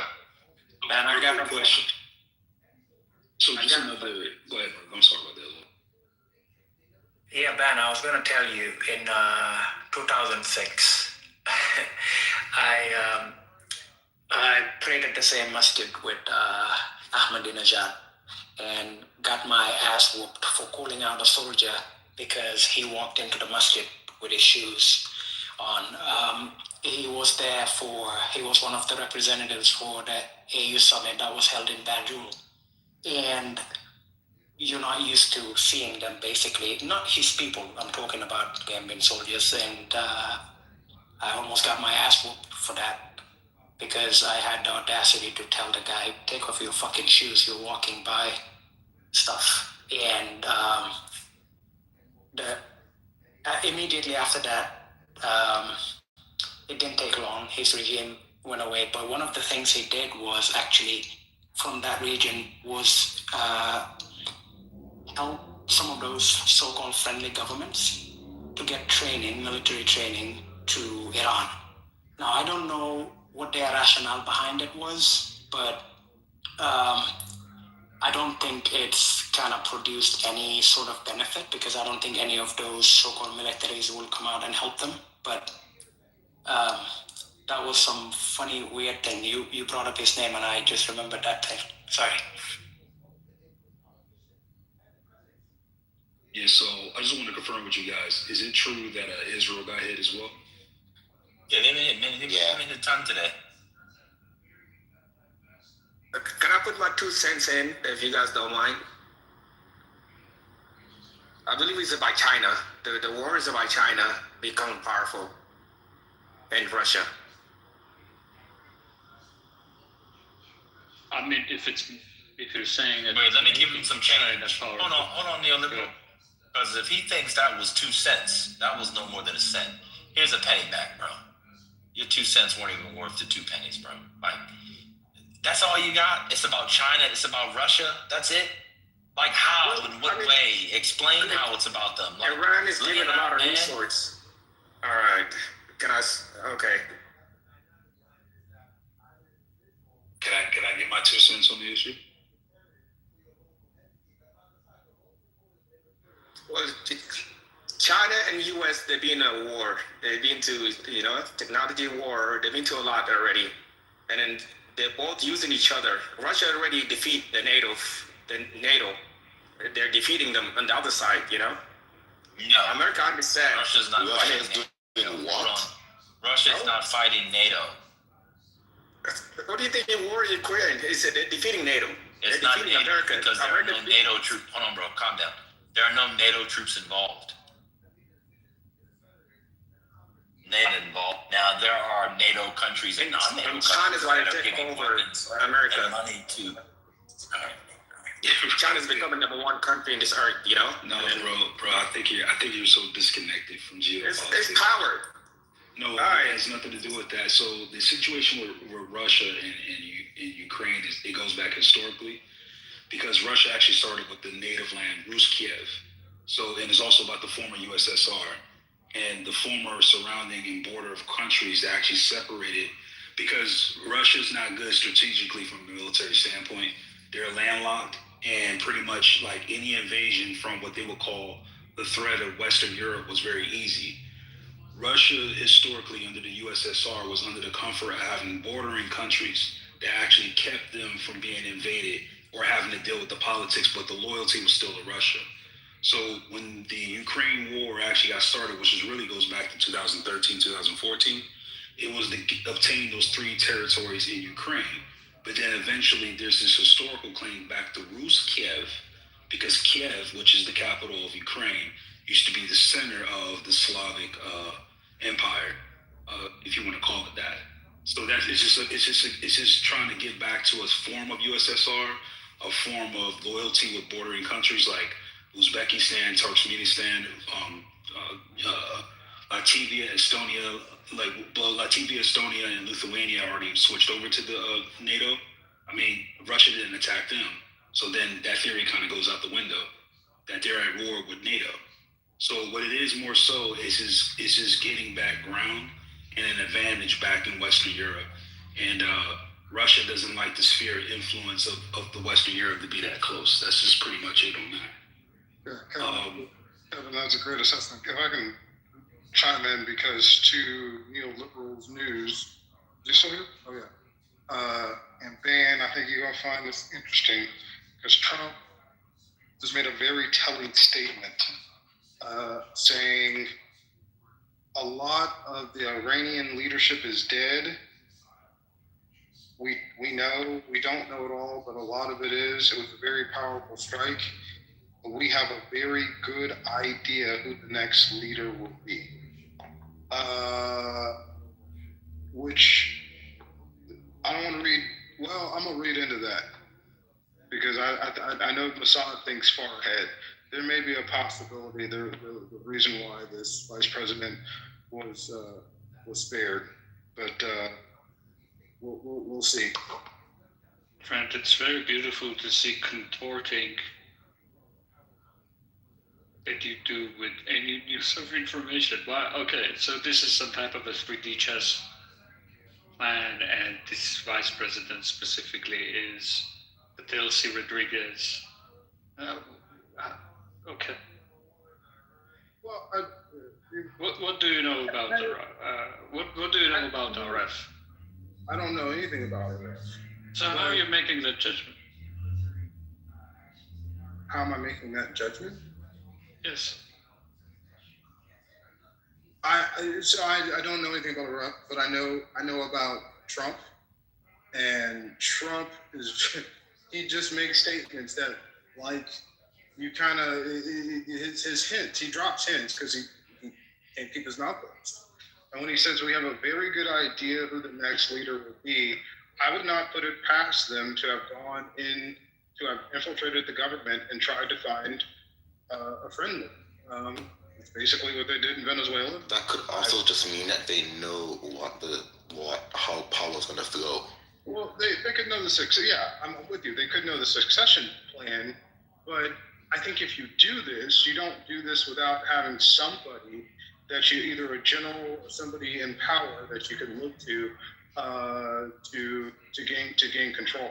So I don't. Like I said, I'm not going to go too far into it. It's just one statement from Trump, but he always leaves little tidbits. I mean, if that's true, honestly, that wouldn't be the worst outcome. RF supported the Green Revolution. He's a reformist. But you know what's ridiculous? The rest of the government was also reformist. Like Pezeshkian, who's dead. Well, presumably, since Vice President is taking over the presidency. Both Pezeshkian and RF are reformists. Do you think the reformist movement in Iran will have higher or lower credibility after this? Or the hardliners would have higher credibility? Can I ask a question that might hurt people feeling? Is the American Empire fall? Hold on, Jay. Hold on. Trent, can you answer nearly, but I'm curious when he answers. I need his question. Like, sorry? I didn't completely hear your question. I'm saying, if what you're saying is true, you're reading a situation, that wouldn't be the worst outcome. So I hope it's true. I hope you're right? But both RF and Masoud Pezeshkian, which is presumably dead. That's why Vice President RF was the Vice President, is now assuming presidency and control, right? So let's assume Pezeshkian is dead. Both of them are reformists. RF supported the Green movement, right? So do you think the reformist movement after this war will have higher credibility or lower credibility vis-a-vis the hardliners, let's say in IRGC? Yeah, I'll be honest. I don't know enough about Iranian politics to comment to you guys on that. So I couldn't even make it. You would know better than me. Well, it would be strange to bomb a government that is a reformist to keep the government that is reformist, wouldn't it? Mm-hmm.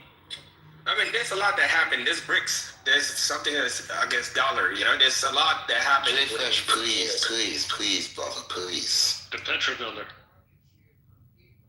So I had a follow-up question to that, or another question regarding the region. If you guys, I don't know if somebody wanted to respond to that question. On that last question, right? Okay, I'll go ahead and ask. Does anybody suspect, and I think this is actual real evidence for it, that this has been a long agenda of Israel's with the backing of the U.S. for the idea of Greater Israel? And is anyone familiar with the idea of Greater Israel? Are you talking about the Zionist movement? Yeah, so Theodore Herzl, I believe it is, in 1996, wrote about Zionism, and it's been a long agenda that's been for him. Even when you look at some of the Israeli IDF coat of arms and some of the badges they have a map of what they will call Greater Israel, which is pretty much, it will show the region between the two rivers. So the Israeli flag is rumored to portray that artistically, about the two blue lines that you see on the flag, which actually involves the Nile River and the Euphrates River. So there's this idea. So what I'll do, I'll actually post it in my PTR now, and you guys can check it out. So I have it in there now. If you refresh your PTR, you'll see that the lower badge below the flag of Israel, they have this badge that they wear was called the Greater Israel. And this badge actually shows the regions between the two rivers, what encompasses what they will call Greater Israel. My question is, do you guys think that the destabilization of major, I wouldn't say like to say Arab, because there's different ethnic groups, and I think that would be unfair to say that, but let's just say Middle Eastern countries, do you think that the fall of these in secession was to achieve the goal of getting this? No, I do not believe that. Okay, no problem. I was just wondering, what do you think your opinion is as far as, do you think it's totally about Iran and their enrichment levels and their nuclear program and things like that? I think that the Israelis have lost their minds and in their heart of hearts believe that, in order to guarantee their security, they need to lord over the region. And in order to do that, they need to put down all of their enemies, with the big enemy being Iran. And to the extent that they can, they and the Americans can work together to, cordon off and restrict Iran, they'll do whatever they can to do that. I think that what you said was pretty much like a summary and a circumlocution to what it is I just said. You said they do it so that they can have control over the region. In Greater Israel is that. No. But control from a security standpoint is different from having control of the actual land, right? You can have peace, and that would be control. Okay, no, thank you, man. You're welcome. So like them, getting whipping Iran into shape doesn't necessarily mean that they're gonna go and commandeer or conquer territory from Jordan and Egypt, etc. No, yeah, I'm not saying occupy it, but whatever the case may be, what I hope though is that Israel is just stopping the nuclear program, allowing the government to reform itself, and then hopefully Iran will turn back to the way it was. Well, there is no nuclear program to stop because Israel's nuclear program is already done and it's good to go. So no, we're stopping Iran's nuclear program. Oh, okay. My bad, Kevin. Okay. No problem. No, that's all right. I was just wondering, that's my hope, that they allow Iran to get back to the way it was, I think, in the 70s. And I think, because Iran was pretty great in the 70s from what I remember. I think they had their own form of Hollywood. The women were pretty free. Education was really high. They have fantastic cinema, actually. We could all watch a great Iranian film. I think it's called Wild Cherries. It's beautiful films. Great art, great. Wait, wasn't great food. Wasn't the presumed nuclear program stopped by Trump already? No, they took down the facilities and they delayed it, but they didn't eliminate it. And No, it was obliterated, right? No, not necessarily. So a nuclear program is in several parts. Like We all understand that America is getting controlled by the Israelis, of course. Jake, please just listen. Not allowed stuff to be controlled. That's a So Iran, I think, is still mining uranium, right? So to make a nuclear weapon, and the word is enriching. No. So did Trump lie? So did Trump lie? Mining uranium is different. Enrichment is different. Enrichment is when you separate a uranium 235 from 238. The heavier 238 funnels out, and that's via the centrifuge. The center actually sends up to 235. You must get the 235 to 90 plus or 96+% for it to be weapons grade. So it's all about removing the heavier elements. And then the idea of making the weapon, whether it's fission or thermonuclear, that the payload delivery and all that is something they have to figure out altogether on their own. And then there's delivery of the payload. Like they can make a bomb, but can they make an efficient bomb to put in a payload small enough for a rocket to carry a certain? It takes a lot to do that. But so the enrichment and the centrifuges, we may not. Well, it's not about lying. It may be limited intelligence, but it's okay, man. You can tell the truth. He exaggerated. It's okay, man. You can say it. It's fine. It's fine. He exaggerated. It's okay. It's all right. Yeah, I think they have some sort of nuclear program still. Like, so why does IAEA say that they don't have a nuclear weapons program? Well, nuclear weapons program is specific, but nuclear enrichment of uranium is different. Mining and enriching uranium is different. You just got here and you're talking over everyone. You need to relax. Okay, you need to relax. You just got here. People were having a conversation and you're talking over people. I'm just sharing information. I know more it's about fine. You can do that without interrupting people. That's right. I'm not interrupting. I'm just adding. You are interrupting me right now. People do it. You're interrupting me right now. Thank you. Okay. So when he said we found it, is it like he and his homies went to Iran and found it? What does that mean? United States own intelligence said they don't have nuclear weapons program before the 12-day war. It's different. So a nuclear weapons program is military and government intent to weaponize a nuclear weapon. However, mining and enrichment is totally different. That's where the centrifuges are. Thank you. That was my point. So there is a difference between a nuclear weapons program and then enriching uranium, right? Correct. Yes, sir. Yep. So U.S. own government said that there is no nuclear weapons program. Then Trump said that the nuclear weapons program was decimated and obliterated, right?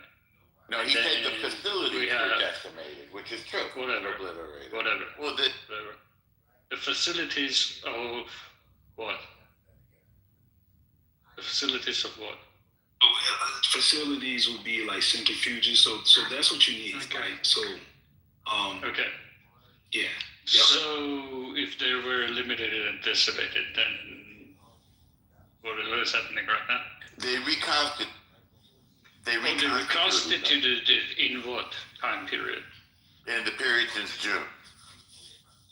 Oh, do we have any non-Israeli intelligence for that? Yes. Because it seems that just now, right? A senior U.S. official and speaking to Fox News said the reason for this attack has nothing to do with nuclear weapons threat. That's about ballistic. That's inaccurate. That's one of the major asks. Yeah, that's actually not. Let me just work with neoliberals' point here. So that's the PR story they're saying about the nuclear program, but this was a regime change thing. I'd be like, why are we playing games? Like, it's fine, right? And maybe, hold on, let me make this point. And maybe if this exact war plan had been presented to Biden and it said we can take out senior leadership in 12 hours, I don't know, maybe Biden would have went for that, right? How is this a regime But we don't change? hide. But we don't need to hide and say, it was the nuclear program. That's like very, very, very secondary. Very, very, very secondary. Wait, CEO, wait, hold on. How is the regime changed? How has the regime been changed? You've taken out senior leadership. You've taken, yeah. That's not regime. That's not regime change. So you're saying, okay, so I just want to get this right. You're saying taking out 10 of the highest ranking people in one government is not a regime change strategy? Then what the hell is it? What the hell is it? Okay, so Decapitation. That's called decapitation. command and control. You can say decapitation or command and control. Yeah, it's not a regime change if a deputy just step in and have the same plans and the same aims. Correct. Now, hold on though. What Trump said in his speech overnight is that this is about regime change. I completely agree with you. Correct. It is about regime change, but the question is, did regime change take place? Yes. That's not what we were talking about. We talked about what the purpose of it was. We said what the purpose of the strike was. The purpose of Kevin, let me just say one at a time. Trent, go. Then who wants to speak next? If you took out the entire cabinet, basically, right? You took out the cabinet of the Trump administration, including Trump, and the only person left was J.D. Vance. Then I would call that regime. You would call that a regime? No, it's not. Oh, okay. Eric Trump or Donner could step in. No, just killing the top guys doesn't mean it's a regime change. So why did he say it? So he said it. Trump He said did a lot that's of what the stuff. purpose is. No. He said that's what the purpose is. Trump's statements was in regards to the goal, the telos of the entire mission.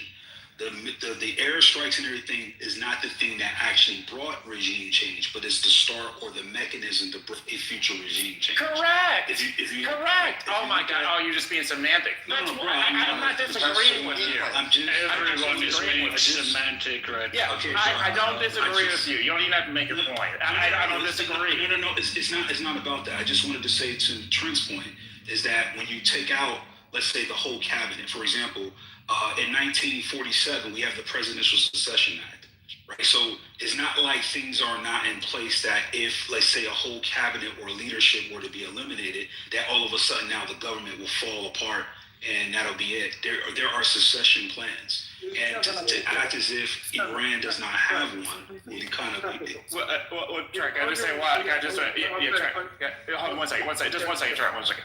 So y'all work too hard to disagree. Okay, I'm in agreement. This was to put the ball in motion for regime change. Okay, you have a disagreement? I disagree. That is one of the goals. Yes, to offer the Persian people the opportunity for that. But taking out the ballistic missiles and taking out the nuclear facilities are also key. If at any point they had agreed that they wouldn't develop a nuclear weapon, that might have prevented what happened overnight. Okay, I have a question. So what comes after it? First it was nuclear, then it was ballistic, then are you going to take away their guns? Like I'm no, like that's not on the list. Working through the ladder. What I'm just interested in. What comes after the ballistic weapons? It's about interest. The strategy does AK-47s qualify as a it's not on the list. regional Let's threat? listen to the speech. Yeah. Terror properties are on the list. AKs are not. Yeah, I think that's kind of jumping the gun. Well, ballistic weapons weren't on the list when the conversation was about the nuclear weapons. Ballistic weapons are on the list. So, ballistic missiles are well, on. they are on the list now. They weren't on the list before. They were part of the negotiation. Yes, they've always been they weren't. No, they weren't. Because they weren't. It was about the nuclear weapons program. Yeah, they are. Exactly. They've always well, been. now they are, but before they weren't. You might not have been listening. I'm just interested what comes on the list after the ballistic weapon. No, they would never have a nuclear weapon. They would never do that. They say that's the end of religion. They would never do that. Correct. There is a. But it's about interest because there's a different conflict over that because they're clearly developing them. That's what the centrifuge is. Oh man, I don't think that's the thing at all. I think what the U.S. and Israel is trying to do. I thought they bombed it a few months ago, 8 months ago, right? Hold on, bro. Let me just get they bombed some of those sites, not all of them. So it's a lie. All right, Yeah, so I think decapitated. Kevin is speaking. So let's have. Yeah, I Kevin just want to go. say this real quick, right? So I just think that they're decapitated the government. I think they want to shift from a direct war to a proxy war at this point. If the public of Iran forms some type of rebellion, and they're going to arm the rebels, they're not going to go in there themselves, and they're going to allow the rebels and probably some of the people from the military and the higher echelons of the military to pretty much say we turn our backs on the former government and we're going to force a regime change. American Israel is not going to touch that. They're just going to support a proxy war. That's all they're going to do at that point. Okay, we're falling into a real-time strategy game. I'm after neoliberal. I'm That's after a neoliberal. domestic uprising, not a proxy war. Okay, so can we let neoliberal. Go ahead. Yeah, can we please stop with the Domestic uprising and time proxy war strategy? are not mutually exclusive. Can we stop Can we speaking out stop- of turn? Neoliberal. Can we And stop then I'm with going quickly. Age of Empires, real-time strategy, and fantasy Bro, come on, bro. scenarios? You know you picked the Japanese are like that. Okay, neoliberal. You know. Yes. Okay, cool. If we want to keep it all the way, if we want to keep it all the way real, God bless Trump. oh my God, just stop. If we want to keep it all the way real, the real reason Trump did this was for his ego, to show that he could do something the other presidents before him said was a goal and never got done. So if we want to keep it all the way real, that was the true motivation. Well, you're doing a psychological avowal, which is personal, but he actually does want to get things done that other people said they wanted to do and couldn't. We've been struggling with this since 1979. I just want to correct you on Greater Israel or Israel Gadol or Big Israel. So the whole idea of the patches, I see it's an AI thing and it's a myth. The real Greater Israel is including what some people call the West Bank, which we call Judea and Samaria through Gaza. That's the Greater Israel that's referred to. And it's considered an extreme position, but it's certainly not off the table. The river is the Jordan River, and the sea is the Mediterranean. That's the Greater Israel, and it includes the West Bank, Judea, Samaria, and Gaza. And the Golan Heights, by the way, and, of course, East Jerusalem. Like I said, So it's about China. It's about one resources. second. Yeah, it's about China. It's the petrodollar. Norm, what are the current borders of Israel? Well, the current borders of Israel are the green line to the Mediterranean, not including Gaza, and then there's some disputed territory between Jordan, which occupied Judea and Samaria from 48 to 67. There is land that's disputed between the Jordan and, say, Jerusalem going north to south. So that area. And what about? Hang on. That area was offered to people who emerged as calling themselves Palestinians during a series of negotiations. That area was offered to them, but they never accepted it. In 1988, Jordan withdrew from that region, some people call the West Bank, and canceled the passports. Until 1988, they had Jordanian passports. Can you answer my question? What are the current borders of You didn't hear my answer?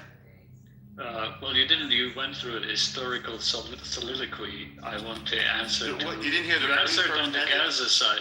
So is West Bank? You didn't part hear of the very Israel? first sentence? So is the West Bank part of Israel or not?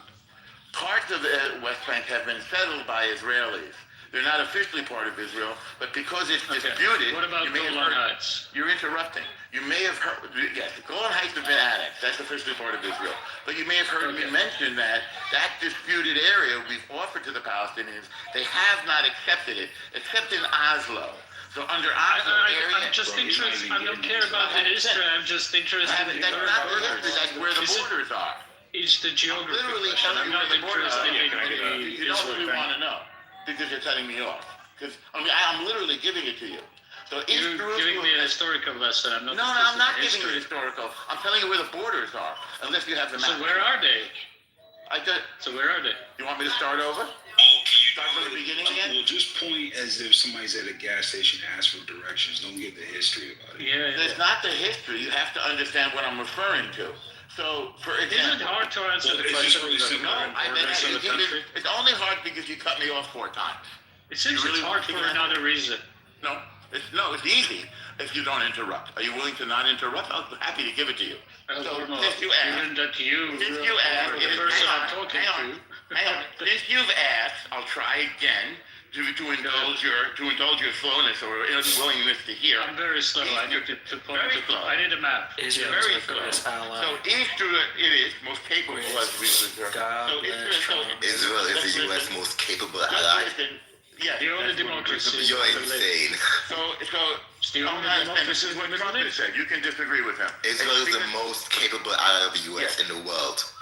Yes, that's recently rated. Yeah, because the European allies don't have armies, and they're not willing to use them.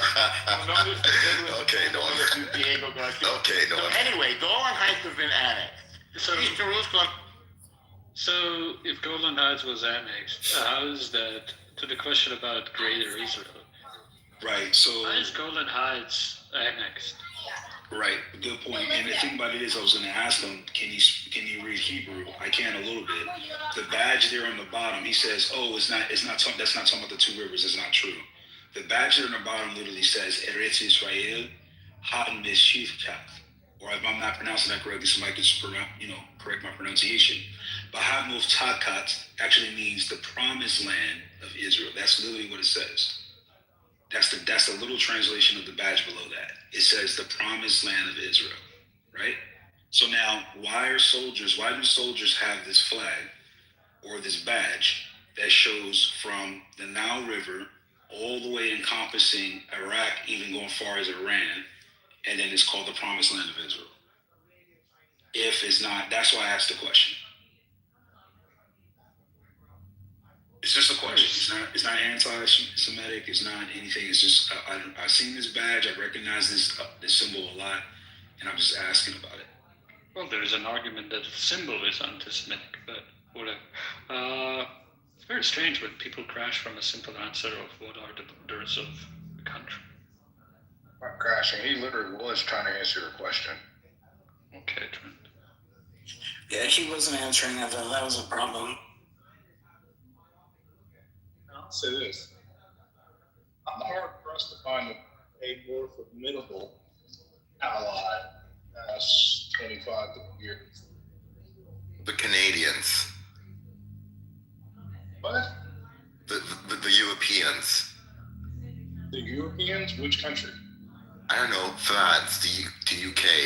Like, why do you believe that Israeli military is of all the militaries that are allied with the US, the Israeli military stands ahead and above? Because they have the best Air Force. Outside of the United States, they have the best Air Force. Good question. That's a great question. Outside of the it's not a silly statement. I'm not sure it's accurate, but it's not a ridiculous statement. Yeah. I was gonna, look, yes, France may be the strongest military-wise out of all of our allies, but formidable. If you use that term, the one that you don't want to cross over the past 26 years, Israel. Formidable because the Israelis have. Oh my God! Formidable because the Israelis are fighting what? Hamas and some kids and some young adults. What are we talking about? What are you talking about? Oh, they really got those kids up in Golan Heights and Hezbollah. Like, what are we doing? Black men saying this is insane. Name another U.S. ally. Name another U.S. ally. Some people don't want to know why. J-Fish, hold on, J-Fish. 1 second.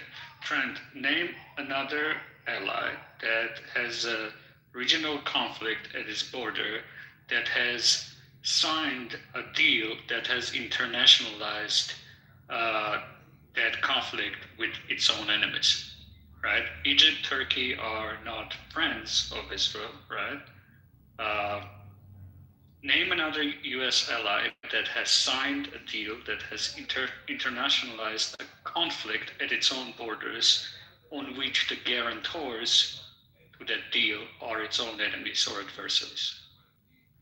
Maybe Korea. How is that formidable? How in any world is that formidable? I'll tell you how. Maybe South Korea. No, absolutely not. U.S. bases are the bulk of South Korea's force. Okay, so he was asking about something about borders, another ally that has something similar to Israel, and I guess Korea is the only one I can think close. But anyway, formidable. the term formidable. Yeah, how is that formidable? It's a sixth ranked Air Force, not the whole military, but they have the sixth ranked Air Force. So what? Hold on. The claim was that the Israeli military is hold on, Trent. I'm just going to reiterate it. The claim was that Israel was the most formidable ally of the United States of America. That's not true. That was the claim. So, and here's what I'm going to say. Is that why they spy on us, by the way? Or not? Here's what I'm going to say. Considering Mossad, if I look back to the Iraq War, and partly who got us into the Iraq War, it is Israel. So if you look at Iraq and the regime change that happened in Iraq, and now I look at today, the country that I would least like to have a problem with is Israel. What does that mean? Yeah, I mean, we can just do it easy. There's rankings, right? Israel's ranked 14th overall. The Air Force is ranked 6th. So, there's rankings. Who's above Israel and Air Force? Hold on, let me just answer his question. So, U.S., Russia, India, China, and Japan. Okay, so hold on 1 second. CEO, who does the voting for the rankings? Is it the coaches? No, it's a media outlet. No, it's U.S. News and World Report. U.S. News and World Report. No. Israel probably have that was a good one, two. They're probably number 2 as far as Air Force. You got to understand, when you're doing sorties as much as Israel does, with air to ground, air superiority is like the thing now. If you don't have air superiority, you might as well just check out. Like, if Israel alone, just the country alone, can go and wipe out all of Iran's anti-air, all of that. They can do it alone. Then if they can do it alone, why would it bitch and crying to the U.S. about who should strike first? Like, I never get this point where, like, Israel on one hand has such a great military and they're all-stars, and on the other hand, Israel is so weak and they're so bullied. You know the answer, Mel. You know the answer. Don't ask questions. You know the answer to. Like, why are you playing with us? You know the answer. They do control the U.S. They control the. They control the. We're not on anti-Semitism right now. Please stop. Yeah, what I'm saying in terms of formidable, if we look at what has happened in Iraq, and then look at now what has happened in Iran in the last 25 to 30 years, it would be. I don't remember us getting into a war with France. That's called influence. That's called influence. That's called influence. Yeah, I know. That's why I'm saying formidable, right? I'm not saying they got the most powerful military. The Mossad and the Air Force, to whoever said that point, is true. But if there is an enemy that I would not like to be an enemy of in terms of country, it would be Israel, because I don't think Canada's ever gotten us into a war. So you think they got us into Iraq? Oh my God! What is this, yo? What is Let's get the common sense. Why are we talking about this? Israel control American politics. Common sense. Everything. Money-wise, everything. J-Fresh, please. Yes, yeah, I mean, Knishes everywhere. Influence, just say influence, doesn't control, it influences. No need to be hyperbolic. No, we're not being hyperbolic.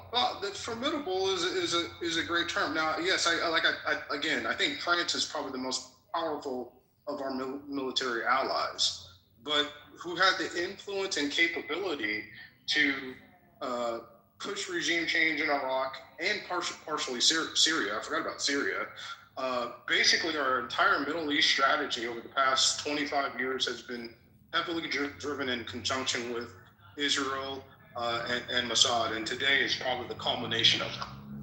So if Israel wasn't there in the Middle East, then America wouldn't be involved in any of this. Iraq war, Iran, Kuwait, none of that, right? Probably not. That's facts. That's true. No, yeah, they're all wrong. Okay, just proving my point. That's a interesting hypothetical spirit. No, American government. Go ahead. Drill down on it, you wizards. Let's go, foreign policy analysts. Drill down. No. So I just be able to clear up one thing. When you guys talk about capability as far as Air Force is concerned, and y'all say Israel is number 2, they do have They do have F-35s like Britain and the other countries. Their pilots are very much capable. But as far as the best pilots outside of the United States, they're not. South Korea beats them. And I know that because I used to go to joint exercises with a lot of them. And South Korea Singapore beats them. Singapore actually pretty capable Air Force. So the Saudis, they're flying against stationary targets in the West Bank and Gaza Strip. Doesn't make them our best ally or more capable ally. Some of our allies are nuclear, even though Israel is undeclared. England has more capable. They have submarines, they have aircraft carriers. And so Thank you, ML. Thank you. I'm just so tired. Can I ask a question? Why Iran? Hold on, Jay Fresh. How are they formidable? They don't have aircraft carriers and they definitely don't have submarines. So here's the thing. They only have aircraft. Yeah, when you're talking about joint exercise, they're not North Korea alone, right? Yeah, when you're talking about about South Korea has a pretty capable Air Force because we train them and they train with us. Okay, so ML, so when you're talking about joint exercises, you're talking about like dogfighting? Yeah, a joint exercise. Okay, yeah. So Air Force really doesn't shine in dogfighting. The dogfighting is just a deterrent. Oh, come on. Bro, hold on. New topic. Bro, hold on. Okay, so Air Force is not really rated in its dogfighting capabilities. That's just competition or taking over air to air. Air Force is really measured by its ability to gain air superiority in ground combat. Like, for example, how do you measure that? Okay, bro. When did Israel gain air superiority? What? Because Gaza doesn't have an Air Force? No, so it's the repetition. So they have air superiority? No. What are you talking about? I'm curious. It's because the pilots have more hours and repetitive, regular sorties of ground attacks. That doesn't mean they're more formidable. You gotta understand how that works. Okay, the Saudi pilots have the most hours in the world. They spend unlimited amount of money on airtime. Are they some of the better pilots? No. They suck. What kind of sorties do they do? The Saudi pilots were... They bomb raids. Yeah, they're bombing Yemen. To practice. And they suck as pilots. You're telling somebody who lived in Saudi Arabia, who lived in South Korea, and who went to a lot of those joint exercises. Yes, they suck. Because I was... No, bro, so here's what I'm trying to get at, right? So it's about intelligence gathering, it's about intelligence gathering, targeting. Like, America has the best when it comes to targeting. I'm being able to identify targets and things like that. I'm so sorry, but the Israelis bombing some young adults. Hold on, ML. Hold on. I'm so sorry, but people citing the Israelis bombing Gaza and Hamas as some pin on their capabilities does not impress me. I agree. That's a fair point. That's a very fair point. Yeah, and that's so Mel. And I'm not saying that Israeli military is not capable, but they're kind of a one-dimensional military, well, two-dimensional. They have pretty good foot soldiers, and they have a pretty capable air force. They're two-dimensional. So how are they the most formidable if they have two avenues of failure? That's it. But when you look at the British, you look at the French, the French, even the Japanese has a Japanese, military. You know that, It's South Korea. So when you talk about allies, Canada has more capable military. I believe every country should have a nuclear weapon. So Ukraine. So it's good. Ukraine definitely has a pretty capable military now. Ukraine lose all again, when I'm talking about formidable, and somebody said it, I don't know who said it. I just have to think about it. I think Kuwait in 1991 happens whether Israel exists or not. But I don't know. I don't know if the second Iraq War happens, and I think absolutely not. Does today happen if there's not an Israel? So that has nothing to do with... Wait, so that means that 9/11... So 9/11 wouldn't have happened if Israel didn't exist in the Middle East, and therefore we wouldn't have gone to Afghanistan. Okay, cool. Behind the bullshit. Go ahead, I'll yield to the experts. Go ahead. Can we move on from this? Like, this is not super interesting. New topic. I gotta give you that. That's an excellent question that I'd really have to think about. It was satire. Go ahead, think about it on me. You have to think about whether Israel is in some way connected to 9/11. No. Okay, moving on. No. What? Well, I mean, it's a difficult question because one of the reasons that Osama bin Laden uses is our support for Israel. So it's that's a difficult question for me to or for anybody to contemplate.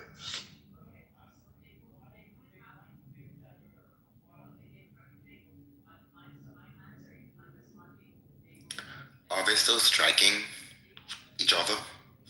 Yeah. Iran is being bombed right now. Iran. Iran is being bombed right now as of about 27 minutes ago, and there are celebrations all around Iran. Mass celebrations. Do we have some type of feed that don't Iran by the video was one-sided information? There are videos of Israel. To be honest, let's speak facts. Let's not think about media. Iran's by the video was 100%. You know, right now. Why are you speaking over dude? What are you doing? Go ahead, Jeffrey. No, go ahead, neoliberal. Go ahead. But there are videos of bombing of all types of places, including. US doesn't have enough. Just go ahead. Weapons over there. They're gonna have to come back. Iran by the bomb over and over non-stop from China. Just watch. They're gonna come lie to you on social media. Thank you, Jay Fresh. But what were you asking? Sorry. Oh no. Anyway, does anybody have any news? No, it's Jay Fresh when the answer is because you seem like the only person that can wrangle him together. I have my third eye open right now, so I can communicate with my African brothers. Okay, so you're his wrangler. I get it.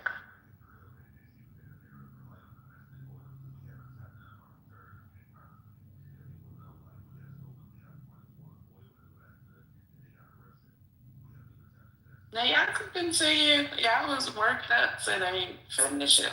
Hey, Brooklyn. I'm Brooklyn. Hey, Spirit, I just been listening. Yeah. I'm just saying what other bullshit can be spewed, but go on. I don't know. There's plenty of breaking news. There are, obviously I'm still Trent you back. They was looking for you, Trent. Don't let these people, Trent, don't let these people make it seem like they ain't fuck with you, because they was looking for you when you was growing. Because Trent is the highest ranking military expert on Clubhouse. His track record beats all y'all. And foreign policy, and economic, and cause, and AI, and extraterrestrial. I got everything covered. No, he got a pretty good record on these military strikes. No, he does not. And the border, the border. They was looking for you. They was looking for you. So don't let them make it seem like they don't want you around. They want you around, Trent. Okay. What is it mean? Trent, I heard everybody that you were embedded over in the Middle East. Getting intel. No, Trent is politically corrects Christiane Amanpour. So You're welcome, and thank you, Brooklyn. I will say, Scotty, I don't know how. I didn't say none of those things about you, Trent. Because you drop up a dime, I might hurt you. So Scotty, who was more right? Hold on, Scotty, who was more right on Clubhouse over the last two Iran skirmishes and Venezuela than Trent? Name the person. Let's take Iran. If you say something like, I think we're going to bomb Iran, and it was 8 months ago, that doesn't apply for 8 months. Like he said 48 hours, then he said next week. Around April. So you don't get like 8 months of leeway on this. So the Venezuela thing, I don't really know, but I bought a little Chevron stock. I'm up about $100. So that's it. Yeah. So. Are y'all saying Trent predicted? So are y'all denying Trent his flowers for calling this war? Yeah, I mean, you can look at my Facebook, you can see it. But Scotty, so yes, I was about 3 weeks off. Why are you still on Facebook? Huh? Why are you still on Facebook?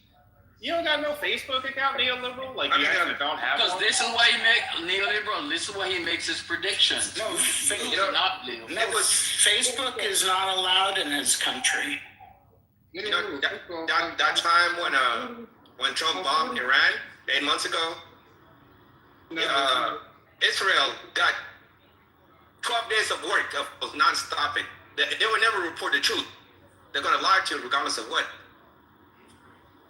And they have to make peace agreement.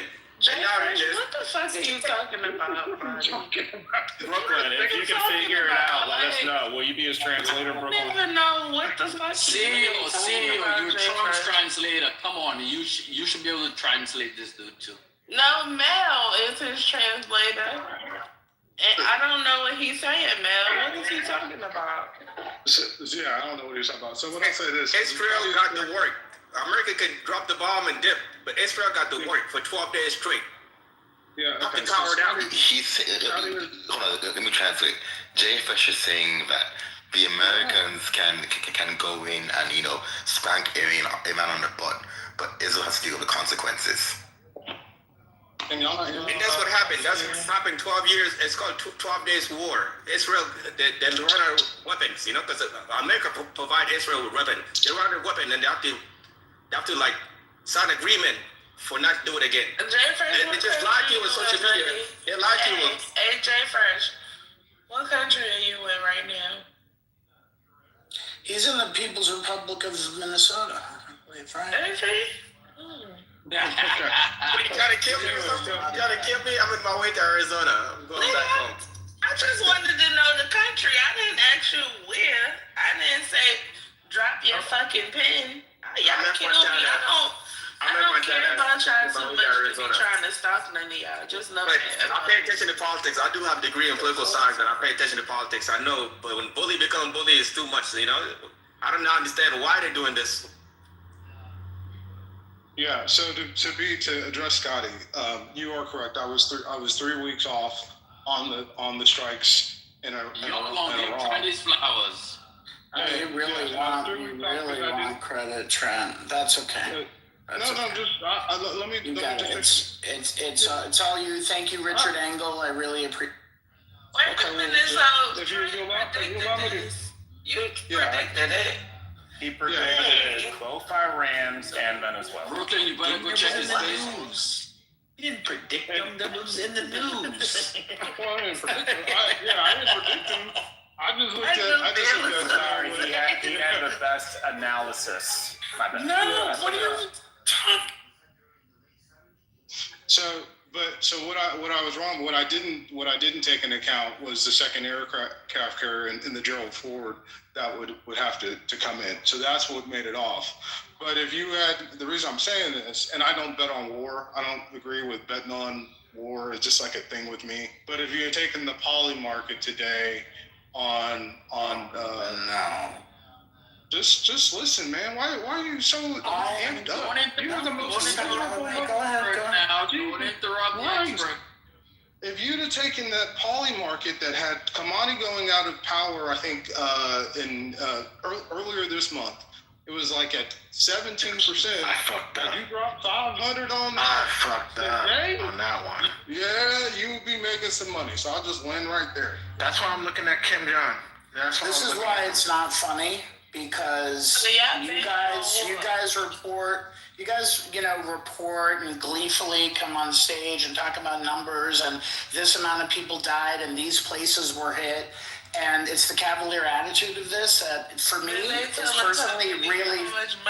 personally really fucking disgusting. And I know you're joking about the bets and everything, but it's really fucking disgusting. Who's joking about the bets? Dead, and people are dying, and you're joking about making bets, and then running and saying, "Oh, breaking news! 4 more people died here. 100 people here. Some were children. This was happening." It's violent. Wait a minute, Scott. No, that's sick. No, that's sick. Are they really betting on the war if it's going to be a war night? Yes. Yes. Is that a 100%. Yeah, there's markets for that, Brooklyn. Yeah, and I do agree with Scotty. I think it's pretty foul. It is pretty foul to bet on something like that. Yeah, I think y'all can at least keep that part a secret. If y'all gonna do that, you can do it silently. Well, no one's betting on kids dying. We're just You betting just on who's said going to you get it. wish you would have I'm had pretty sure I can 500 on find it. a market for that. You Yeah, just we're talking said, about the leader. You said, Be a damn. liberal. I wish I had some video on that. We're talking about the leader coming out. The leader being removed. No. You said you wish you'd had some $500 on it. Yeah. That's what you said.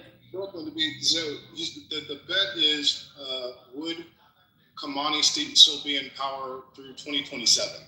That was the bet. That doesn't mean that there's going to be U.S. strikes or Israel strikes. That could be people inside the country overthrowing Kamani. It's just, do you think he could maintain power throughout the rest of the year?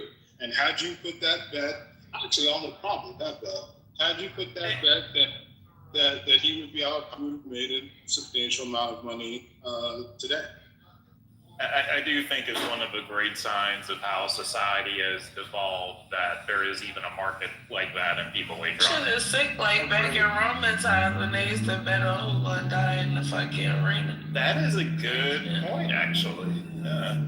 Well, let me say, hold up, see now.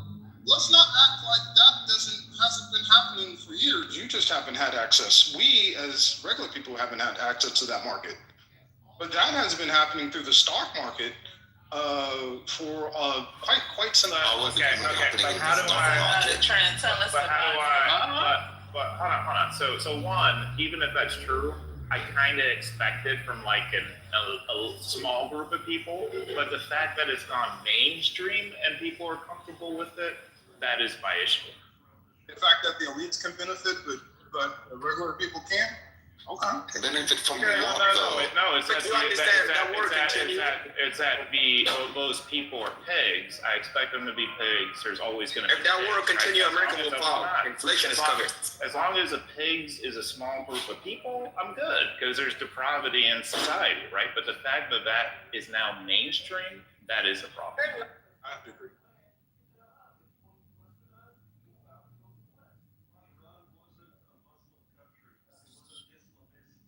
Like Trump impeachment is like 91% right now. Yeah. On poly market. Like that was, a Captain Obvious bet. Yeah, that's an excellent bet. What is the Republicans taking the House and Senate? Like 52% now, right? Or 47%. I haven't checked that one in a a lot while. higher than it was. I know that.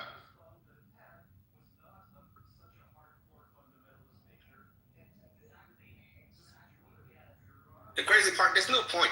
It doesn't make sense when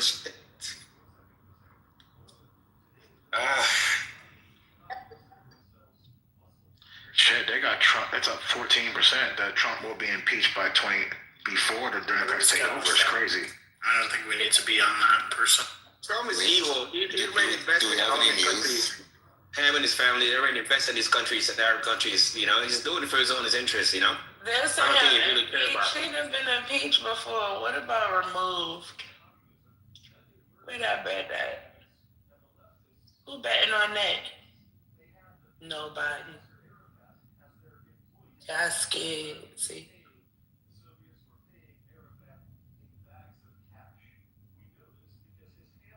Why y'all scared to talk about that?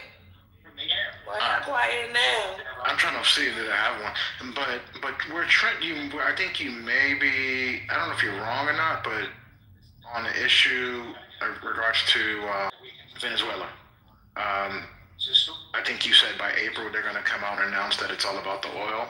So you got 2 months. You got about a month left. You said about around the first week of April. We don't need to go back on trends. Scotty, we don't need you to tell us what we need to do, please. Well, Unless you have a topic, then because it sucks because we have a title in the room. Thank you. We had a title in this room for like 200 This is hours not now. a Trent prediction room. So he just got back here. Let him breathe. Yeah, this is also not a Scotty make let him breathe room either. The Trump prediction. What about the aliens? This time, God said more of an alien talk this month. We do not need to go down there. Well, Yeah. It was a big month on the alien conversation. Was it? I think Iran said that they hacked into it. So they have so let me give just a 20-second version of it. So Obama came out and said aliens are real, and then he walked it back a few days later and said, oh, he was just talking about probabilities. And then Trump said Obama was giving out state secrets and he shouldn't have did that. And maybe I'll release the information so he's not in trouble. And then he later that night announced that he was going to release all the alien-related files at some point. Why is he trying to release aliens? We don't really care that much about aliens. Let's be honest, Trump is a racist piece of shit. He was talking about how Obama was born in Kenya, all the fucking weird shit, you know?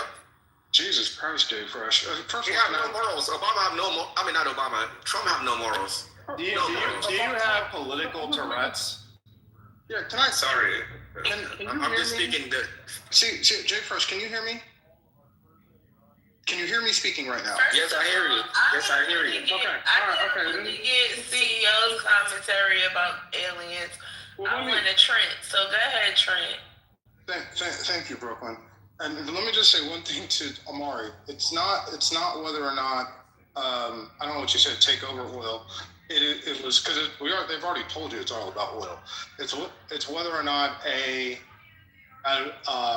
major American corporation or a major corporation will begin pumping the oil. There'll be an announcement of contracts in Venezuela by April. That was bad. Just so we don't. Yeah, you said on January 15th. I mean, I was paraphrasing, but I had to go find the notes. On January 15th, you made that statement. Yes. So I just wanted to make sure they have. Wait, you got record keeping notes? Dang. You got record keeping notes on me. You the record keeper for PC? I'll take. All right. Just for Trent, yeah, because he make and then so I want to make sure if his predictions come true and if he the prediction is wrong. The prediction is wrong. And they have not told me it's all about the oil yet. I have not heard that. The 15 oil company sitting in the White House didn't tell you it was all about oil. Okay. But they were invited though. I don't think they said it was, and in that meeting, if I recall, they said that right now it's not. And I'm paraphrasing that. Right now, it would take them a while to get that oil out. From my understanding. So. Okay. All right. Well, we'll come back to Venezuela because let's go to aliens because that's what Brooklyn wants to say. Yes. So. Aliens. Hey. What they're gonna release the file like CEO said. NASA has already said that there's nothing in their file. I do not expect. Yo, his wife, he got it from Steve. His wife right now. He does have political power. Yeah, he literally does. I can't even remember my thoughts. I don't expect that you're going to see them come out with like evidence of like the U.S. government has interacted with. Who is off mic? Kyle, what the fuck are you doing? Wait, what do you mean? You in the bathroom. You're off, Mike. Oh, I'm outside, dude. Mute up. Oh, yeah. Thank you. Go ahead, Trey. You said I'm outside. So Brooklyn, I don't expect that we're going to get evidence of aliens. And what I think we are going to end up with, though, is we're going to see some pictures of craft that are more pictures of craft and more things that are unexplainable. But I don't think that the world is ready for an announcement that we've interacted with alien craft. However, the last thing I'll say, Laura Trump, which is Trump's CEO, the daughter-in-law? She's the daughter-in-law, right? Not the actual daughter. She says that Trump has a speech prepared to announce alien presence or interactions on July 4th or somewhere around there on the nation's birthday. I'll land right there. So we doing the Independence Day this time? Omari, did you record that one, Omari?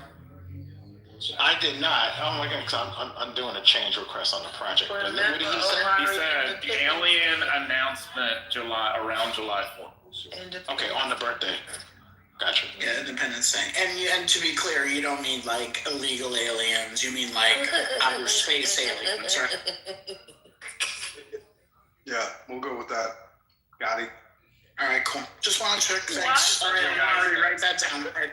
Yeah, I'm making my day. Like, why somebody made a joke and said that they should have the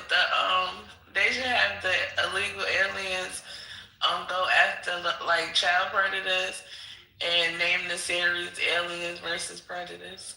That shit was funny as hell when they said it. It's not funny when I say it though. Another ballistic missile just hit the ring.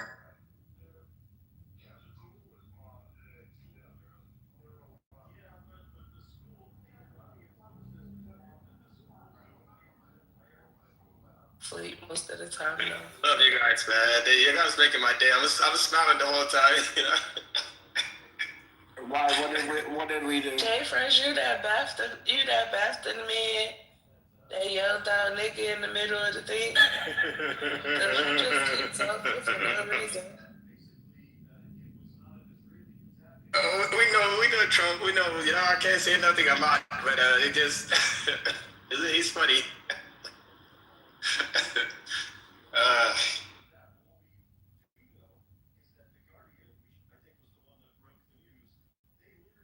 And then what? What else happened? Come on, political niggas, let's go. What is there to say when we know, it's going to be all the people that love him, they're going to protect him, but we know his behavior, We know everything about Trump is true, Man, fuck it. Go USA. Congratulations, Donald Trump. I'm proud of everything. We know he's a pedophile too, So he's a pedophile 100%. Wait till Iran start leaking his stuff. All right. Jesus. Here's a question. Are we hearing anything about Khomeini loyalists? Because yes, we know that Khomeini, the leader of Iran, I'm sure he had a following. Not everybody wants this, right? We know this. Fuck him. Shit. Okay. I'm going on you. They need to blow his ass up next. Congratulations, USA. That's what Is that Gemini? No, it's like my Trap. red, white, and blue. So, Trap, what you know about what happened today? Tell us. All I know is them niggas hit the school. All of us first goddamn happy, and then everybody started crying. So I'm confused. But I don't give a damn. I know you hit their ass, and their ass is motherfucking gone. Congratulations, USA. I'm about to go get So you celebrating a bunch of little girls dying today? I'm about to go get a red, white, and blue Nike Tech. Buy me a new motherfucking Glock and come outside and show them I'm American. Fuck them niggas. This is the political analysis we need. Divine, there is some news on the loyalists. That's baby Gemini right there, y'all. In morning. Not baby Gemini. It sounds like it's not him, but it sounds like him. Trap, are you from Southern California, bitches? No, he's from South Carolina. I'm from the South. North Carolina. One of the Carolinas. Man.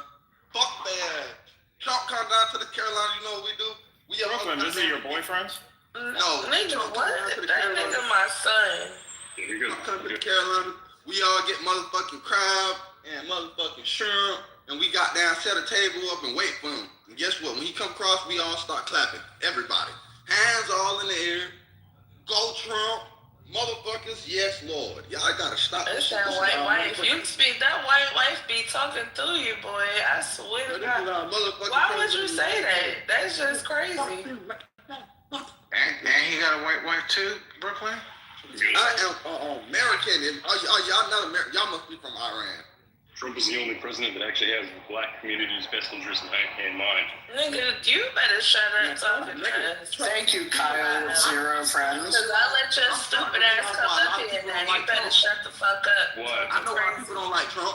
He's too nigga. He's too nigga for y'all. Campaign, let's make America great again. It's not about you. It ain't talking about black people. It's talking about his race, No, it's not. And then Marco Rubio went in there. Let's colonize the world again. Get him, like last month. Get him. I know you might be from Africa, so when they say make America great again, Jay Fresh. Yeah, your ass Don't get let up her there. talk to you like that, son. No, I'm not gonna talk shit, but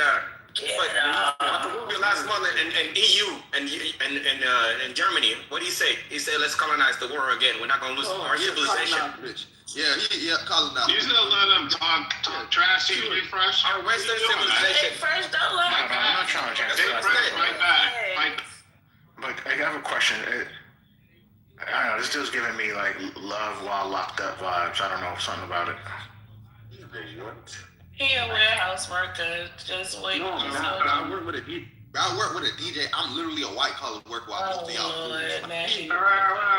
Hold on. Trent, you said you had some news about Khomeini loyalists. Can you wake that up, or was that Omari? I'm trying to stop the crash. I've been waiting for this. I can't take it. No, I can't take it. Come on. Go. So two things. I don't know if we've reported the first death. I don't know if anybody's who said that. If you have, but the first death in Tel Aviv has now been reported. It is a woman in her 40s. And the second thing to the loyalists, they seem to be allowing celebrations in both North and South Iran. I can't read these names of these provinces.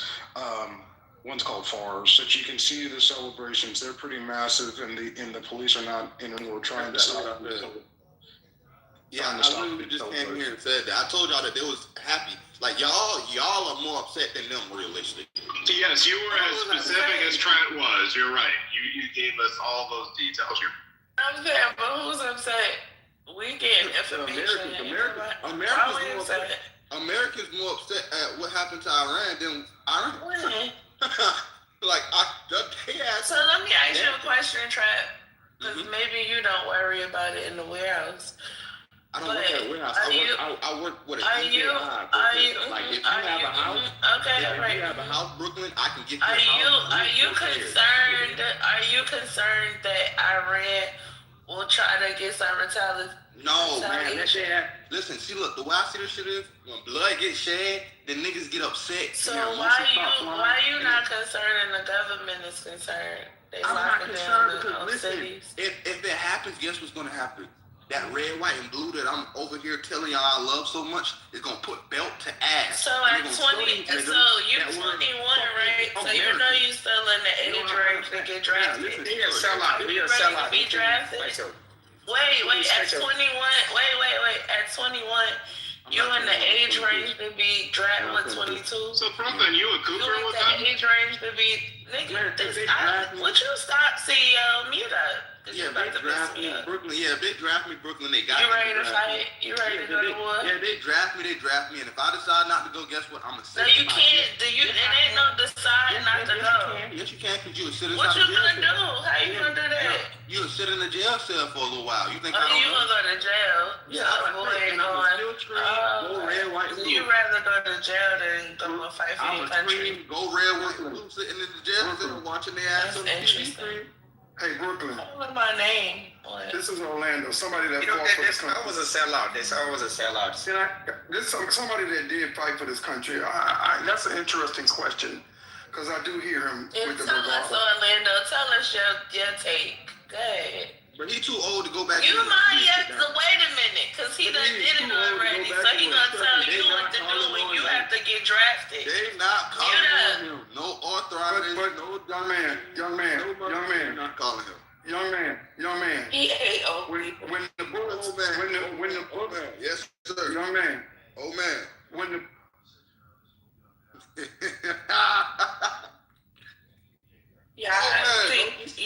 don't pay him Young man, when the bullets were flying for you to be able to call me old man. Yes, sir. When the bullets was flying for you to be able to say that with freedom, it wasn't very nice. But for you to be with such bravado to say, we'll go over there with boots to ass, belt to ass, and not be willing to say, I will not go, that's asinine. Wake it up. Factimony, baby. That's a factimony. Well, clearly, if you heard what I said, I first initially said I don't have a problem going. But even if I decided not to, the most that they could do to me is give me jail time. And I'ma still sit there and say, go red, white, and blue. Nobody that even when I did go, I didn't want to go. Your president, Trump didn't want to go to war. It's okay. No, it's a lot of niggas that do want to go. Like it's a lot of Americans that do want to go. I'm Trump, your president. Everybody, hold on. Everybody want to go till the bullets start flying. Bro, we are from America. This shit happened in your local neighborhood, bro. What are you talking about? See, look, here's the difference between you old niggas and a lot of us young. Talking about America really quick. The president don't want to go. Old niggas is crazy word. Because he want to know. Excuse me, young man. I grew up in the hood. Orlando. I grew up in the hood. So what are you talking about? I grew up in the hood. Okay, Orlando. What are you talking about? How desensitized the people are right now compared to then is going to change. You can see the change. We don't give a fuck about a little blood right now. You think we tripping off the little nigga over there dead? No, we've been seeing this is 50 Cent versus T.I. son battle. Like this. Yeah. We've been seeing this shit since little kids. You wanted us to cry about the little girls and shit. We over here to understand that we got little girls getting snatched every fucking day. We're desensitized as fuck. So you are expecting a certain reaction from it. You're expecting a certain nigga. No, it's called decency. No, it's called decency. What I'm telling you. It's called decency. It's called humanity. Oh well, I'm sorry. Humanity died a while ago. Did you not realize it? Like this, what the fuck? It did. Yes. I don't understand. Like what the fuck are you talking about? What are we? We are still humanity, but the humanity that we're walking through right now, y'all don't like it. Because it's desensitized. When did it die? What year? Like I said, we desensitized as fuck. Y'all don't like the desensitized version of humanity. I don't think you're using the word right.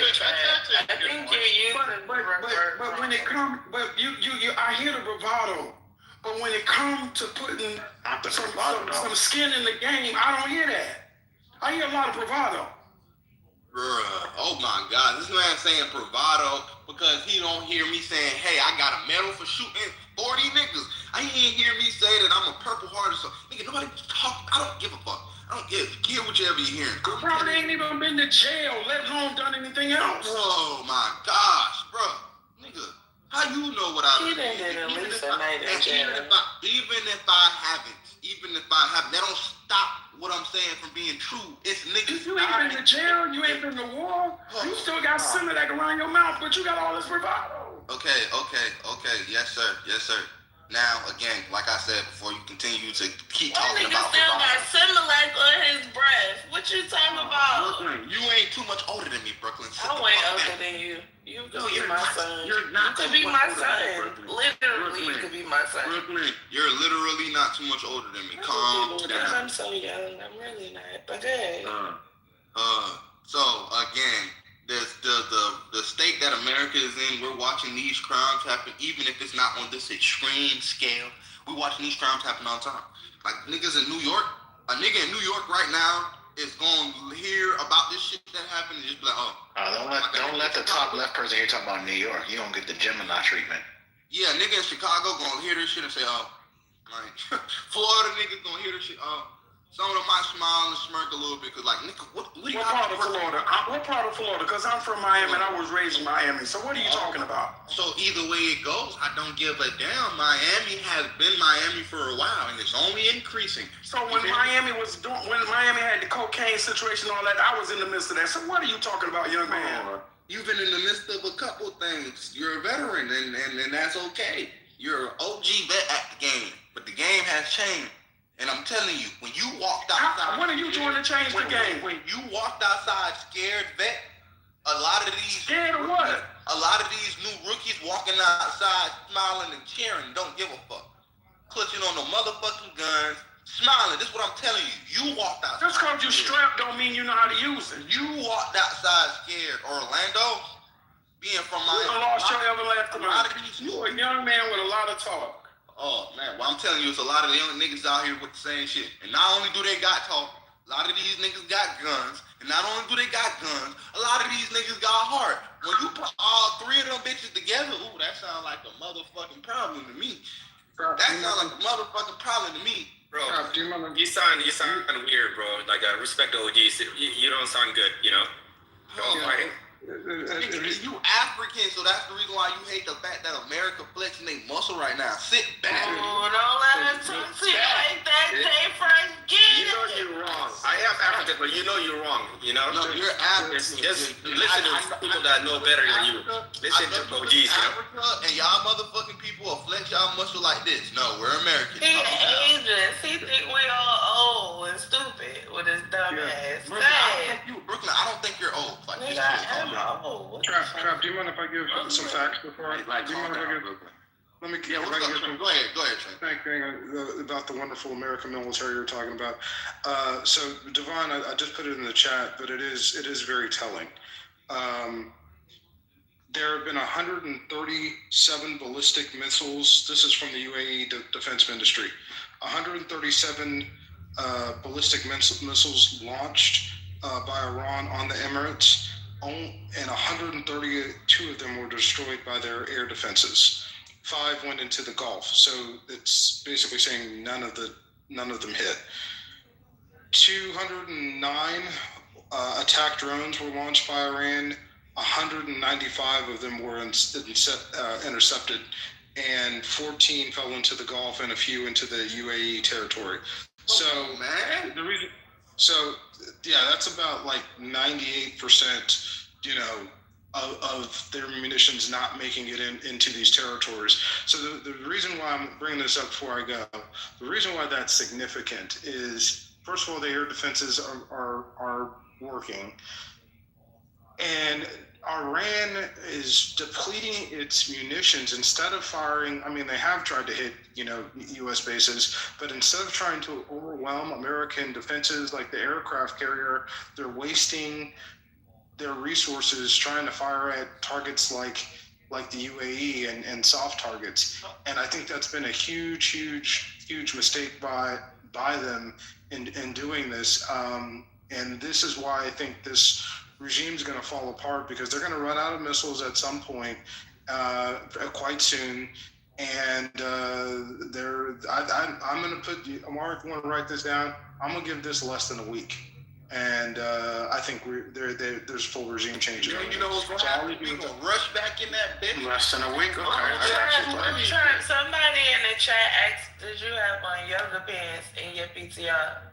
Do I got yoga pants on my PTO? Yeah, like stretch pants. Are y'all looking at these pants? That's what they asked. They wanted to know because they look tight. That's what they said. I didn't say it. So you can look at those pants and get yoga pants? Come on, bro. All right. So again, that's what these YNs be. I thought these YNs be rough to Brooklyn. The skinny jeans. That's what I was afraid of America being there. Because you're going to run on a missile. Do you have to come back and get the new missile? Man, Jay Fresh, Americans talking about... They should have made that... Fuck it, Jay Fresh. Don't you got some hustle, nigga? What's with these niggas? I gotta stop letting these Africans come in this bitch talking about American shit. They don't know what the fuck they talking about. What do you have? Africa, we have our own problems. I'm not going to speak about our problems. Yeah, we have our own problems. Worry about y'all goddamn problems. You need to go over there. Like, nigga, y'all got some... I'm going back. I came back, I'm going back, but we have our own problems. And we need African Americans. We need the good ones. Back home. We need the good one with the smart brain to come and help us back home. We don't need your dumb ass, we need the good ones. Man, but these niggas still dressing like 2016 because they just got the clothes. That's what I'm telling y'all. You need to go sit down. You just get ready to vote and you said 2016, that's crazy. You just going to get ready to vote and your second Orlando. Just get ready to vote for the second time in your life. Orlando. The second time. I'm not trying to style on you, but I know I got better style than you. She said you got the Versace's. Way better style than you. Way better style. Bro, come on, bro. Don't get him, Jay Fresh. Don't piss me off, bro. You see his name is Jay Fresh, nigga. What you talking about? Bro, his dumb ass can't smell me. He can barely smell it. Yeah, he got the cologne and everything. Maybe that nigga don't even wear deodorant yet. Which one you, Jay Fresh? I'm the one. I am that one. He the one. He the one in the red hat. Big hat. Nigga, you don't even know shit about style. You from New York, right? Jay Fresh. I'm about to get peaks. I'm no hating nigga, bro. The only nigga that's fresh in this picture is the nigga with hat. Like, that's the only nigga that's fresh. The nigga with There's two niggas with red hats. No, the one with the bucket hat on. Like, that's the only fresh nigga, cuz. It doesn't matter. It doesn't matter. But at the end of the day, I'm styling you for real. And real life, I'm styling you. Tell him, Jay Fresh. He don't know. No. Whoever the fuck this is with the white and black goddamn shirt on underneath that. Why you checking the picture out? What's going on? That shit look ridiculous. The nigga with the fucking Air Forces on. It's not about us, bro. I don't want to speak. Let's speak about the real shit going on about the world. It is kind of funny drinking Coronas on the LA River. It's crazy work. The niggas is crazy because these niggas is like, what the fuck? Y'all mixing African goddamn clothes with American clothes. Like, that's mixing designers to a whole new extent. And everybody drinking Modelo's. You probably can't even name what. Why does it matter? Like, why does it matter? Like, what I'm dressing, like, you talk about. You don't even know. Man, my suit game is crazy. My suit game, not even a regular clothes. Suit game. I wear suits. Oh my gosh, niggas go to motherfucking TJ Maxx and get. So now they busting. Oh my god. That chicken game is crazy too. Niggas get a fucking suit from TJ He got a Maxx. tailor, nigga. What you talking about? You still shop at Ross? Oh my god. Well, at least I can shop at Ross. I'm American, right? Good lord. You act like he's in America, dickhead. Man, no. You act just as stupid. No. When the last time you left North Carolina, Drake? But I stay in Atlanta. Why you keep talking about the Carolinas? Now you live in Atlanta. But I'm from the Carolinas, nigga. Okay. All right. Okay. White girl. Oh my God, I know y'all hear me. All right. I barely hear you, Devon. I bet you can hear me now. All right. Tell him, Devon. Lord have mercy. Y'all talking about going on a tangent. Come on, can we bring it back? Yeah. No crashing. We had war. We had war. Oh. Let's bring it back to the events of the day. Somebody bring it back. Please. You want to put us back to sleep? You're not a All right, go. Lord. Okay, y'all do. Thank you, Devon. In the words of being, hey, y'all do y'all thing.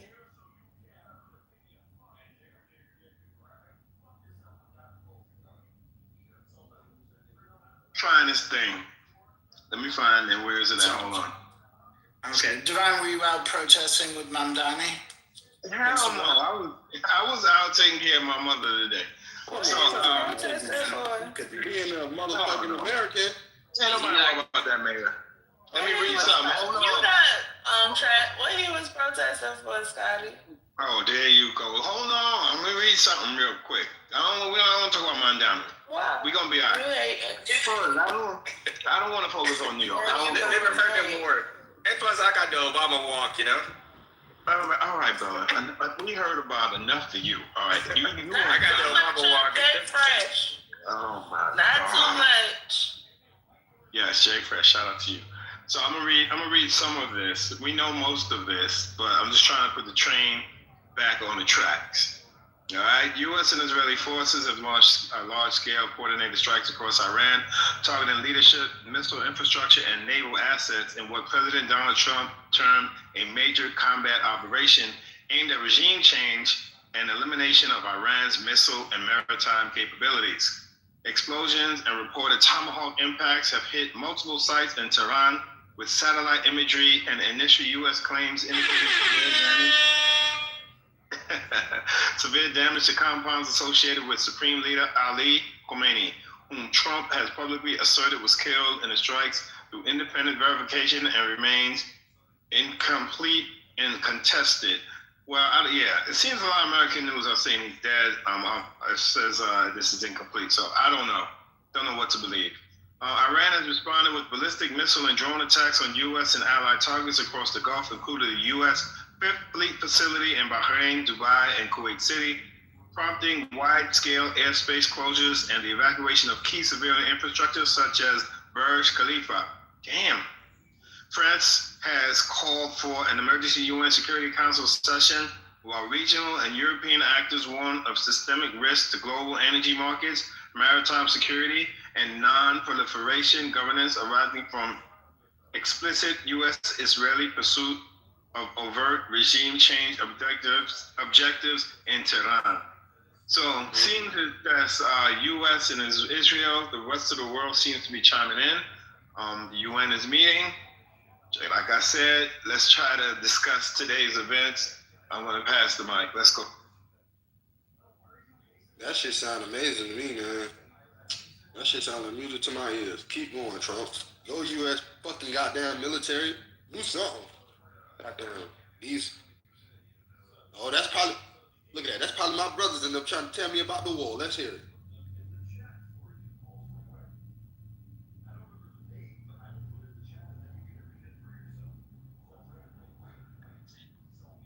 His brothers is trying to tell him about the. But you know my brother actually worked for the military. Nigga, Hey, Nick. I don't care. No, He say nothing about your brother though. Hey, Nick, no, my brother actively inside the military right now. Like, I know y'all been hearing me. Nick, what's going on inside D.C. right now, nigga? Like, you actively down there right now, right? We don't care. Who's Nick, brother? by the way? Does anyone know? Nick, what's going on? Nick We don't give a fuck. Hold on, stop. Y'all not in the military, so y'all don't know anything that's going on. Calm y'all little asses down. We don't give a fuck, Nick. We got military in Washington, D.C. Washington, D.C. And if none of you niggas are, Brooklyn is not, then that means Why shut the hell up. Why is your little brother Nick, what's going on? dope fiend, Nick? That's the question. You mean he's like patrolling the streets? He's deployed to every time I say Why is deployed. your little brother a dope fiend, Nick? That's the question. Yeah. So ML, I don't think I heard from you, ML. If you did speak, I want to hear from you again. We know you're a man with certain experiences. You're well traveled. I don't want to divulge my resume because apparently that offense goes. No, it's going to be used against you, sir. No, I'm not gonna. Don't say your resume, but I want to know your thoughts on today's event. Well, I am in Brooklyn. I'm in the Bronx right now. I just left Brooklyn. Okay. Did you go via the Throgs Neck?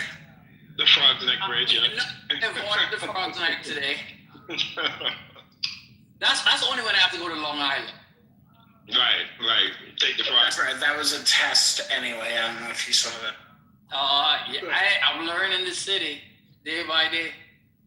Yeah, if you're coming into the boroughs, you take the Tri-Borough or the RFK Bridge, as they call it now. No, we call it the Tri-Borough. Come on. Yeah, we do call it the Tri-Borough.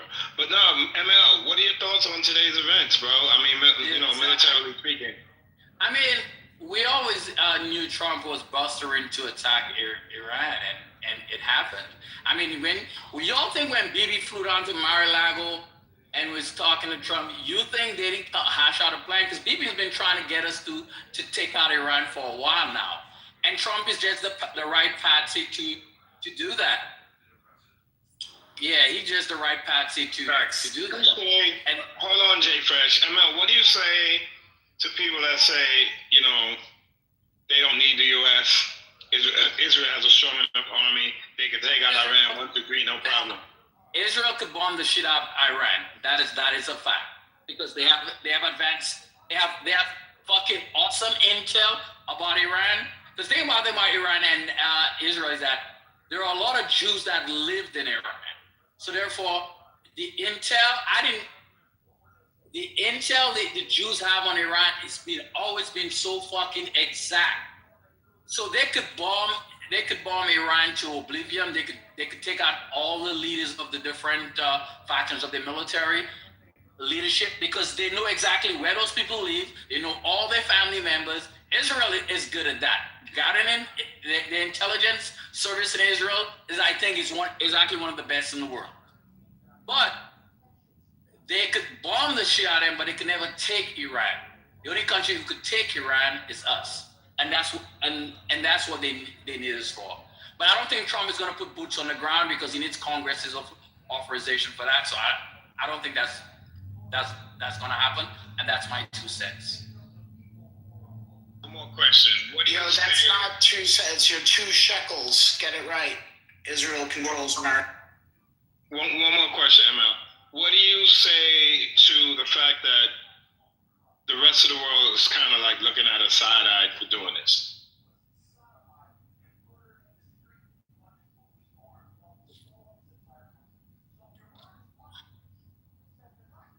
What is your consideration of the rest of the world? Well, I just read in that said, France is like, hey, are you the only? Why is it just you and Israel? Like when we did Iraq, remember the quote unquote coalition of the willing? Exactly. Yep. There's no coalition in this case, so I mean, because they don't have a broad, there's not a broad consensus that Iran is having near the ability to actually field a bomb.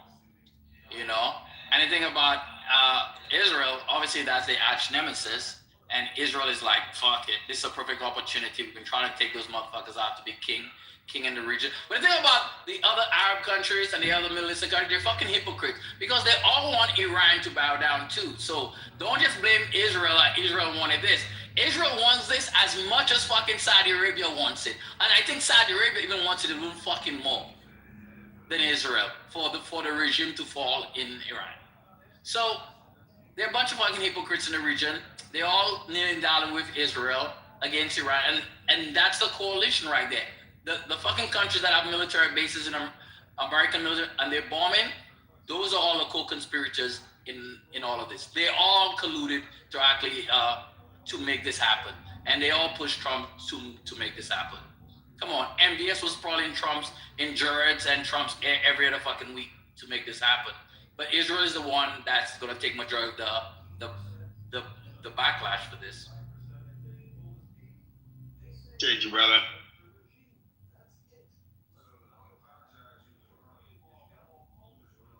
I'm going to fight. I was gonna say like that's what y'all want to do. Oh wait, Spiritus, I do want to know about the Mondami protest today. Briefly, what happened? I don't know. I wasn't following. I know he only tweeted out about the war and anti-war stuff, and we shouldn't be attacking. And then other people went back and forth. I don't really care about that stuff. That's to be expected anyway. Right. All I know is that it was 54 degrees in the city today, and people were acting like it was 80, and everybody was wearing shorts. Well, all the white guys. All the white guys. I saw some white guys with t-shirts. Spirit from yesterday, I saw white guys with shorts on. Yeah, that's the thing. That's how you know it's spring. It's not the groundhog. It's the white guys with shorts. It was 95. I know. I'm so proud. What's going on there? Hey, Divine, since Trump did this, do you believe that Greenland is off the plate? Or do you think since he did this, he might just do that? I don't know. I don't know. What country bombed Greenland that Trump needs to get involved in? Sheesh. Had to get Greenland have a lot of resources. Trump wouldn't have. But Denmark already bended the knee. It's not like we got anything extra that we didn't have. We literally have control over Greenland already. The fact is that, the way Trump was acting, Trump wanted full control so he could extract the resources natural resources from the country. But that doesn't mean we can't now. So it's like, I don't understand why Trump was doing all of this. I think it was more of a distraction for you guys to make sure, TDS, and for Trump to throw off the Epstein files. That's what Trump is doing. Trump is continuing to find distractions so you guys don't talk about the Epstein files. And invading Iran is another distraction. 100%. Trump's brilliant. I give him that. He follows the Steve Bannon playbook like a good student he is. And them not releasing the files all at once is some type of psychological warfare, it feels like. Like there's a strategy behind this. I think the next couple of months are going to be crazy. It's going to be really crazy, but just prepare for it.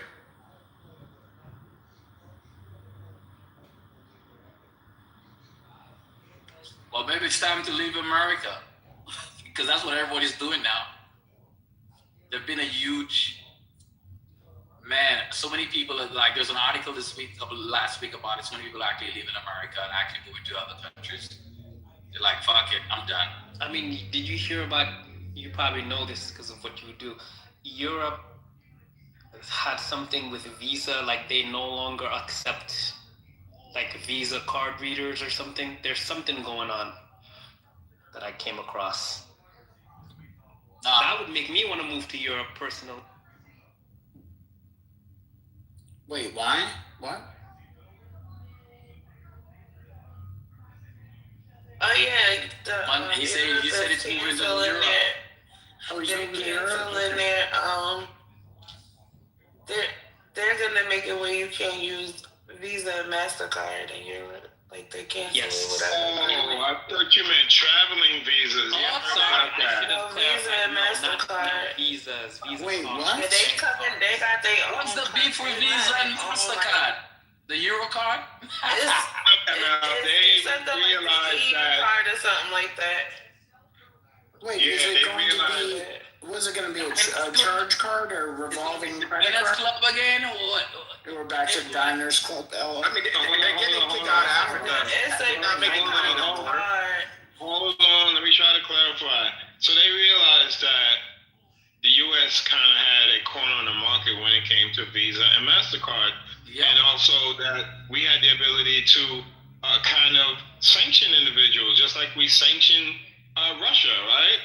We could do this to anyone in any European nation. So they went, and you have to Google it, ML, I don't know what it's called, but they started their own version of Visa/MasterCard for Europeans only. And millions and millions and millions of Europeans have run over to sign up for it. But this doesn't mean Americans can't use Visa, MasterCard in Europe, right? That's what it means. You're not going to be able to use it. No, that would be shooting themselves in the foot. That doesn't even make sense. No, because you're not going to be able to use it. Because everyone here travels, It's not, you might have to get some traveler's checks. That's how people want. We're not going back to traveler's checks. It would kill every European city that Americans travel to. That's stupid. Whoever knows the details, please speak on it. I don't have all the details. Ifani, I thought you come in. I've never heard of it. Yeah, raise your hand, Ifani. Come to the stage.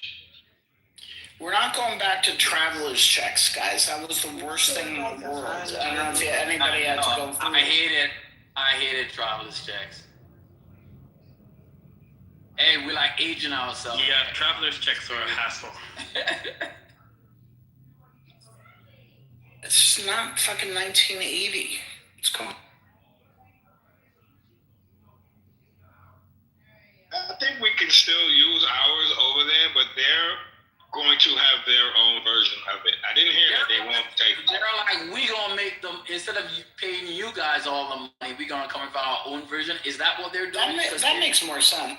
Yes, that was my understanding. Yeah. Because I mean, all those networks. I mean, all those networks in the world. True. I mean, you look about the SWIFT network. You talk about Visa, MasterCard. All those are a bunch of networks in America. Well, the SWIFT is international, but Luxembourg, I think that's where its headquarters are. And but MasterCard and Visa is one of the two richest corporations in the world, and for good reason. They have a monopoly on charge. Well, you have American Express, and I guess you still have Discovery. Is Discovery still a thing? It is. I thought they went bankrupt. It's called Discover. It's called Discover. Yeah. Who owns that? Didn't Sears own that at one time? I'm like aging myself. God, you're really aging yourself, bro. Like, I know. No, I think you're talking about the Marshall Fields card, but nobody knows about that. But hey, crazy time. Anything extra exciting happening again apart from the war? Anything else? Any tidbit news? I've been involved in other stuff. I've been trying to keep up on the news lately. I feel like that's about it. You know, since we got up today, that's what it's been all about all day. I don't even know what to talk about. Stabilization in the region. It is the last day of Black History Month today. That's not really news. Patty, what was we talking about yesterday? Man, my short term is gone. This war done took over everything. Trappers going crazy in the goo. I'm staying Who's in the going crazy in the goo? Trent? Trap. What is Trent doing? Trent, what are you doing? What Trent talking about? He said Trap ML, not Trent Trap. No, Trap. Oh, Trap. Where's Nick? Did you get a hold of Nick so he can tell us about his deployment in DC? Yeah, bro. I was trying to goddamn figure out who Instagram. But my brother said that they hit Dubai yesterday. I told y'all he's actively inside the military still. So yeah, he's inside DC, but one of his homies is in Dubai. So he got first-hand video of them hitting Dubai. Like he was sitting on one of the little resorts walking around and he seen the shit hit. My brother is actually one of these dudes that these niggas on stage be acting like they are. You feel me? Like he's in DC right now. You feel me? He just got down. He just came from the goddamn bars and the clubs and shit. Like he wear his uniform and shit. You can see his little light skin ass. Yeah, my brother one of those big dogs, man. That's what I'm telling y'all. I'm not worried because he's not worried. No, he coming. He's not worried. That's funny. Your brother's a big dog and he's not worried? Yeah, my brother a big dog, man, and he ain't worried, man. Like, that's what I'm telling y'all. So, he said I be pretending to be. That's what he said, Patty. You heard me? No, I don't Party. You know, as a big dog. Who can I send this to, though? Because I want y'all to see the same thing that I seen. I mean, I thought it was pretty interesting. Your brother's a big dog, and somebody from so your brother's a big dog. He's in the military, and somebody from Qatar or Qatar sent him a video of incoming. What's this? I'm at the PTR. No, you said Dubai. Yeah, Dubai. This was yesterday. Check this out. What would happen to you as a big dog if somebody sending you videos from overseas? Man, ain't nobody. During the lighter action. Man, ain't nobody care about all that shit, man. But your brother's a big dog, though, right? Yes, he is. He's a big dog, man. That's what I keep telling you. You mean, is he stationed in DC or is deployed to DC? Which one? Bro, he's stationed in DC. Okay, you said deployed. Why is he in the army if he's a big dog? What do you mean? Why is he in the army? Because I mean, my brother have all type of shit going on. What's your brother's rank? Nick, what's your rank? Little Bow Wow. He ain't no big dog. Yeah, Nick to get on the phone. Nick, what's your rank? He on the phone talking with my other brother. Yeah, I'm in the kitchen to nobody. They ain't no Nick. Nigga, I swear to God, my brother's on the phone. Nigga, what the hell? Both of my brothers on the phone. Is y'all crazy? Give him some grace, man. It's Trap. You know Trap's entertaining this. Why do y'all always think I be lying like y'all? Light-skinned brother. Look. He's an E3 Nick, and he works in. What you said, Nick? He's an E3. I knew he was an E3. What you said, Nick? Only a private would send some dumbass You shit can tell him like about that who? under investigation. How about that? Only a private would do some dumbass shit like that and be put under investigation. Nah, okay, so y'all see my PTR? Y'all see my PTR? What's his rank? Trap, no. Trap, what's his rank? Ask him his rank. Nick, what's your rank? E4. Oh, yeah. It is. Hey, he's a big dog. And that makes sense, doesn't it, ML? Yep. That's a real big dog. That sounds like a chihuahua. Could you imagine Yes, sir. Yes, sir. He's a yes, sir, man. He one of those. Hey, man, what were you? What were you, people ML? be on TikTok. You were E what, Make sure you ML? on TikTok. ML went on. Man, Nick, you just gotta tell these old niggas to calm down, man. Cause they ain't nothing going on. They think I was an E nothing. He said y'all boys don't got shit to worry about, nigga. This is what he telling y'all. Oh, does he?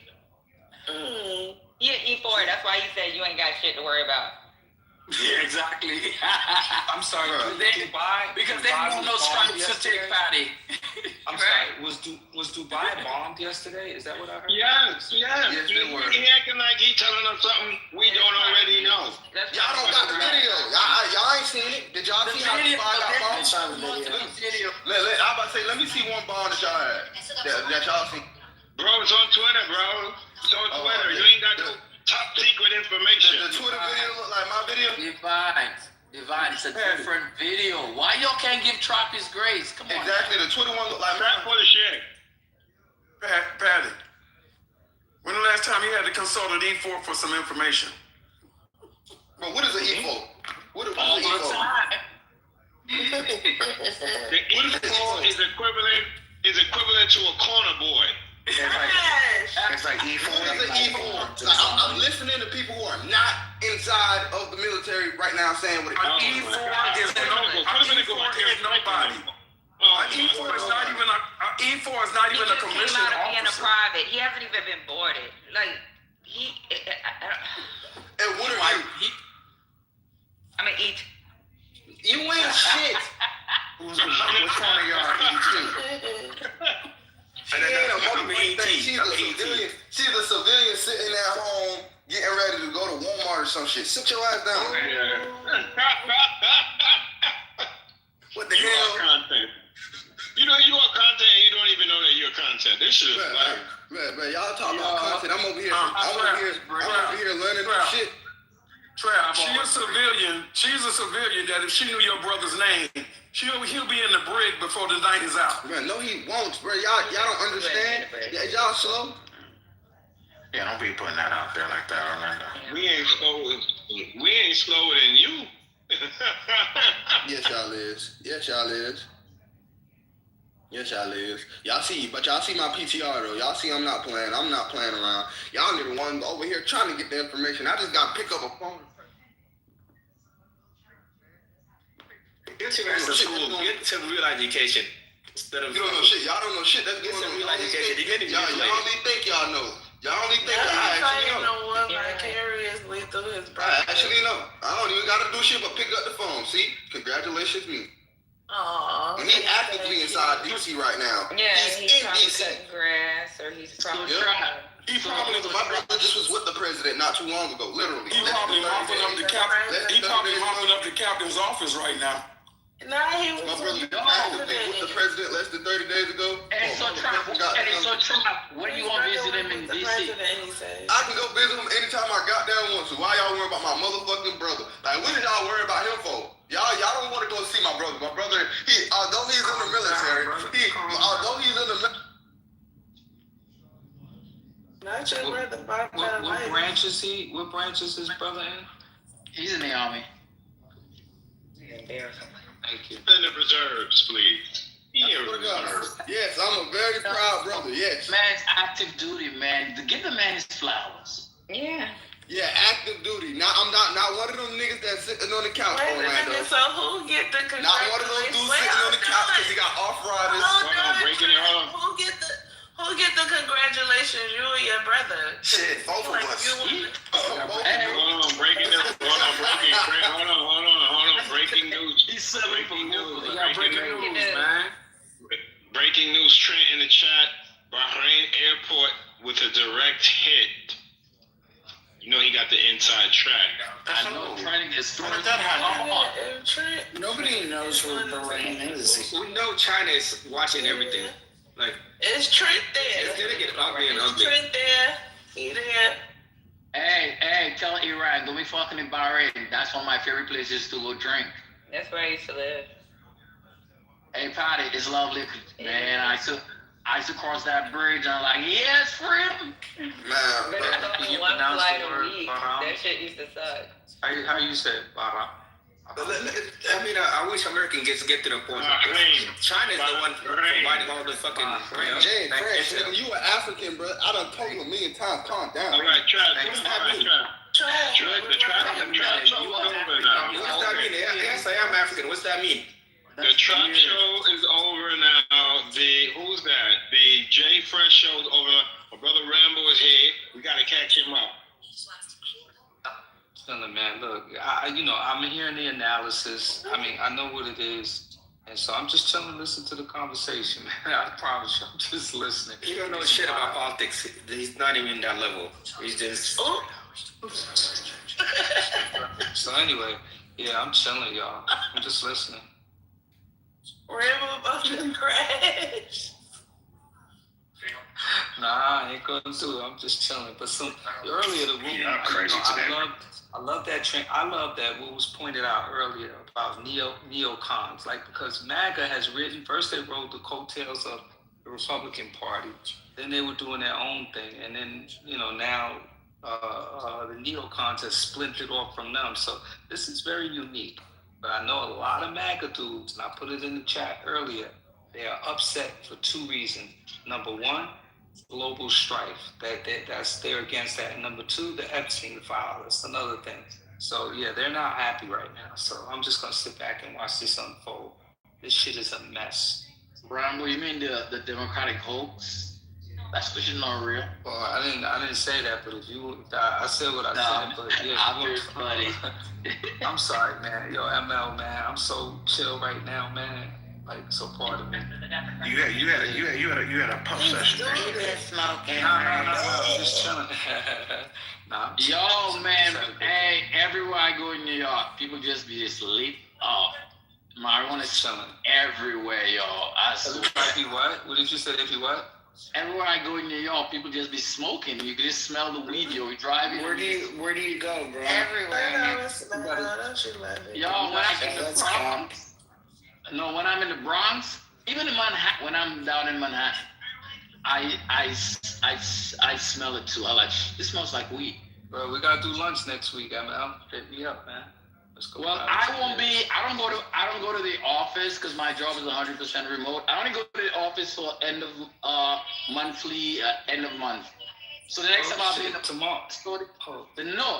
next time after the month closed, next time I'll be in the office probably around the 10th or the 11th. I need to check my schedule. Hey, my brother said unless you were E5 and above, shut the fuck up talking to him.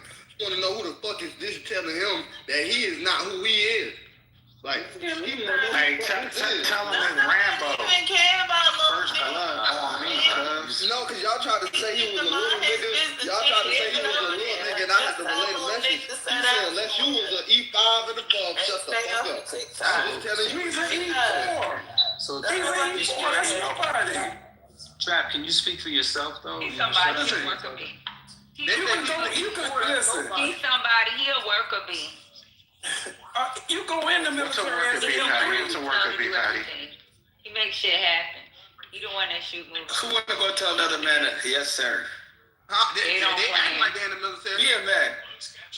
They acting like they're in the military. We want to know what you think, Trap. Like Hey, he said answer him. Are y'all in the military? Niggas don't cry. There's too much technology now for you to go tell another man. Yes, All sir. y'all in the military. Tell him to come to the phone.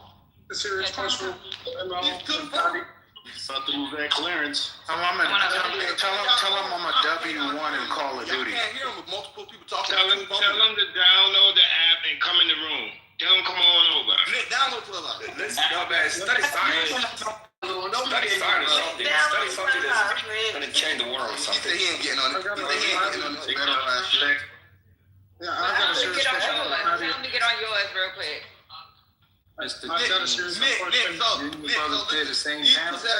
got to be 5 and above to say that they're anything, right? Can I ask ML and Patty a serious question? Yeah. Please. ML and Patty. Patty, it's good to see you, sweetheart. Hey, man.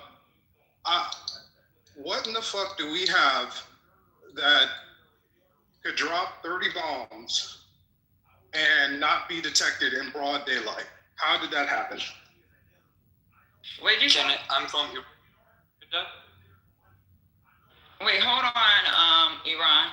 What did you say? What do we have in our arsenal that dropped 30 bombs on the presidential or the Ayatollah's compound in broad daylight and wasn't able to be detected? How could they fly that far and those people not be able to get out? The new kamikaze drones. How far do you think Iran is from? I think they're sitting ducks, you know. I don't even think it's worth it. I mean, they went for the fake out. I'm asking the military people. I'm military people. Okay, Serious question. before they answer, I knew the game, man. Remember they had them over here? No. Let the military people answer. I'm not answering that question. I'm gonna let the military people. But what I'm saying is, they had everyone thinking everything was gonna be cool. You know, their reps are here, we're working it out, and they fell for that shit. I did not. I said it. Seriously, for that. I'm asking the military people a serious I know. question. We're waiting for them to respond. Yeah. In the meantime, they will respond, brother. I'm just doing filler, Trent. Relax. Yeah, but I'm just asking real quick. Like, how in the world did, in broad daylight, we have something that they couldn't detect? I mean, what the fuck is that? And what was that orb last night, ML, that was in the air? Okay, so see the silence that you're getting? That's why I was talking, because if anyone had begun to respond to you, I just would have let them speak. So that's why I was doing some filler. So it makes sense now, Trent? All right. Yo, you crazy right now, man. I'm just saying, like, sheesh. Yeah, Trey, you know, you hear that silence, you hear that little gap in the conversation. Yeah, that's all. We always listen to people who are subject matter experts in this room. We shut the fuck up when somebody is doing what they do. Nobody's gotten off the mic and done that. So I'm curious too. How they get in? How were they that asleep? Do you want to let them answer? You can let them answer. It's okay. If they want it, it's kind of a weird question, but that's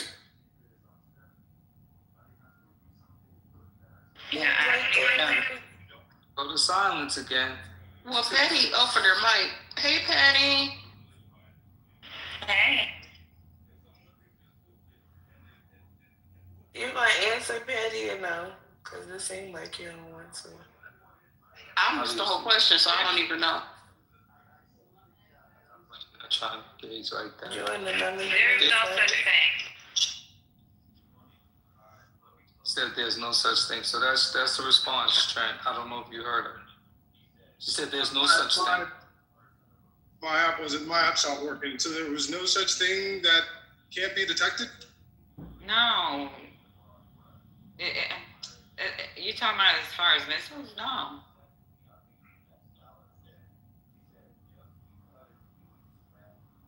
You can fly them low. Like sometimes, like the ones that come to the fobs and we don't detect them, that's because of they flew low. There's no such thing. They give out heat signatures. Yeah, again, this is our technology. I'm not talking about what I Yeah, I'm talking about our technology too. There's nothing. What was that orb that was in? Do you have any idea what that orb was in the sky last night? Was that a drone or something? In what sky? Where? There was an orb over Tehran last night. What was that? Oh, you talking about the UFO? Yeah, it was a UFO. You ain't hear about the UFO? Come on. Come on, man. They don't want to get into it. Come on, Trent. Yeah, we don't want to talk about the UFO. Yeah, we obviously have some technology that is. Well, you now got some scholars on the stage, Trent, so they gonna help you. Nope. Hi, everybody. Hey, Victor. Hi, thanks a lot. I accept me to speak with you. I'm born in Iran and I live in Washington. And I just want to say thank you, lots of thanks. You support the Iran, but do you support also Iranian people or not? This is my question I just want to ask. Do you support Iranian people? I'm happy. Do Iranian people support black people? Of course, down of the Iran, Abadan, Bandar, Abbas, all they are black. Victor, are there black people in Iran? Glad this thing is being transcribed because I do not understand what. We have many black people in Iran, but it's not means they just come from another country. We have black people. The weather, how the was in down Iran. Iran is not really a small country. We have different with the blue eyes. Yeah, but I'm asking, do they support the black people? Yeah, we have many black people. Even in another town, when they go, or they are with the blue eyes, when they see first, they don't know from which country they come, but when they talk same language, they understand, oh, you're from same country. You say, yeah, many things we have. Don't think when we see some black people, I have. Because there is not anything about the color of your skin, anything. We are all the human and we talking. I just want to talk about the... Victor, is that you in the picture though? Is that you? Yes, I am. Oh, okay, right on. Yeah, I am. So, I just want to say, because of, I don't know who joined me in the group, but war with Iran, it means, do you support Iranian people, or you look at the political view to the Iran? I like to hear your answer. Do you support Iran as a support Iranian people, or you support Iranian leader? This is important for me. I just want to hear what you're talking about the Iran. Thank you.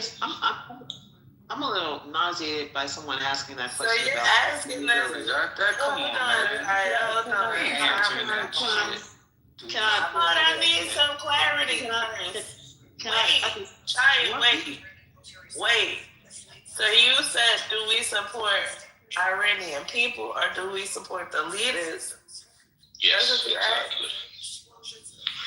Yes, please. I don't really know, to be honest. Personally, me, I hope for the best for all of the people around the world that I'm black. Come on. Again, I'm black too. I'm black too. Because you're black, you're different. We are all the same. No. I see. Black America. That's right. All lives matter. That's the conversation. Brother. My father is black. My mother is white. Oh my what? Wait a minute now. So where did Gonzalez come from? Hey. Looking at your name, and I'm like, I'm Gonzalez? from Iran. That's not a Farsi name. That's Yes, I'm from Iran. And I'm originally from Israel. Yes, the plot thickens, y'all. Oh, okay. Shalom Aleichem. Shalom. I'm Black American, and I don't have. It's my father many years. Salam alaikum.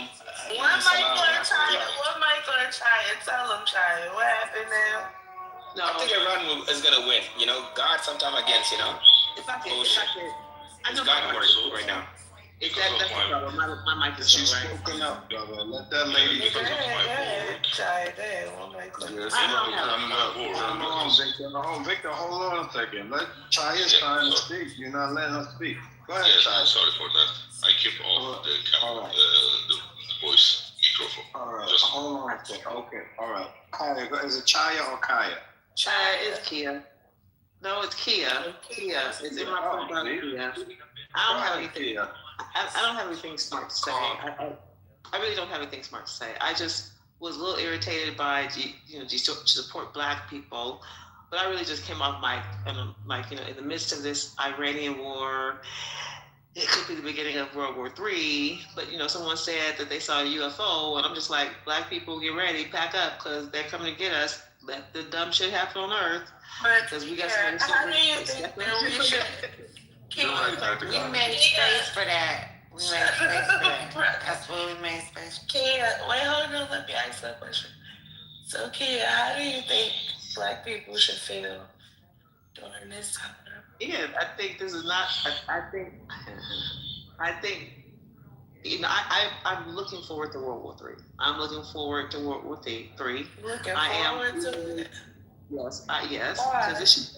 Because this shit's got to end at some point. Most black people are waiting for Jesus to come back, and this is a good time for him to come back. Jesus coming back. And he's coming back. You got a lot of black people waiting, just sitting around waiting, not doing anything, not participating in the protests, not trying to start a revolution. doing nothing but waiting for Jesus to come back. And this is a prime time Jesus to come back. I know about 10 people sitting on the sofa right now. They haven't moved in a year. Go ahead. If info is showing that's Jesus come back, and that might be a good sign or a bad sign. That's my point. That's right. That's right. Yeah, they sit on the couch. They don't move. They just been waiting. Do shit. Just wait. Who been waiting, brother? What? The black people she was talking about, yeah. Even though this is a government with white folks. I dream to have one black wife. Just like yeah, that's right. Yeah, it's the black folk who not doing shit. Mm-hmm. No, but I'm trying to think because that's how we got here. That's how we got here. No, we got here because they've been waiting on Jesus. No, sitting on some. Victor asked us, black people, do we support the Iranian people or the leaders? Us black people. So I want to know, do y'all black people support the Iranians or the leaders? Yes. Which one? Yes. Brother, one mic on you, brother. Sorry, can I tell? Let Victor, the African American Iranian, speak. Right. Born in Israel, hangs out in the Bulgarian clubhouse. Right, our next version of I can talk Bulgarian language also, if anybody wants to talk. What's your first language, Victor? You are from Bulgaria, or you can talk Bulgarian? I can talk Bulgarian. Ama аз не знам много добре български език. I know Turkish, Azerbaijan, Farsi, Arabic. Yeah, multilingual. Yeah, because of my work. I was in army. That's why, because of my work, we need to learn before the move us. Well, where did you get the name Victor Gonzalez from? Are you trolling us? That's the question. I lift things up and I put them down. Gonzalez is from the... Shut up. Let him answer. He is a troll. He got zero Gonzalez come from Spain and down our country from Mexico. Wait, so you was a worldly nigga in Mexico. What is happening? Wait. It's not making sense.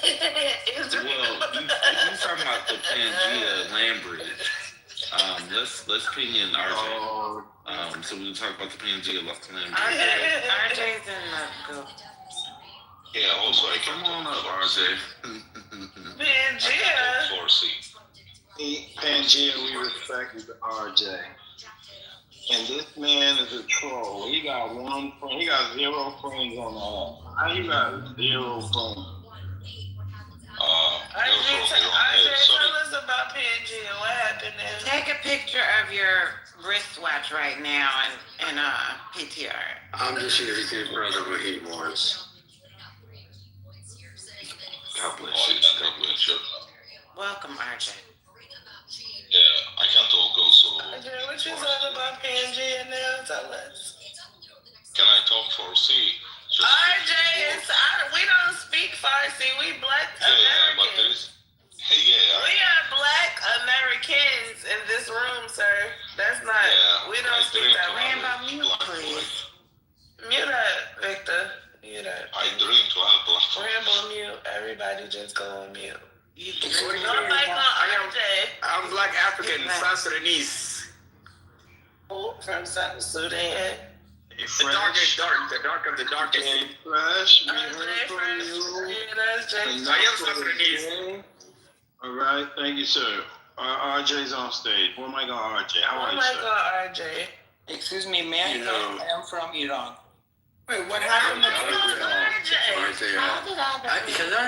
Can I give a shout out to the VPN in Tehran, because all the Iranians are able to get on here despite what's going on, and that VPN is doing great work. Other than that, I'm just here because Brother Messi knows that certain things give me a trigger, and I'm here to give him what he wants. He's looking for me to crash out on him one day. I'm a step closer. I know you have to say. For real, I'm tired of bullying. I'm tired of bullying. But You still ain't tell us about Pangea. That was the whole point. I mean, really, this is a great brother scholar, activist, concrete, who often talks about Pangea. I was just wondering, the man said he was from Israel and from Iran, but when he said his country, and you go straight down, you go to Mexico. I figured there was no worldly, man. He was a worldly. possible way. I thought maybe the configuration of Pangea at one point might have commingled spaces that made it possible for him to be in Iran and then move to the south, to Mexico. Thank you. I figured RJ could help us with the scholarship. My Pangean security chief in the GU has told me not to speak on these matters, so I'm very sorry. I'm gonna have to be quiet unless I get permission. No, don't shut him down. RJ, Victor's back on stage. Let's have a conversation. Excuse me, reason moderator. Can I speak? Can I talk or not? Charlie, you've been up here this whole time, and now you went. What are you gonna tell us? Yeah, let Teddy go. Go ahead, Teddy. What would you like to say? Okay. I want to confirm that Victor said some things about the black and white. It's easy. You have ChatGPT and Google. You can go search about our history and culture. Where do you live? We have documents, formal documents from 2,500 years. Teddy, where do you live? Where do you live, Teddy? Every color, every religion is respect for Iranian people. And we have a different area in Iran with a different color. We really don't think about this. Maybe in America you say the black and white and some things. Really, it's out of our culture. What are you saying? Now let's wake it up now. It's a joke for us. For Iranian people, it's really joke. Where do you live, Teddy? Where do you live? So wait a minute. I live in Europe. I live in Europe, but I'm Iranian. I can speak Farsi with Victor. You are asking him, do you speak Farsi? And you are asking many questions from the Victor. Do you know why? Real questions now. Do you know why we do that? Do you know why we do that, Teddy? Because a lot of people come in here, dozens and dozens, every time there's an Iranian room open. And they do the same thing that y'all do. So that's why we're asking questions. Some people are lying, some are not. So it's just trying to figure out who's real, who's not. That's all. Sorry, no.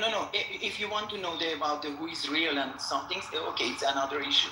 But right now, I saw many clubs in the clubhouse that they are speaking about the war.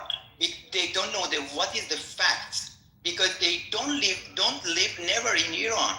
We know what is happening. Now, we have two issues. We have two different issues. One is the Iranian people. One is another one. It's the supreme leader of the Iran and the terrorist groups that they make the very problems in the world. And now we are happy and want to say thank you so much, Mr. President Trump. Yes. And the TV is they trolling. I know you fucking trolling now for real. One friend. You know what? It's kind of crazy because we hear all these people from Iran coming here and talk, and nobody talks about what they're facing on the ground. Nobody talks about the water bankruptcy that they're going to and the shortages that they have, and the fact that people don't have food to eat. The fact that their currency is literally worthless. Like, you can't buy anything with it. It takes millions to capture anything.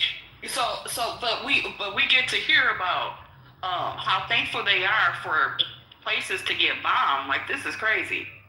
Yeah, because they just killed 15,000 Iranians in January. 50,000 Iranian civilians were killed. Oh my God. Army, here comes Timu Norm. Go ahead. Here we go. They were getting manipulated by United States. United States doing all this shit on purpose. Wait a minute. It's U.S. doing this shit. I'm confused. I'm so confused right now. I mean, because it's the game.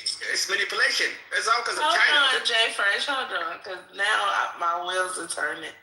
So you mean to tell me all day that it's been Iranians in here talking about they thankful for President Trump. How does that even make any sense? They would never tell you the truth. Y'all trolling. Y'all need Why is it hard to believe that people don't like the Iranian regime? It's been very repressive. I mean, why do you think that why is that so hard to compute? They literally have bigger fish to fry. They don't have clean drinking water. They don't have food to eat. In the history of that can be fixed, but like a repressive regime. Iran is diverse. Why would they sell their own people? Everything they've been feeding you is lie. Mute out, Fresh. Why would they be celebrating their own people being killed? Like today and all day. Same thing with Gaddafi. Give an extreme example. Same thing with Iran. Something they just lie to you and then destruct. America is there to distrust. Jay Fresh, we're not asking you. Jay Fresh, you in America. Mute up. What? Who's that? Can I talk also? I apologize. Thank you, President Trump. Thank you, Benjamin Netanyahu. We are happy. We are dancing. Iranian people are dancing on the street. You can open the TV and see. Teddy, we hate the fucking guy. We hate the fucking guy. So stop with that fucking nonsense. No, he Trump. Yes. Didn't the little girls get killed today? Why would he be talking about Oh man, here we go with this shit again. Yeah, the Ayatollah got killed. That there's a lot of disinformation coming out of Iran. They're gonna blame.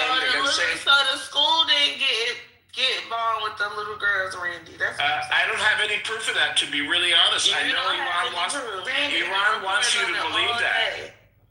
Everybody has been reporting on it all day. You don't got proof. Okay. Now that the Hard to prove a negative. Ayatollah has supposedly been killed, what's going to happen?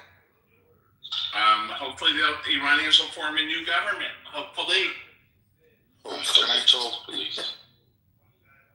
You know, I mean, it was impossible to form a new government. All right, there's something new. One mic on Victor. Hold on, Maz, MAZ. Maz, ready to speak. Hello? Thanks. Hey, guys. Thank you.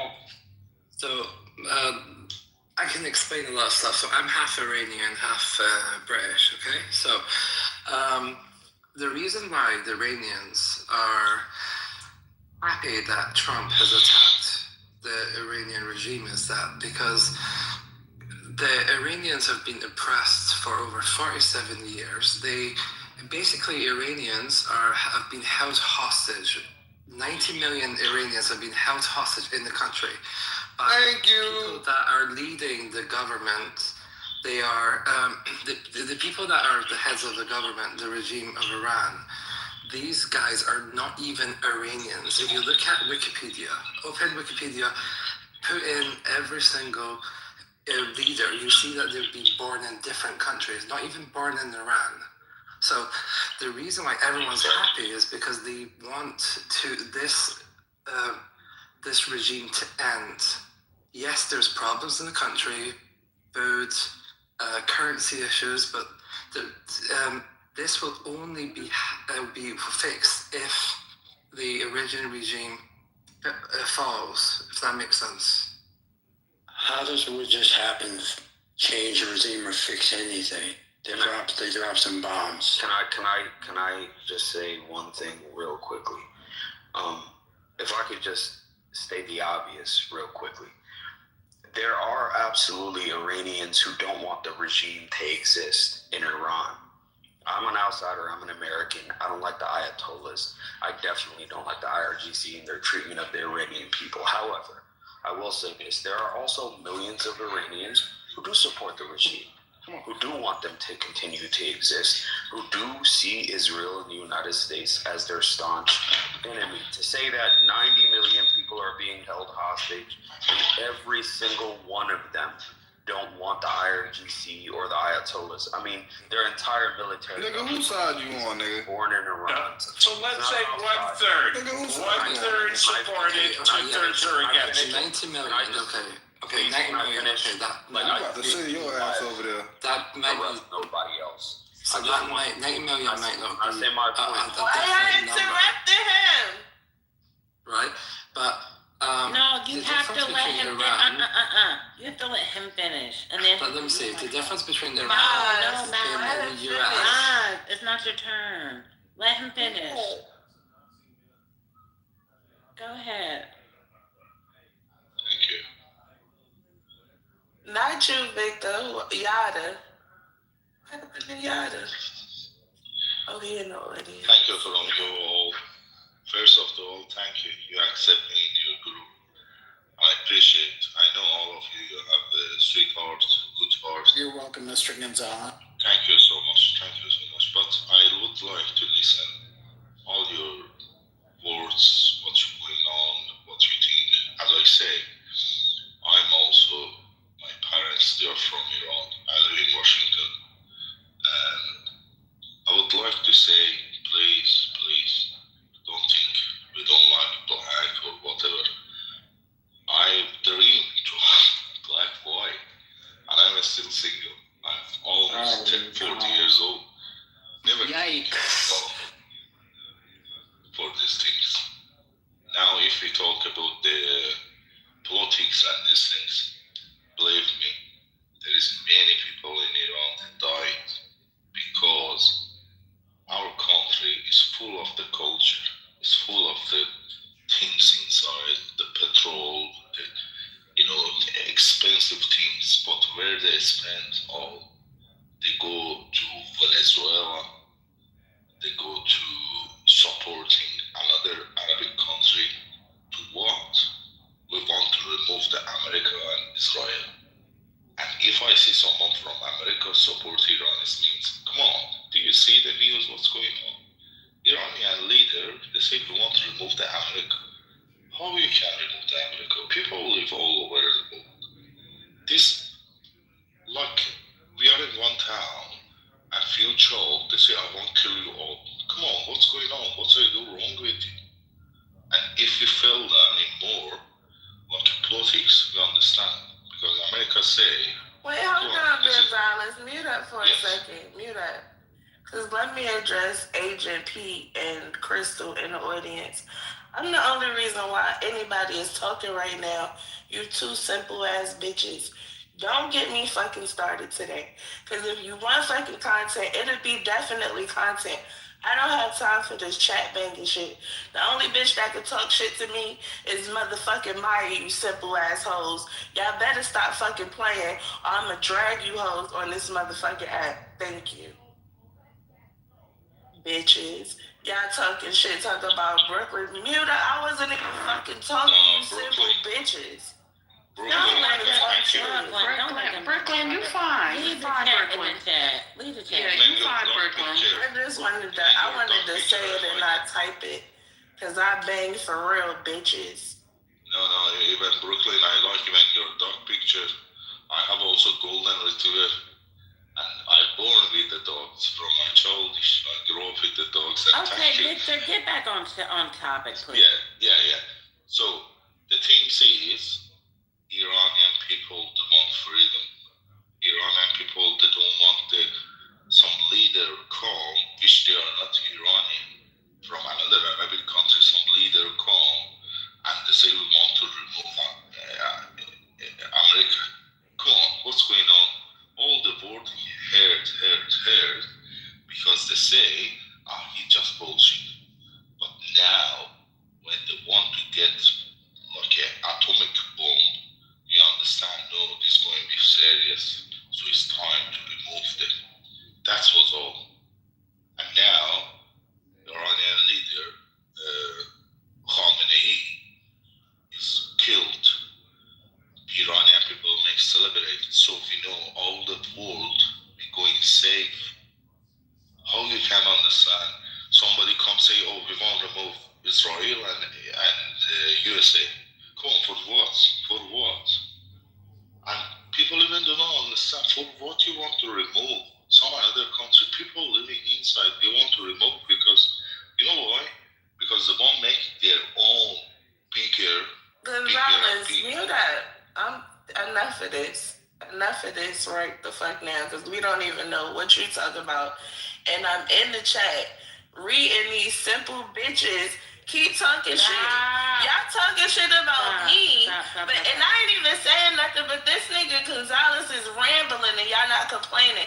Y'all really want some shit, and y'all gonna get it tonight because I got the fuck the time. Okay.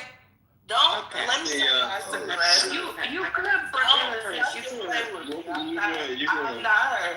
Okay. I want to hear full respect for you. Okay. One second. Want to welcome the movie to the stage. Welcome Anthony to the stage. I see that Christopher. Well, welcome to the stage. Yeah, that's me. What's going on?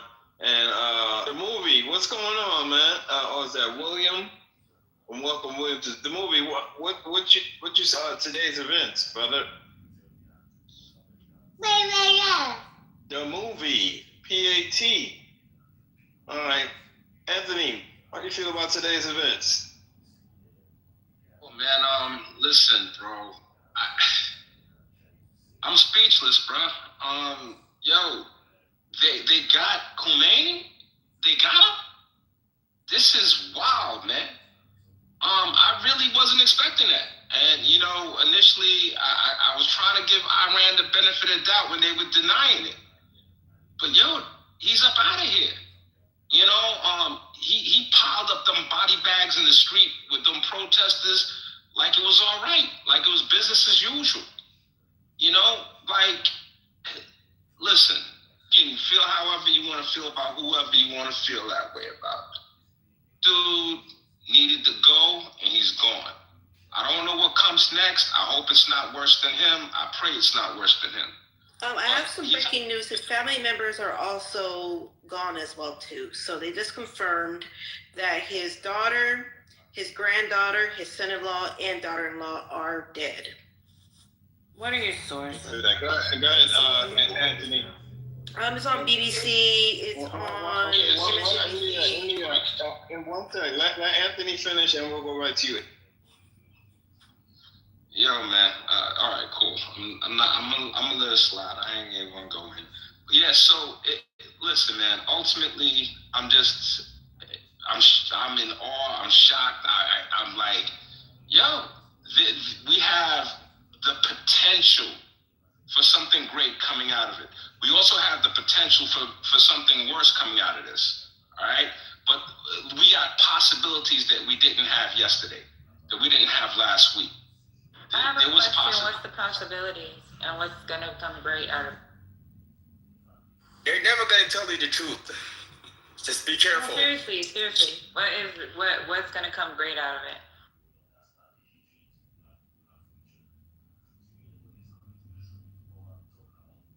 Well, the leading opposition. Girl, you don't know. I'm not gonna answer. She might take Hold on, that was for Anthony. He's not gonna answer. Oh. Trent, are you there? Oh my God. Hey, what's up? So, Trent, you said that this is, I want to quote you, probably the greatest. Wait, is RJ on stage? Oh, perfect. Yes, damn it. Okay, perfect. This is what Trent said. It is probably the greatest military feat in history. Yeah, it probably is. That's right on Trent. There's no way I believe Trent said that. One second. Trent, okay. So, D-Day, Stalingrad. Context. No. Can you hear me? Context? This is what you wrote. You said it is probably the greatest military feat in history. Hannibal. So if I can, I'll clarify. I'm walking the dog out, and I was typing. Greatest military strike, single day strike. I mean, the planning and what they've done. It is pretty incredible. I have to agree with Anthony on that. This is a display of no. What makes it greater? Stop. You said it's the greatest You said that the context here that you gave was history. That's the context, history. And you said military. Single day. I should have said. I should have said strike. But I would call it in a 12-hour period, to essentially eliminate the number 15 army or 16 army in the world in less than a 24-hour period. It doesn't tell me anything. Well, what do you mean? What doesn't it tell you? What are you talking about? Because one, I don't know where you guys get these rankings from. But two, I don't know if the Army's been eliminated. You keep saying the Army's been eliminated. So the heads of the Army. So when you've eliminated the defense minister, the leader of the country, and the leader of the Army, plus all the installations that have been hit militarily. This is militarily beyond what happened in Venezuela. Even beyond what happened in 2003 with shock and awe. This is right now. This is a pretty incredible 12-hour period. I'm just with Anthony on that. You can't, in the middle of the day, to have a strike in the morning that was that successful is quite incredible. The military power capability of the United States. But what makes it a great feat? I mean, I think it was what they call them, Buster Bunkers or something. I can't remember the name of the thing. They found the guy was in there and they dropped bombs on him. I can't understand. Are the Iranians still firing at other countries, or they stopped? I don't know. They are still firing. Here's what I'll say. At 9 a.m. or whatever local time, I think it was 9 a.m. local time in Tehran, in the capital city of one of the most formidable, it's top 20. Iran is definitely top 20 military. That doesn't tell me anything, because the gap. Let me tell you why. Let me tell you why it doesn't tell us anything. Because the gap between the number 1 team and the number 20 team doesn't tell me anything, right? So you could be a number 20, but if 8 through the rest are ass, that doesn't tell me anything. I would concur. Number 20. So 1 second. So like, what's number 18? No, but like, what's 18? So we just need that. We need context for. You're just giving us rankings off the internet. That doesn't tell me anything. Man, fuck all that shit. Let's go USA, man. That's what I keep telling these niggas. Shut up, Trap. Let's go.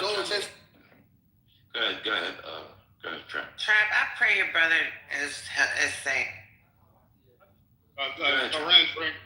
Iran's ranked number 16, and just in the middle of the day. But I'm at 1 second.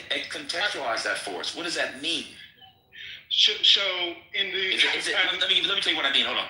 Does it mean like the number of people in does it mean the number of people in the military? Does it mean how much they spend per GDP? Does it mean, you know what I'm saying? Like, just what this number 16? Oh, what is the 16 ranking? You just tell us number 16. We don't know what it means. Yeah, I'm with you. I think this is the amount, their total military power ranking. How many people they have, missiles, Air Force, Navy, everything in context. I'm not sure how they put the entire ranking together, but it's not like Iran is. They're not a small time military. It's not like Venezuela, who is number 4. Okay, that's a huge difference. I understand that, but you watch football. Yeah. There's a big difference between the number 1, number 2 teams and the number 16. So yes. I don't expect number 16. A number 16 team. If you could what? We're trying to get context. Yeah, I'm trying to get it was the greatest military feat in history, and now you're changing it to single strike in a single day. You know what? I retract my. We'll just meet up. I'll retract my question. I'll retract my question because it was my question to you.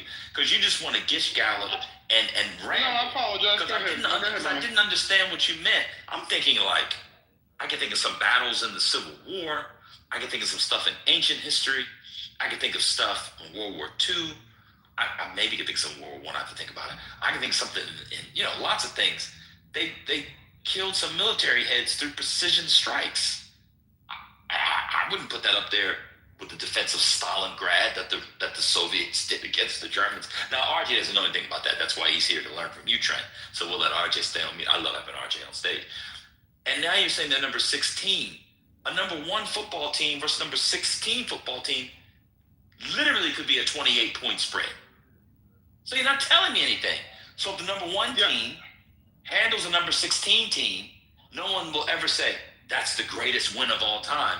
So that's why I was trying to get the context. But I retract. Crazy. No, I retract it. Let them go back to there. No, Okay, I well, retract we it. can go Walk back. it off. Sure. Yeah, okay. All right, thanks, buddy. Yeah, thank you. You too, buddy. Strangest crap ever. I don't blame that man for retracting his statement or whatever the hell. America shouldn't find itself in needless wars. We continue to find ourselves in needless wars. And Donald Trump was supposed to be the man to get us out of wars. Instead, we continue to be in them all over, you know, in Mexico, other places. We're bombing boats and all this other stuff. This is not what America should be doing, and I just don't think that this is appropriate. We're not doing this with Congress. I mean, what is this? And there has to be answers. There has to be heavy answers. And Iran, you know, because of that, I hope that we're not put into another 10-year war, whatever, whether Democrat or Republican. But for the Republicans right now, this looks really awful. It's just not put together right. You know, yes, people got killed and all that other kind of stuff, but it's really, really bad. You know what I mean? Yeah. It just doesn't make sense. And we don't have That's right. we don't have the money. We don't have the money. And the people who eat this stuff is the taxpayers that have to continue to crank out hundreds of billions of dollars to feed wars and whatever else that just doesn't make sense. And if Republicans are with this kind of stuff, that throws our country into just heavy debt. It just doesn't make sense. The military, it has the biggest budget in this country. That, man, ladies and gentlemen, is where your money going. You want to know where your taxes going? Slice that pie down, and then you start to find out, man, my god doggone taxes is going to this crap. And we don't need to keep fighting and keep doing stuff if we don't have to. It makes no sense. Ooh, I'm sorry. Repeat that again, sir. Come again. You're kind of you're repeating yourself a little bit. Sir, I just think that it's a needless situation for us to be in. We don't have to. So yeah, I feel you, brother. Okay. So maybe RJ, you can help me, or anybody else who knows. Military history is not my thing, but I don't know what would the equivalent be in Carthage. So now we have planes and rigs. Like, I don't even know how you would make. How does one make that comparison? Like they had a bunch of swords, or during the War of the Roses, some broadswords and epées, and the Yorks descended on the Lancasters and killed Henry VI. And that, like, what would the equivalent? I don't even understand. RJ, can you help me? Like, what does that mean? And the other thing is, I heard CEO do it today. Where do military rankings come from? I've never heard adults who read. I've never heard adults who read get military rankings. I've never even heard of this before. What does that mean? I thought the Associated Press was back in business somewhere. I was going to go to the. Yeah, I was like, is there a committee, like for the BCS, like a committee to see who gets in the play? Like, they're ranking military. Hey, like, it's number 16. Well, I mean, I forget how many countries are in the world, but like a good 80 of them don't have militaries at all. That doesn't tell me anything. It's very strange. I don't know. But what would the pre-modern equivalent be? How do you even compare our technology today to 200 AD, what the Romans would do? I don't know. It's very, very strange. I don't know how people get it. Military strength index by country. Yeah, it's rankings. It doesn't tell me anything. It doesn't tell me anything. No one thinks the number 16 country team in the country is going to win the championship. There's still 16. Do you know how relative measure works? You don't. Yeah. So he thinks it can be defeated in a day. I think that's what. It's not defeated. That's a bloody. I mean, no. People lost their entire. Okay, go ahead. I agree with you that individuals are dead, but it hasn't defeated the military. Did the military surrender? They're not surrendered yet. The military has not surrendered in a day, buddy. Fella. Yeah, but so. go. They have lost their defense minister, their leader, the leader of their army, and the leader of their country in one single strike that they couldn't detect in broad daylight. Well, I don't know if they couldn't detect it. That's fucking amazing. What do you mean they couldn't detect it in broad daylight? What do you mean they couldn't detect it? They couldn't get to the They couldn't get to the compound. They couldn't get escape. He was in the compound. Oh, so you don't even know the story. No. I know he was in the compound, but they couldn't get to where they would be safe. And that there was nowhere to be safe. Obviously not. And that's the incredible part of the power. This is where $60 billion of taxes go to. I'm just creating shit like this. I mean, you know what's so phony? You know what's so phony about you? You know what's so phony about you? What's phony about me? I'm gonna tell you, you spend too much money on military.